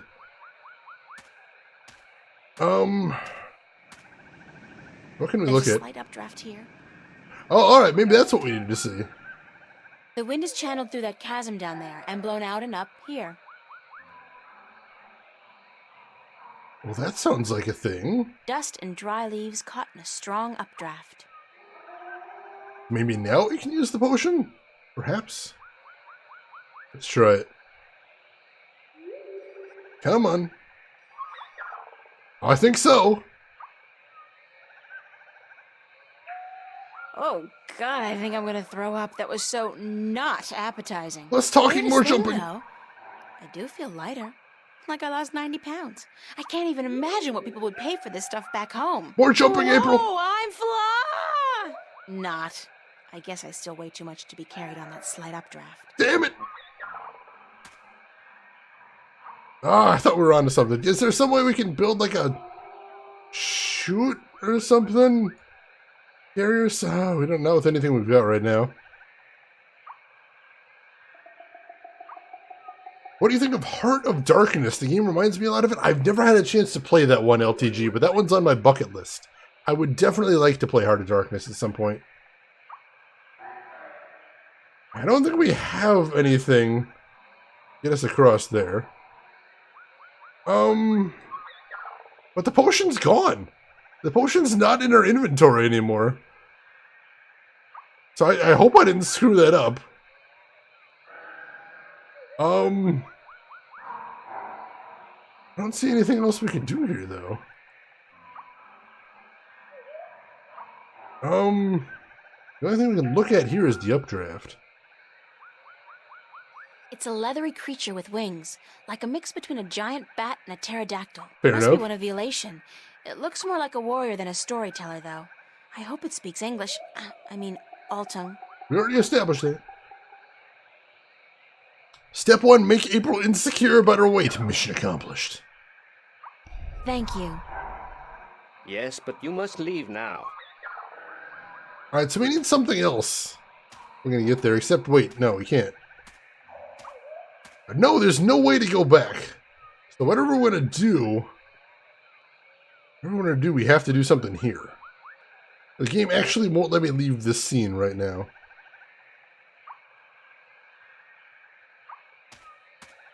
Whoa, I'm fly!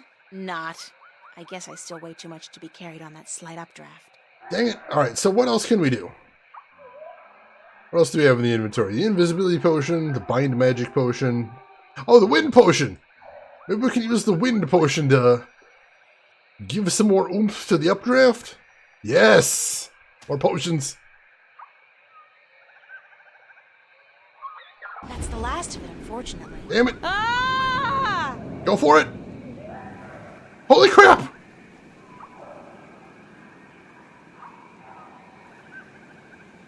Human, you flew across the chasm. You don't have wings, but still, you fly like the Elation. Hell yes! Believe me, I'm as shocked as you are. Are you the Windbringer? Probably, yes. 200 IQ! Thank you! Do you have multiples of potions? Sometimes, but when you use the... When you get to the point where you used it for the last time, it just says, alright, now you're out of it. Human, there is a bridge right there. You are an idiot. Quickshade, play the Matrix lobby music. You know what I was thinking of causing him? I was thinking of the Greatest American Hero theme song. I think that would have worked too. Either one. Either one. Well, it was, but I used it all. Oops. Oops. What's the Windbringer? It's a prophecy amongst my people. There we go. Of course, there's no escaping the prophecies. It said that someone not of the Elation shall come among us to float on the wind like an Elation, to learn our stories. Yes. To bring the wind back to us. Yes. And to bring us into a new and happier age. I can do all that. Is that all? You know, I'm starting to forget how simple my life used to be. Family, friends, grades, boys. No prophecies. Nobody looking to me for salvation. I don't understand, Windbringer. You should speak with our teller up in the city. She'll be wanting to see you, I'm sure. We've waited for the Windbringer for a very long time. The teller? Thanks. No, Windbringer. Thank you. The teller? But I'm the pen, so that works well. Cause and name taken off. Well, thank you for hanging around. Hope you had a good time, and we will see you around, Jess. You take care of yourself. Is there a term for ex-Windbringer? Wind Taker, perhaps? Maybe? Alright, let's head inside. Ooh, pretty looking city. Talk to this guy here. Hello. Good day, stranger. What would you hear among the elation? I need to speak with the teller. The teller? Go down into the city and you will see the castle. The teller, she keeps to the tower. She's old and her eyes don't take well to the sun. Alright, fair enough. See what there is to see around here. When the city was inhabited by its original population, that tower was probably an important one, part of a temple or a palace. Now, though, it's just another ruin. Oh, so yeah, apparently they are squatting here. Nature's reclaiming lost ground. The contrast between wilderness and civilization is such a striking image. I almost wish I had my canvas and paints with me now. World saving first, painting later. Anything else to see here? No? Alright, to the castle then. Let's see what's up here.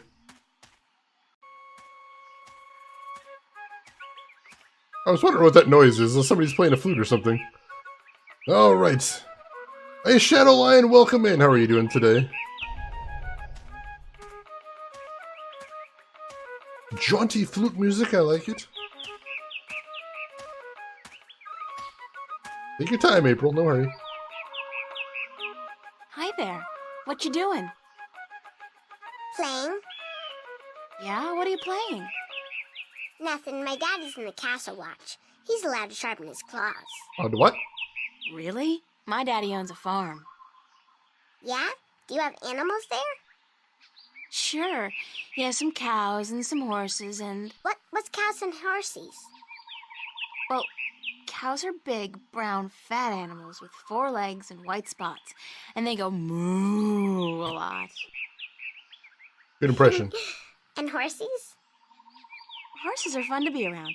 They run really fast and they can jump over tall fences and they look beautiful and graceful. But the best thing about horses is that you can ride them. I can run fast too, but I can't fly yet. My wings aren't fully formed. But when I grow up, I'll fly far away and see everything.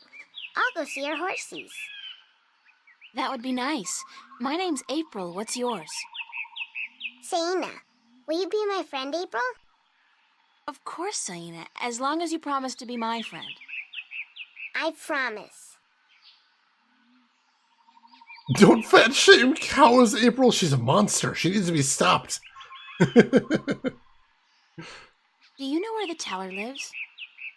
Over there in the castle tower. My daddy's watching the entrance so that only nice people can get in. Do you think he'll let me in? I don't know if you're nice, but you have to ask my daddy. We've done some bad things before. This might be an edge case. Then the Covenant is sailed. I was waiting for them to swap blood right there to make it official.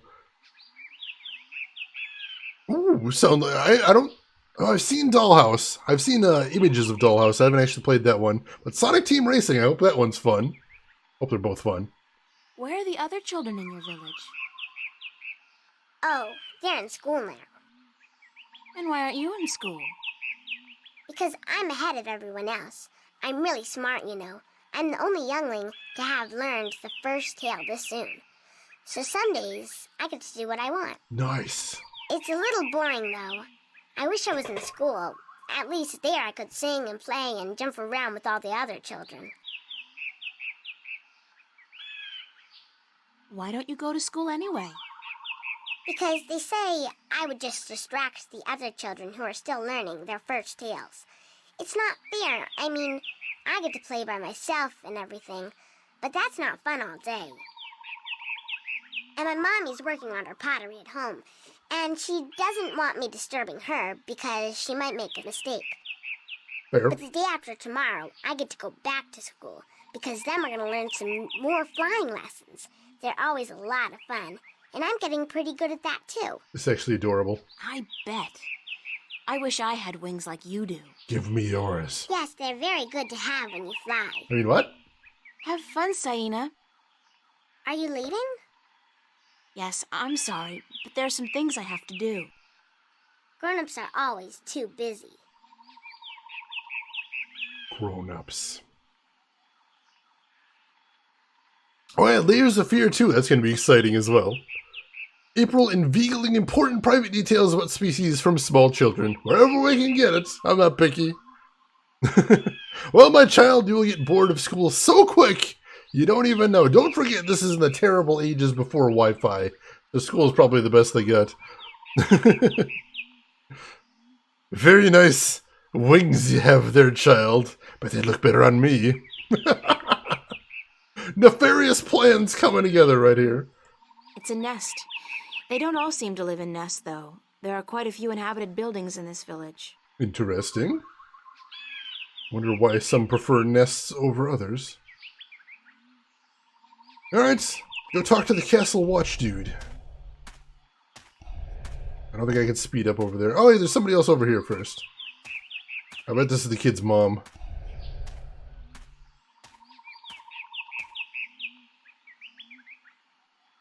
Be careful, don't come too close. I'm almost done with this pot.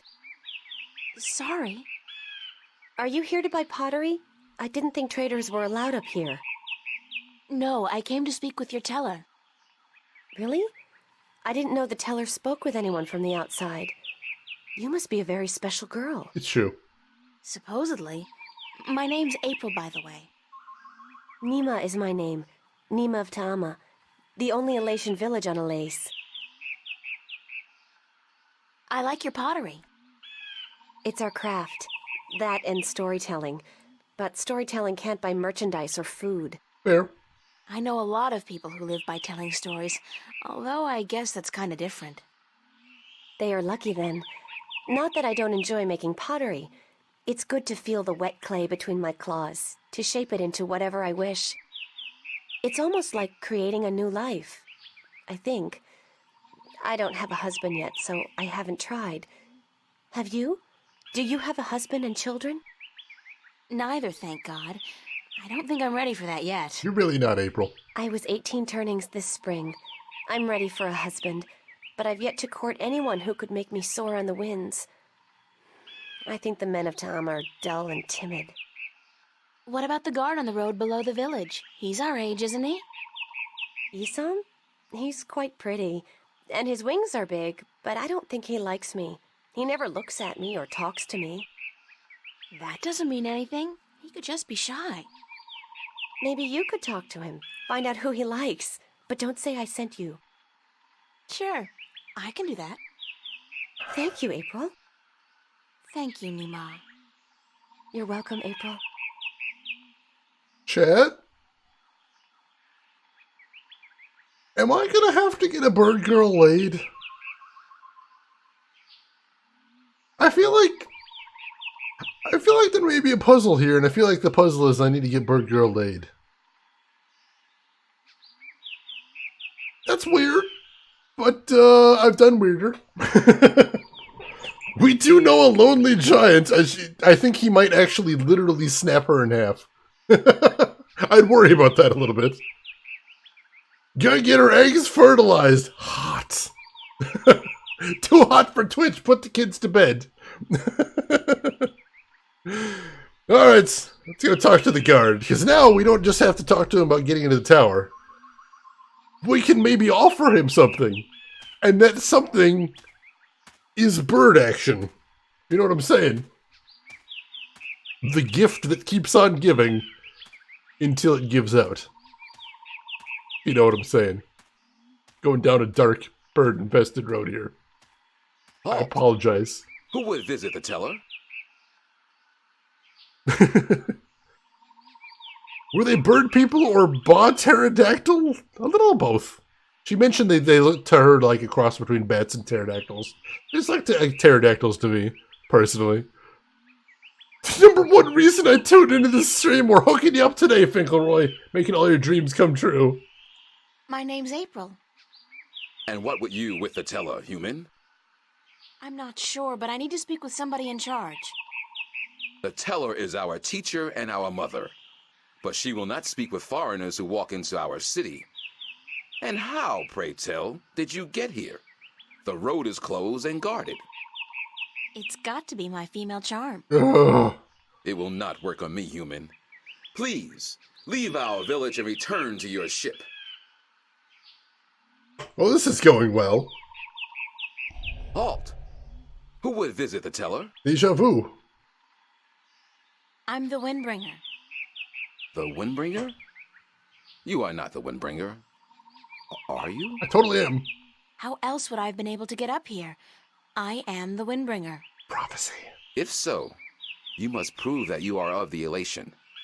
There are 4 tales from the 4 corners of the world that you must know by heart. Ugh. They are the tale of winds, the tale of stars, the tale of sea, and the tale of homecoming. I will ask you one question from each tale, and you must answer each correctly, or you cannot be the Windbringer. Are you ready? Always with the side quests. No, give me time to prepare. No, give me some time to prepare. Then return when you are ready, and I will test your knowledge of the 4 tales. Mother of God. Alright. Are you ready for the questions now? Oh, no, I was going to see if we could ask you about the bird lady. No, give me Not some yet. time to prepare. Then return. Alright, let's go question some bird people about bird tales. See what we can find out. Oh, jeez.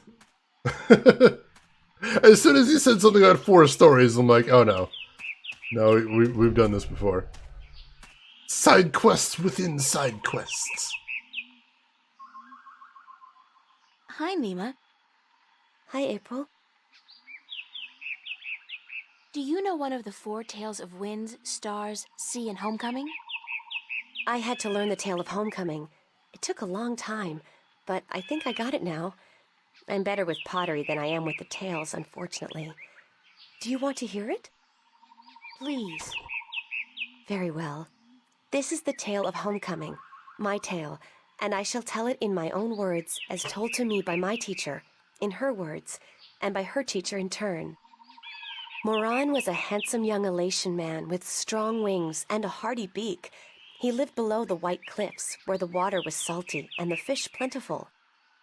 Moran was betrothed to Inara, the loveliest girl there ever was. She was fair and slender and tall, and her eyes were the clearest shade of blue. But Moran was hesitant to enter into union with Inara, to become her husband and to give her children. He would always come up with a new excuse for why they had to wait a little while longer. Shameful. Now, Inara was skilled at pottery, but even more so with stories, and the teller of the village had many times asked Inara to be her apprentice, to learn all the tales, so that someday she could take over as the teller. But Inara refused, knowing that if she did accept the teller's offer, she would never be able to marry Moran, because a teller cannot have a husband nor children of her own. Gotcha. Her refusal to become the teller's apprentice was unheard of, because who could refuse such an honor? But to Inara, love was more important. Her love for Moran was beyond honor, beyond reason. Crazy love. But despite Inara's love, Moran was still hesitant.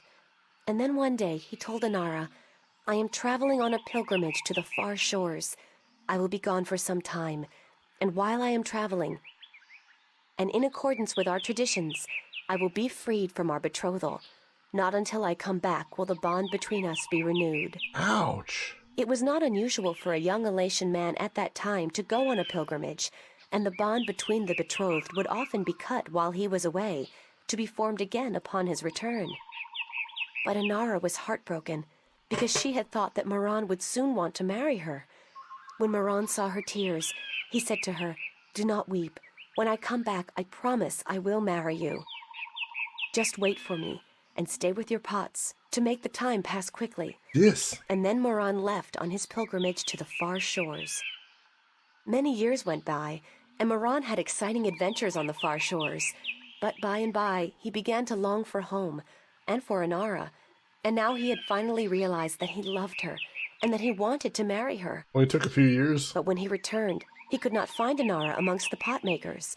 He went to visit her family, and they told him that, after waiting for many years, Anara accepted the teller's offer of apprenticeship. Oops.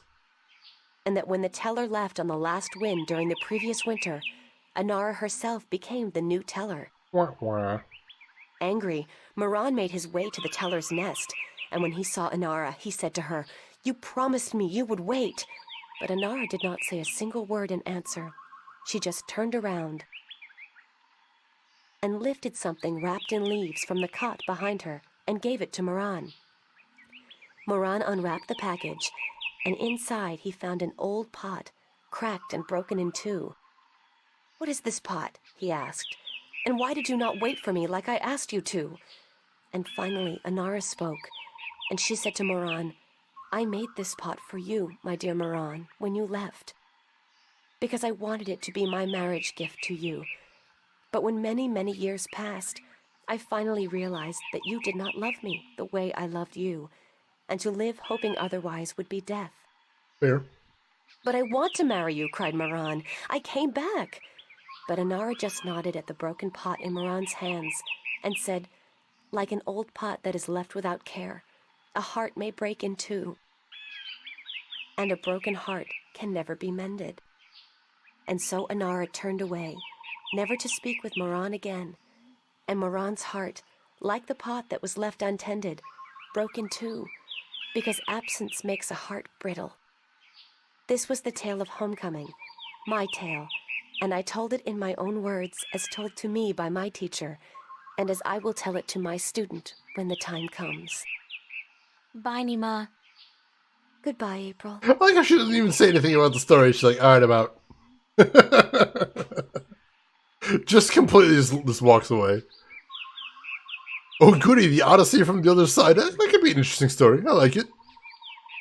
Yeah, Moran actually does sound like a moron, so I think he was named pretty correctly. Go have your career, don't wait for a man. Things turned out well for her.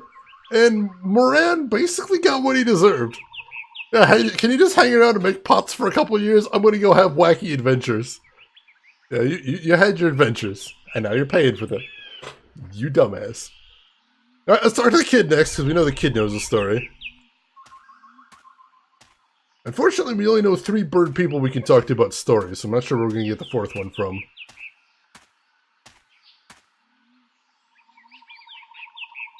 Hi, Saina. Hi, April. Oh, there's the one at the cliff, maybe. Maybe we can go to I can talk to him. Do you know one of the 4 tales of winds, stars, sea, and homecoming? Yes, my mommy taught me the tale of the stars. It's a really pretty story. Do you want me to tell it? Please, Saina, I would like that very much. Let's do it. Okay. This is my tale, the tale of stars, and I tell it to you in my own words, as it was told to me by my teacher in her words. In the small village of Jinjay near the rumbling hills of Onion, there lived a girl called Mona. She was a curious girl, and she would always get in the way of grown elation. "Go play somewhere else," they would say to Mona, but she didn't want to play with the other children. She wanted to be where the grown-ups were, to see what they were doing, and learn from them. But one day, after getting many complaints from the pottery makers, and guardsmen, and traders, and soldiers in the village, Mona's mother told her that she wasn't to interfere with the grown-ups anymore, and that instead she could go play with the other children, or sit still and draw or work with clay. But Mona was always curious, and now, since she wasn't to be among the grown elation anymore, she decided to go exploring the forest that lay just outside of the village of Jinjay. She had many times been forbidden to enter the forest because it could be a dangerous place, but Mona was very curious. Uh-oh. Of course she wasn't planning on going far into the forest, but then her eye caught sight of a white flufftail hopping through the tall grass, and Mona, curious as ever, gave chase. Oh, jeez. The flufftail ran away into the forest, and Mona followed, blind to where she was going, and interested only in catching the white flufftail so that she could keep it as a pet. But then, after a good while, the flufftail disappeared into a hole in the ground, leaving Mona alone in a small clearing, somewhere deep inside the forest. Oops. She was exhausted after running after the flufftail for so long, And as she looked around the clearing at the unfamiliar trees and flowers, she realized that she hadn't been paying attention to where she was going. Not for the first time, her curiosity had gotten the better of her, but this time it was serious. Mona was too young to fly, and she had very little sense of direction, and chasing the white fluff tail had made her dizzy and tired. It was getting darker, and Mona was all alone in the deep, dangerous forest, too sleepy and too scared to be able to go anywhere. Mona curled up with her wings wrapped around her under the leaves of a tree and began crying. Soon it got really dark, and somewhere, not far away, wolves started howling at the moon. Oops. Mona was so scared she was petrified, but after a while her exhaustion got the better of her, and she fell asleep. She woke up when she heard a voice calling her from somewhere far above. Looking up at the starry sky, Mona saw a vision of the spirits of 5 tellers gazing down at her. "You have let your curiosity lead you astray," said one. "You are lost, and you deserve to be lost," Ouch. said another. "Poor little girl," said a third. "We will help you home," said a fourth. There we go. "But remember this," said the 5th spirit. "We will lead you back to your village and to your mother only if you promise us one thing." "I promise," said Mona. "Whatever it is, I promise I will do it." "Very well," said the 1st spirit. "You will make the story of this night into your own tale, and you will call it Tale of Stars." "It will be a tale to warn the curious to be careful," continued the 3rd spirit, "and to not let their curiosity get the better of them. And," said the 2nd spirit, "to remind the elation that the spirits of their tellers watch out for them when they most need it." And so the spirits of the 5 tellers guided Mona through the forest, and by dawn she was home. And Mona did tell her tale, the Tale of Stars, to everyone in the village, so that everyone would remember that the curious must be cautious, and that the spirits of the tellers are always watching. This was my tale, the Tale of Stars, and I told it in my own words as my teacher did to me. That was a beautiful tale, Saina. I like it. Thank you. Bye-bye, Saina. And then just You're nopes leaving out. again? I wish you could stay. Me too, Saina, believe me. I don't believe her. Malaria, welcome back. Hope you got something tasty for dinner. Hopefully it's helping you feel a little bit better as well. It's story time. We're having story time. We are doing us some story time. We gotta learn these stories, apparently, if we're getting past that jerk face at the gate. Let's talk to this guy. Maybe this guy has another story for us. We need 4. We got 2. I think there's the other guy on the cliff we can talk to as well, so that might be just enough. Perhaps. Do you know one of the 4 tales of winds, stars, sea, and homecoming? Mine is the tale of sea, human. Cool. Would you mind telling it to me? I would be happy to do so. This is the tale of sea, told in my own words, as it was told to me by my teacher in his words, and to him by his teacher in his words. Gotcha. This was a very, very long time ago, when the Elation were a strong people, and we could spend days riding the hot winds above the seas. We hunted fish then, and we were at war with the Merum, the Wet-tails. Acalis was one of the strongest warriors there was. His claws were sharp and long, his beak pointy, and his teeth strong. Acalis was admired by everyone in his clan, and because of this he was cocky and arrogant. So one day, the teller of Acalis city asked him to perform a very important and very special duty, to bring a sacred jewel to the teller of an Elation town across the sea.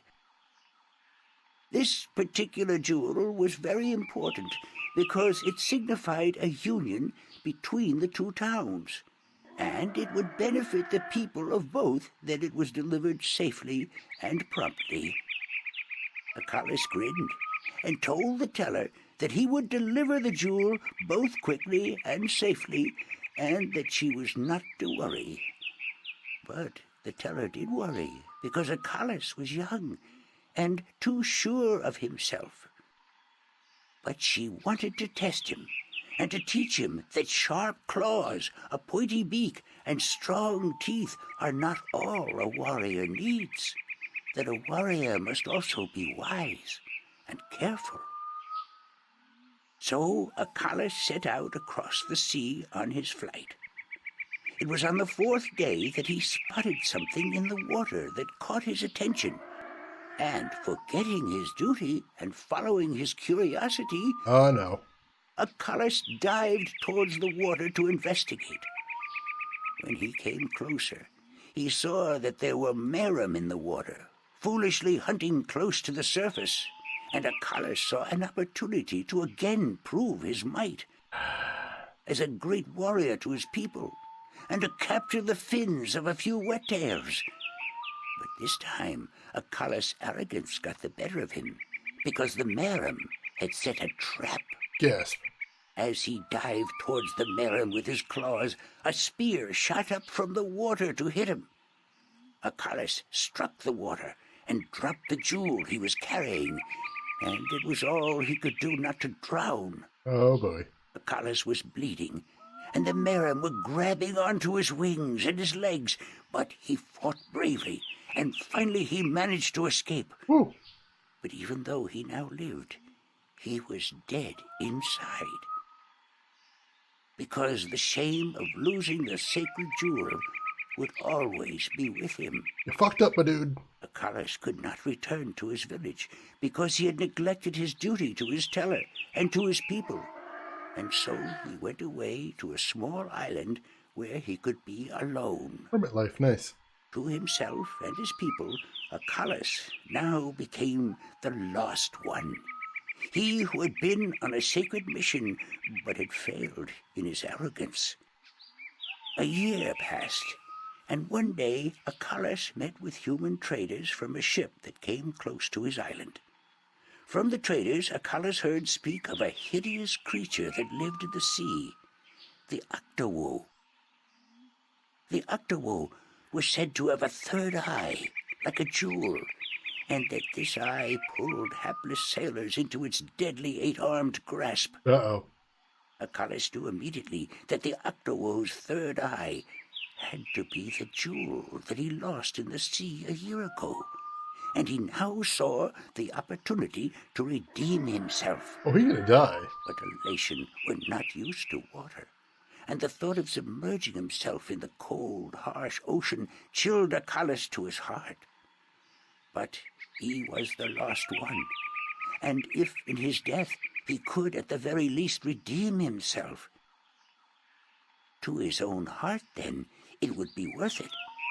So Acalas fashioned himself a spear, because in the water his claws and his beak would be too slow, and he flew out to where the Octowoe was last seen. And then Acalas dived into the sea. The dark water closed in on him, and his wings and legs went numb. But still Acalas kept pushing down until he saw the lair of the Octowoe. Spotting Acalas, the Octowoe attacked, and Acalas saw the monster's third eye, his sacred jewel, shining bright in the darkness, and his heart was filled with a sense of duty and courage that he had never felt before. But as he began fighting the 8-armed monster, Acalas realized that if he were to fight like he usually did, he would not stand a chance. He would have to think differently. And so Acalas tricked the Octowoe into following him through a tight chasm where the monster got stuck. And then he swam above it, and using his spear, tipped a rock on top of the Octowoe. Nice. Swimming back down again, the Octowoe was flailing helplessly. Now, almost out of air, Acalas took the sacred jewel from the Octowoe's head and swam back up. Finally, Akalis could deliver the sacred jewel to the town across the sea. And upon returning to his village, he went to the teller, bowed his head, and said, "Forgive me, teller, for in my arrogance I thought I could do everything. But I could not, and I became the lost one because of it." "You were lost," said the teller, "but you are no more. Because now you see the limits of your own strength, and you will know that a warrior must be careful and wise, in addition to being strong and fierce." This was the tale of C, and I told it in my own words, as told to me by my teacher. Ooh, long stories here. See, malaria or fever is going down. That is definitely a good thing. Hopefully that continues. That fever breaks in no time. And then a giant ship came from the above and landed on the city and destroyed the city. The end. Good job. You lost the Shikan no Tawa. God damn it. The Shikan jewel. Oh no. 2 uppers and 1 downer. Don't mix your uppers and your downers. That's a terrible idea. Never ever ends well. Alright, we need one more story. One more story. See if this guy knows one. Hopefully. Otherwise we're screwed. Do you know one of the 4 tales of winds, stars, sea, and homecoming? Mine is the tale of winds, Windbringer. That's the one we need. Do you wish to hear it? Very much. Then I shall tell it. This is the tale of winds, my tale, and I pledge to tell it in my own words, as told in turn by my teacher. In the village of Karan, in the mountains of tall winds, there lived a young Alatian woman named Iwana.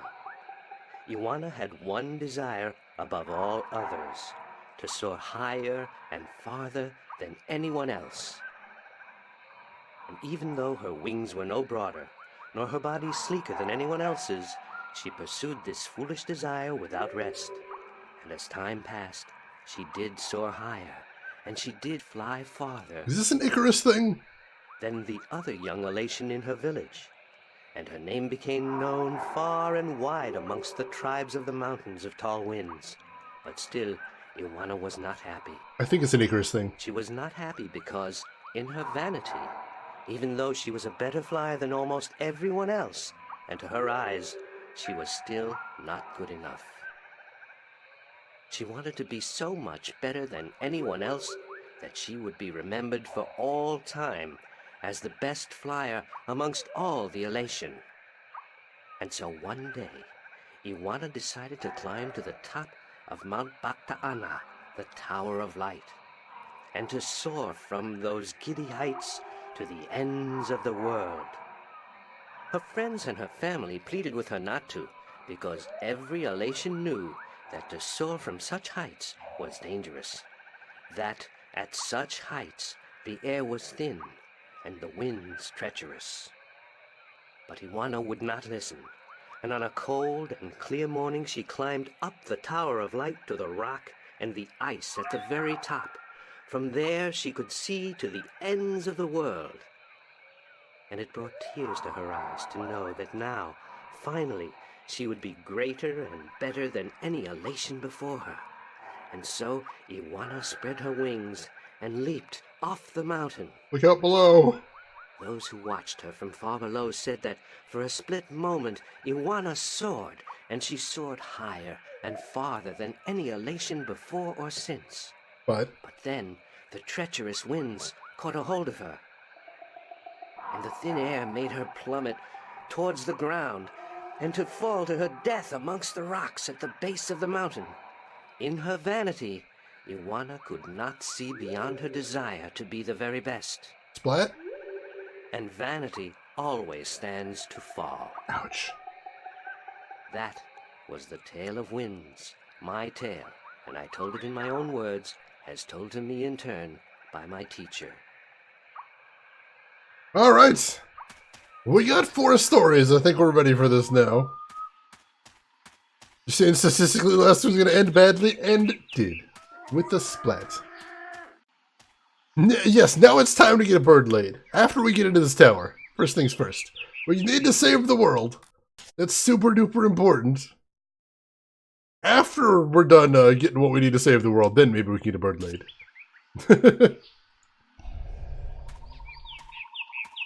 Let's run up there first, see if we can save a little bit of time. There we go. Alright. Are you ready for the questions now? I'm ready! Hit me with them! Yes, ask me the questions. In the Tale of Winds, which mountain did Iwana fall from in her vain attempt to fly higher and further than anyone else? I'm really glad I took notes now, because that's what I took notes on, is all the proper nouns in there. Although it looks like it's pretty easy to guess if you've already heard the story in here, so that's a good thing. Mount Bakta'ana, the Tower of Light. That is correct. In the Tale of Stars, what did Mona see in the sky that helped her find her way home? We know that one too. The spirits of 5 tellers. That is correct. In the Tale of Sea, what creature did the Lost One battle in his quest to recover the sacred jewel? The Octawo? That is correct. My final question to you is this. In the Tale of Homecoming, what was given to Moran by his teller when he returned from his pilgrimage? A broken pot, to teach him that absence may break a heart in two. You have correctly answered all my questions, and so have proven your knowledge of the 4 tales. You are the Windbringer. Told you. The teller would see you presently. What's more important than getting someone laid? I mean, if I'm the someone, that's very important. But if it's someone else, it can wait. It can wait. Wow. It's a interesting hairstyle you got there. She's the teller. She must be over 100 years old. I'm glad you can guess bird ages already. It's very astute of you. Come closer, human. How close are we talking? Closer. I cannot see your face. You need to? Closer still. Come sit here by me. Oh, I don't know.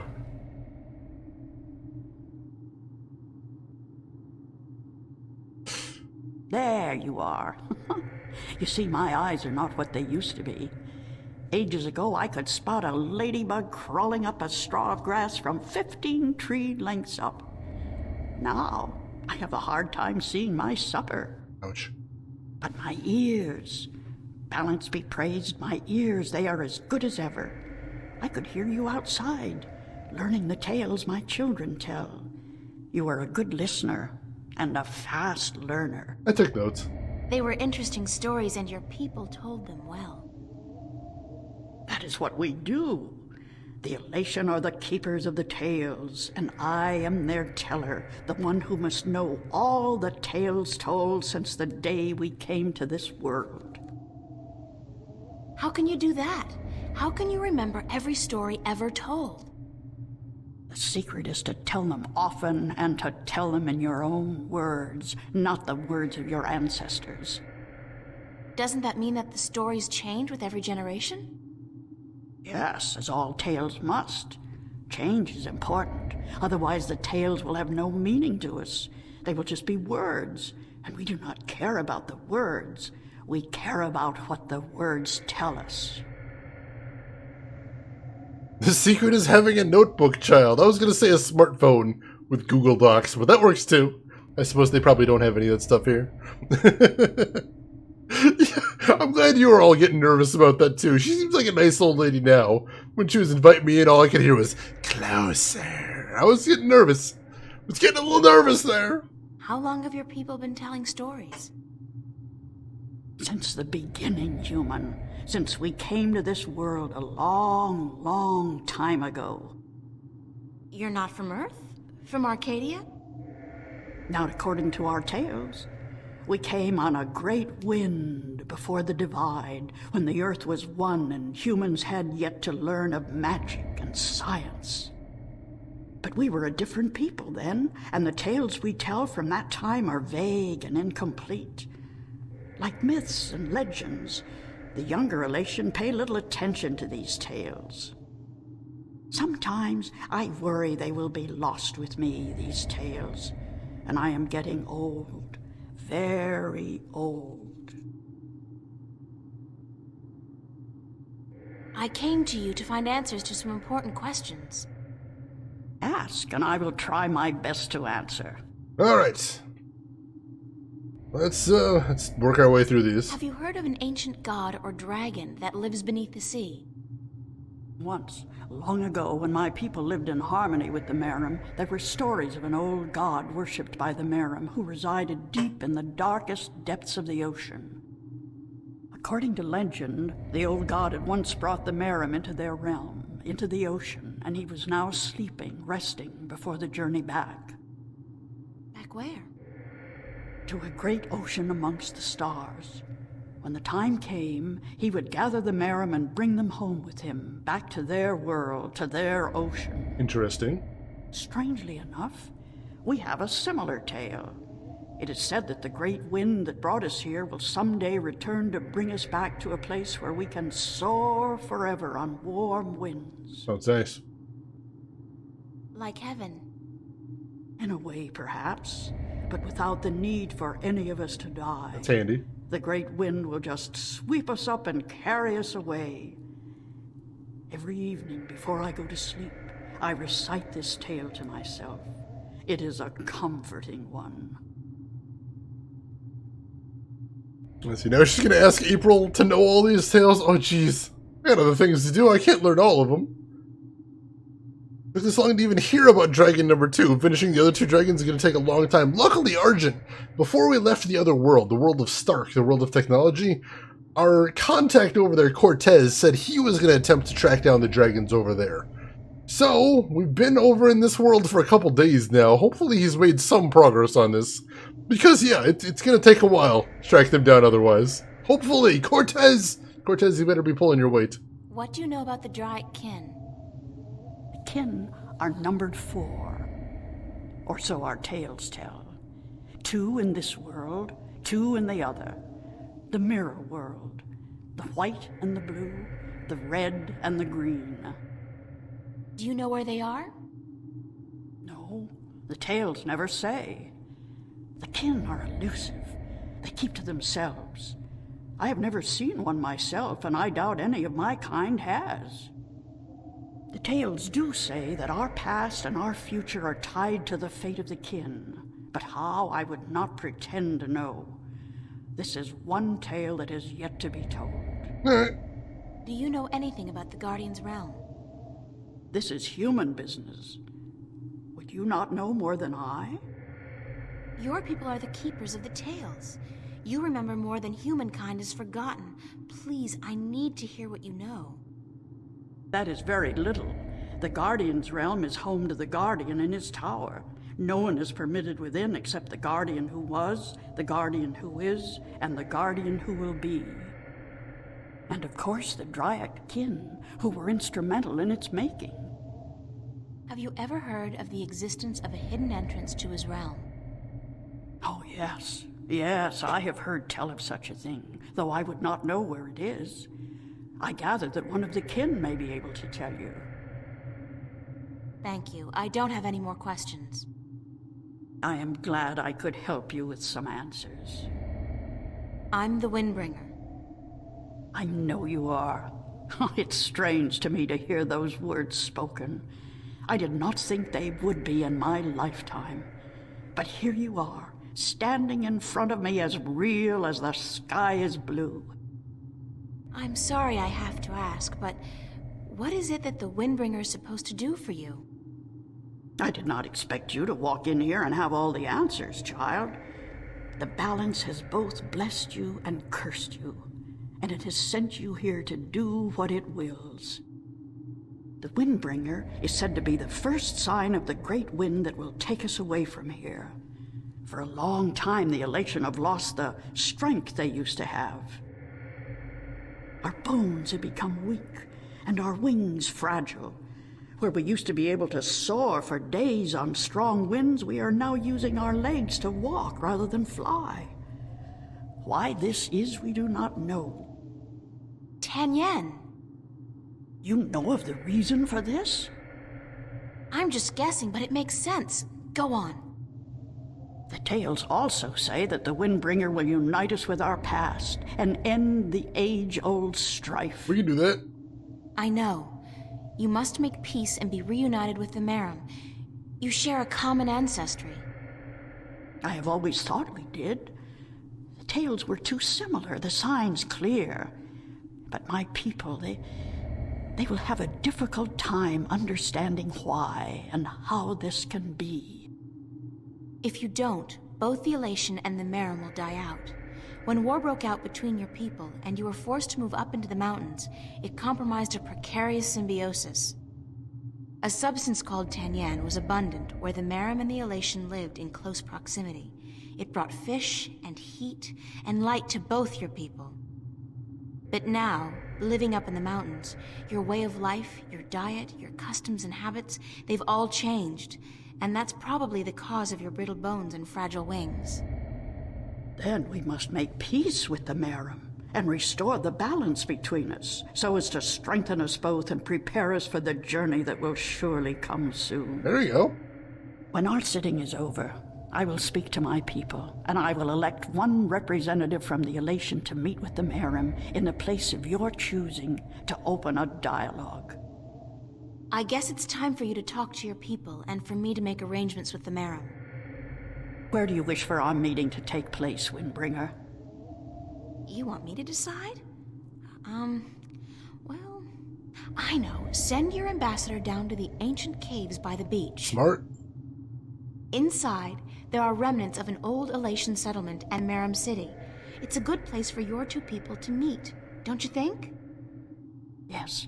And could you ask if they would bring their half of the stone? The stone? You have the other half? Yeah. We have held on to it for centuries, knowing that someday it would be of use to the Windbringer. It will, trust me. Then we must make haste and arrangements. It is an important day, so let us not waste light. Go and wait for my ambassador in the caves. All right. Mikey, welcome in. Thank you for the raid. We're in the middle of Endless Cinemas right here. I apologize. How are you doing, Mikey? How was your stream? What were you playing? It's amazing. This place is so beautiful. And the scent of sea and rock and mist. This scent is of home.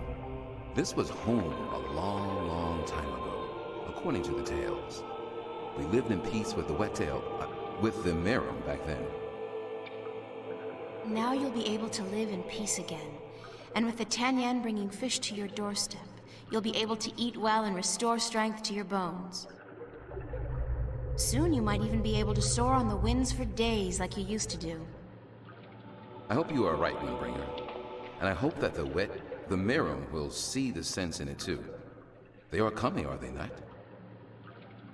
They said they would. Hush, I hear something. See ya, Mikey. Sleep well. We are here, Waterstiller, as was promised. Good. Now, as representatives of your respective peoples, you, the Queen of Merum City, and you, guard to the Elation Teller, must fulfill the prophecy and join the two parts of the one stone. We hope that our peoples may be joined again, Elation, and that we may live in peace and prosper. As do we, Merum. And we pledge to do all we can for this to happen. Going well.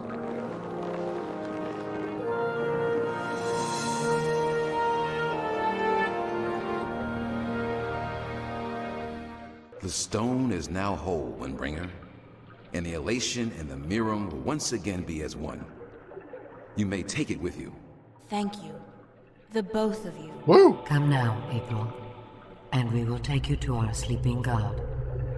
May his wisdom guide you and lead you down the right path. We're gonna meet Cthulhu!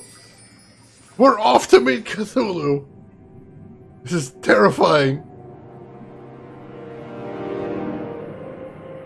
Oh, of course it's down in the darkest depths. Naturally. Of course it is. Oh, jeez.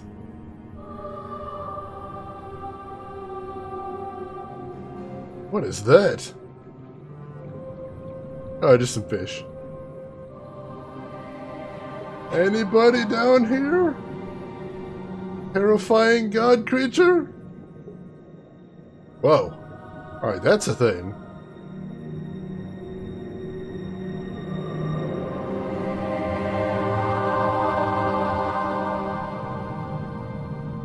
Whoa.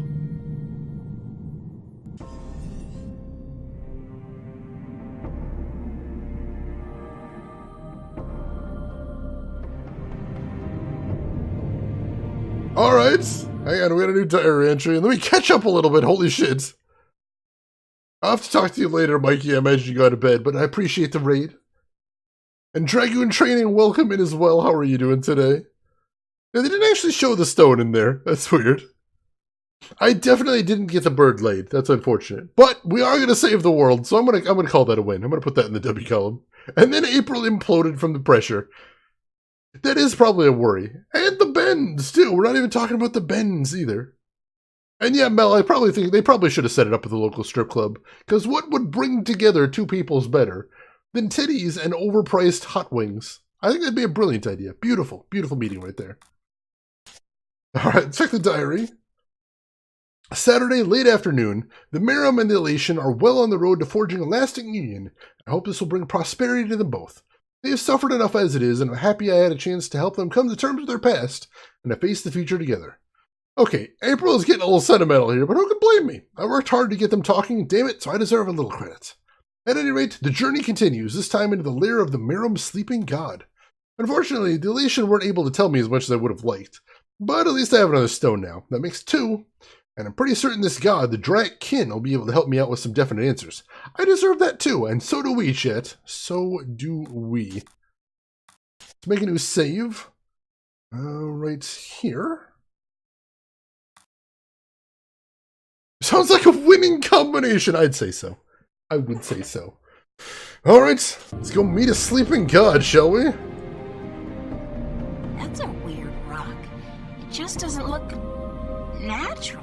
It does not, especially because it's got that glowy part up there. Can we touch large rock? Let us touch large rock. Feels more like a shell than a rock. I don't think it's a rock. I think it's alive. Gasp! I thought something was going to happen right there. Nothing happened. The sand is covering something. Alright, can we dig the sand out?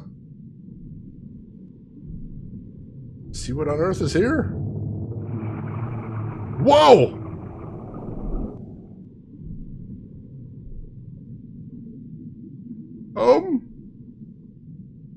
Small orifice! Oh god.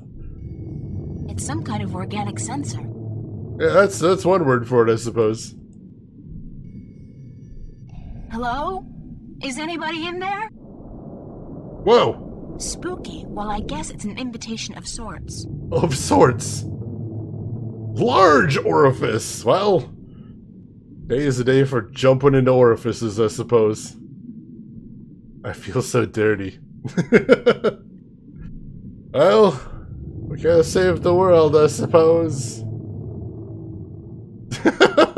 That's the plan, Malaria. That's the plan. There's air in here. And it's dry. I swear I'm never taking a bath again. Gross. Is this what I think it is? Circular protrusion. Yeah, let's call it that. Instead of what it very clearly is. That doesn't look like a natural protrusion. It's too big and round. That's a big ass eyeball. I know you. Oh, yeah?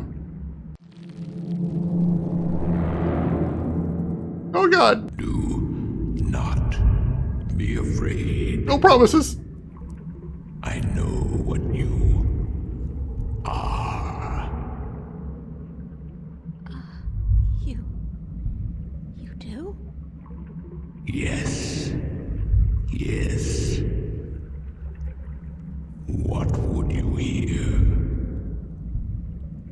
I do not like to be disturbed.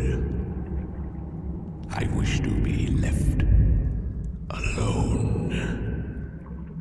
I wish to rest until the day of ascension. Yeah, light, an eyeball that projects light does seem pretty useless, but then again, magic.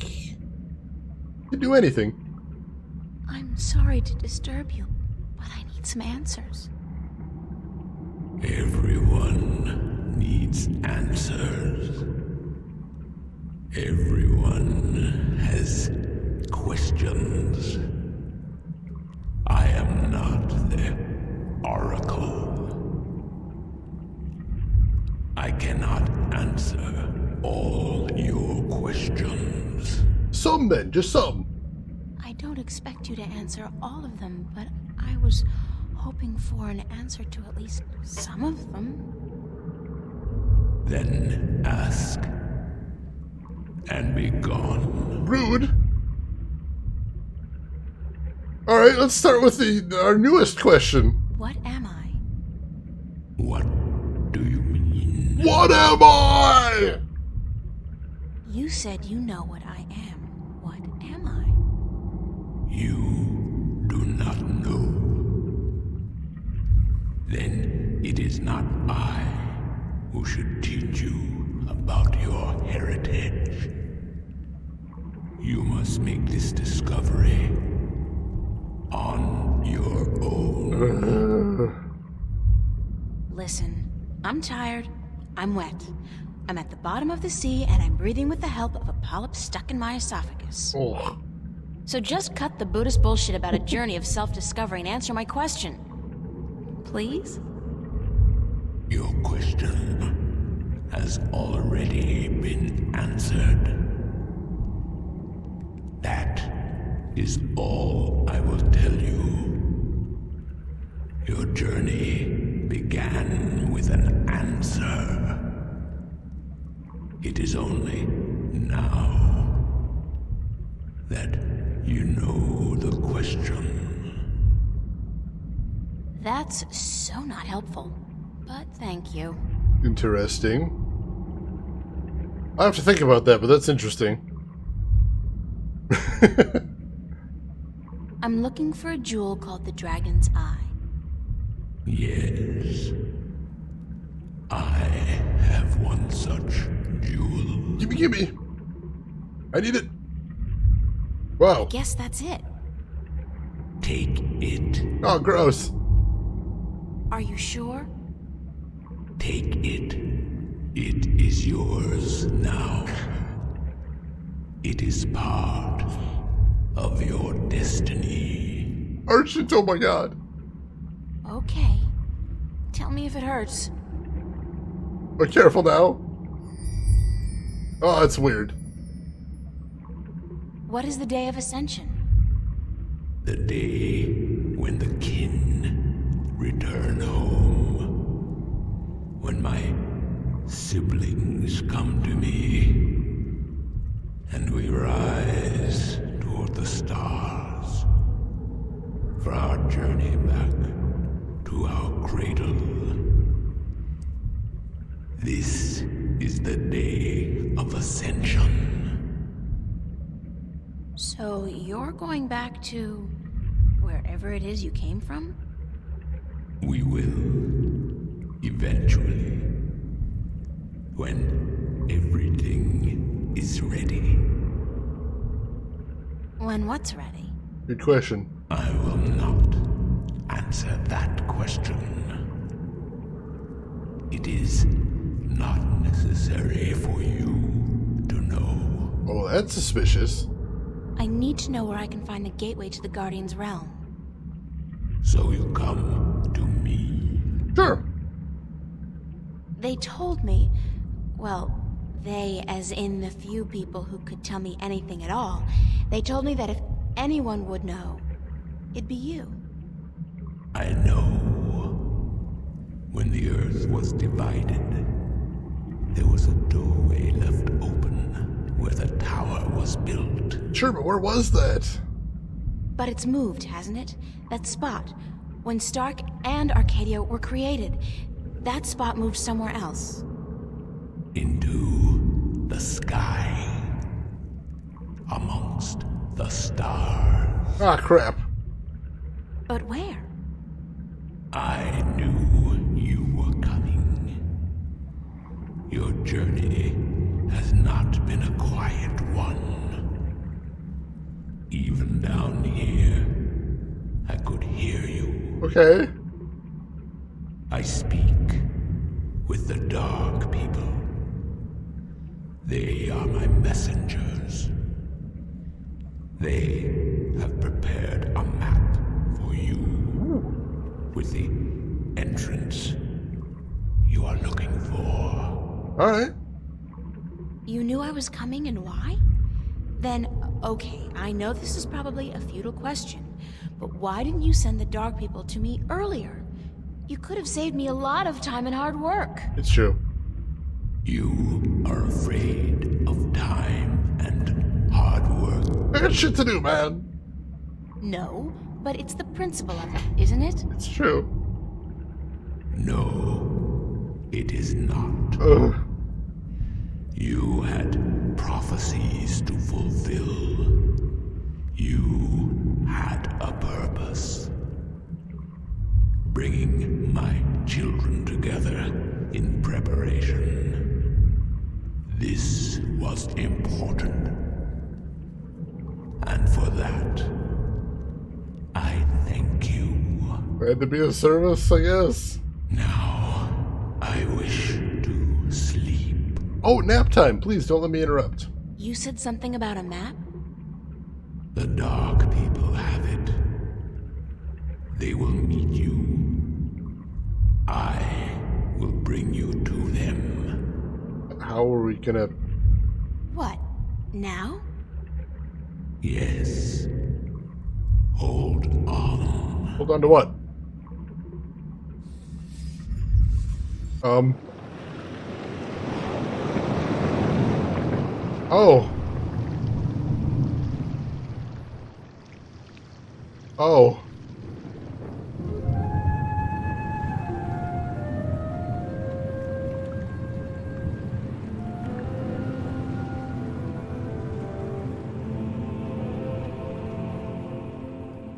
The worm, he lives! I knew it.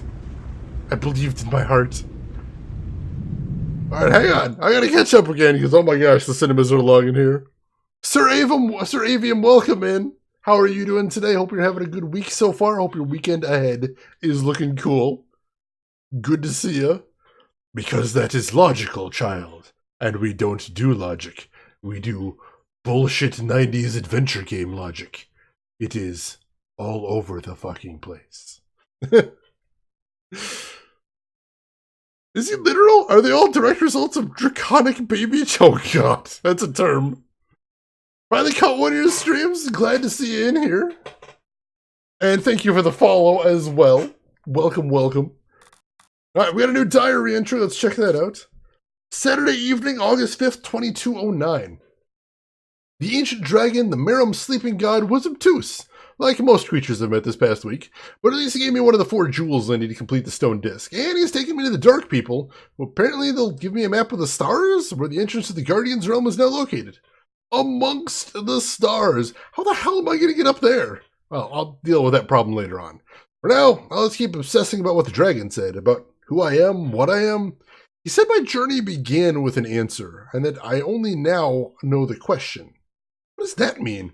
I feel like I should know. The answer is just right there in front of me, but I can't grasp it. I just don't know what it means. It's really, really frustrating. I have a theory. But I'm going to keep it to myself for right now. But I do have a theory about that. Alright, we're saved. Let's see.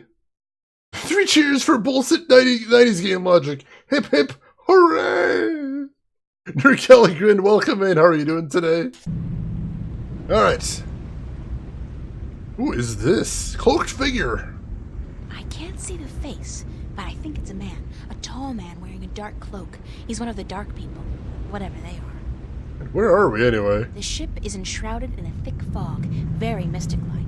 It's a creepy looking ship, holy crap. Creepy looking ship with a creepy guy on it. Thanks for taking me on board. Who are you? Well, I thought you... I mean, didn't the old dragon... Well, I'm April Ryan, from Stark, and I guess you're a dark person. Nice to meet you. But who are you? Oh. I'm just a student. Not anybody special. You are special. Who are you? Oh, God. I'm not. I'm just... I'm the Windbringer. I'm the Water Stiller. I'm April Bondu Mbata of the Banda and the Venar Kangang La.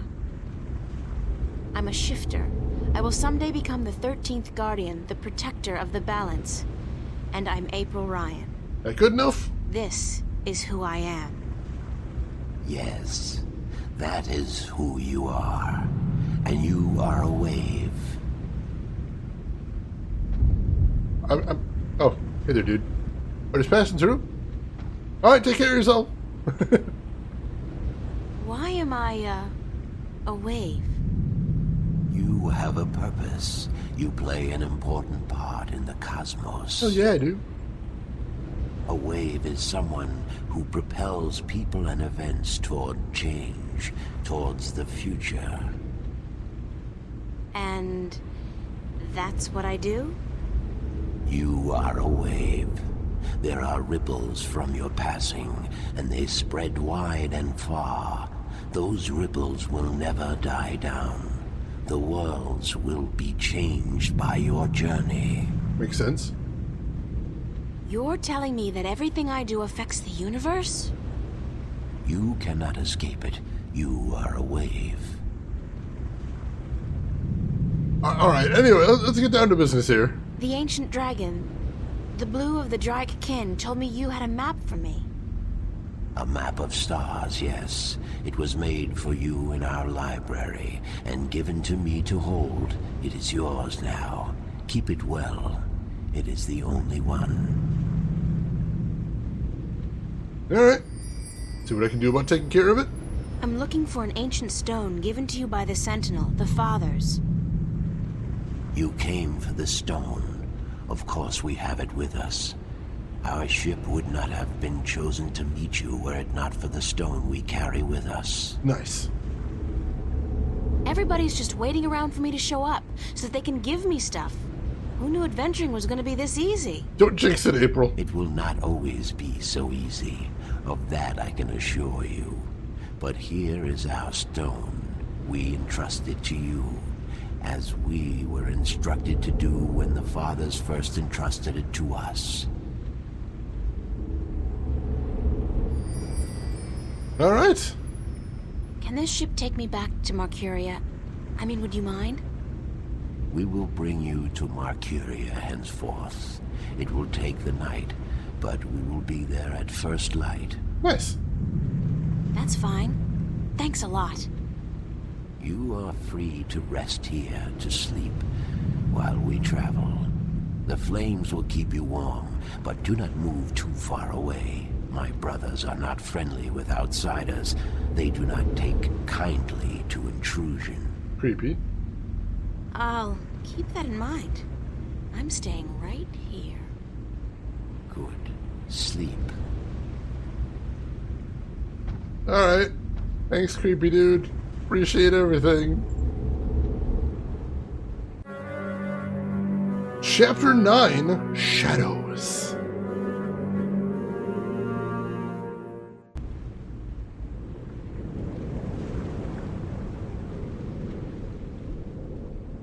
Hello?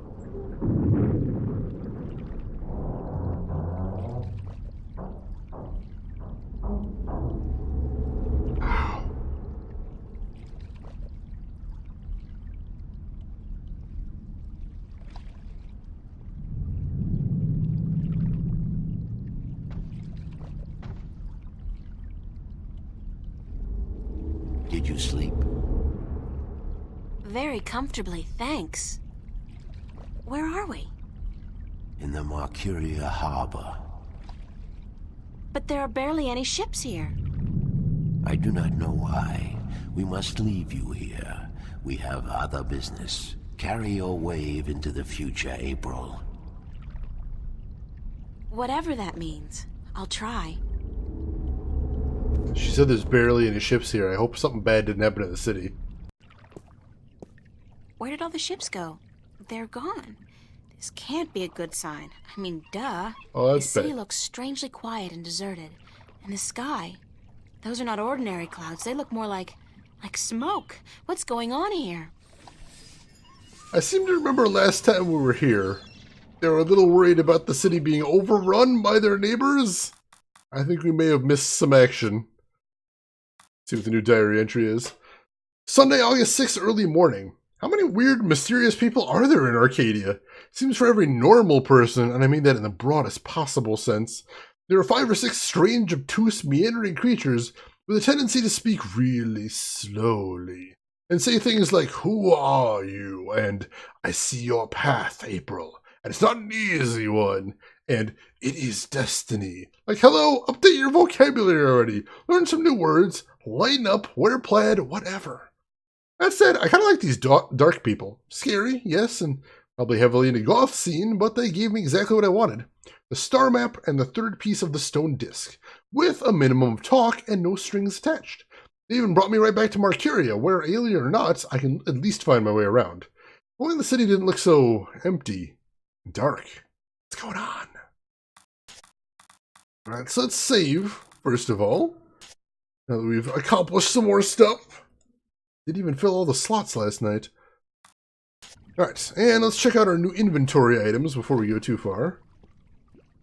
Alright, so we've got the Alatine Stone, the Blue Jewel, and the Banda Stone, and the Dark People's Stone. We're doing good.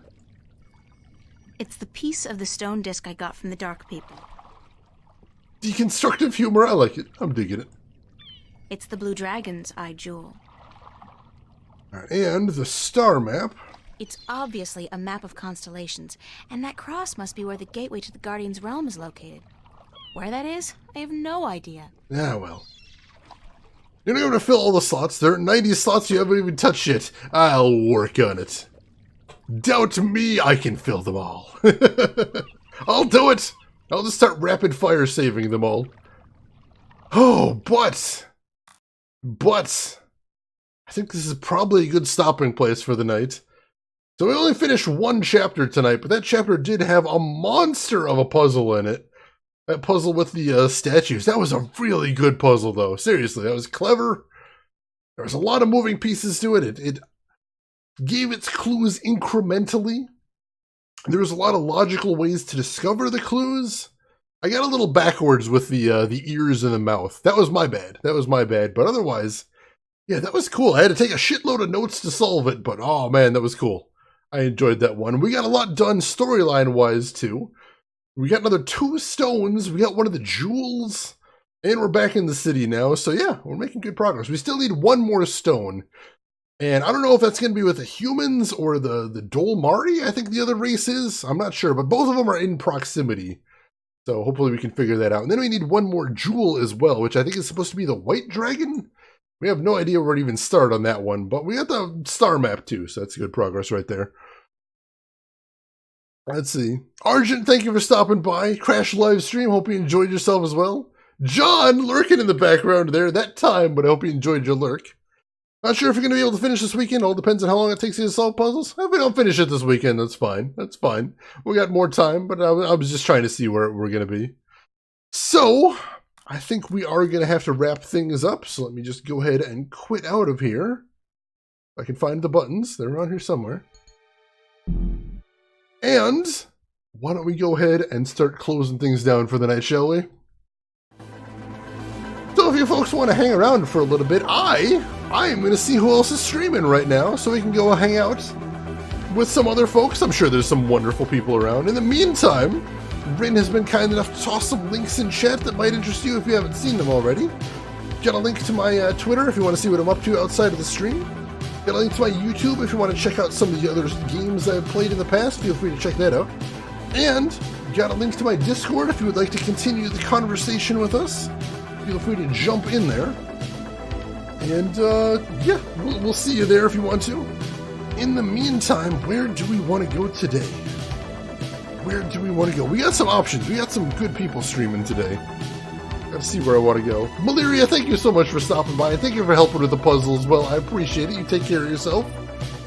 Gorgies, I saw Jalapenos free. I appreciate that, though. Let's see. Who do we want to raid today? I'm trying to think who we've raided recently. It is always difficult remembering who we've raided recently. But,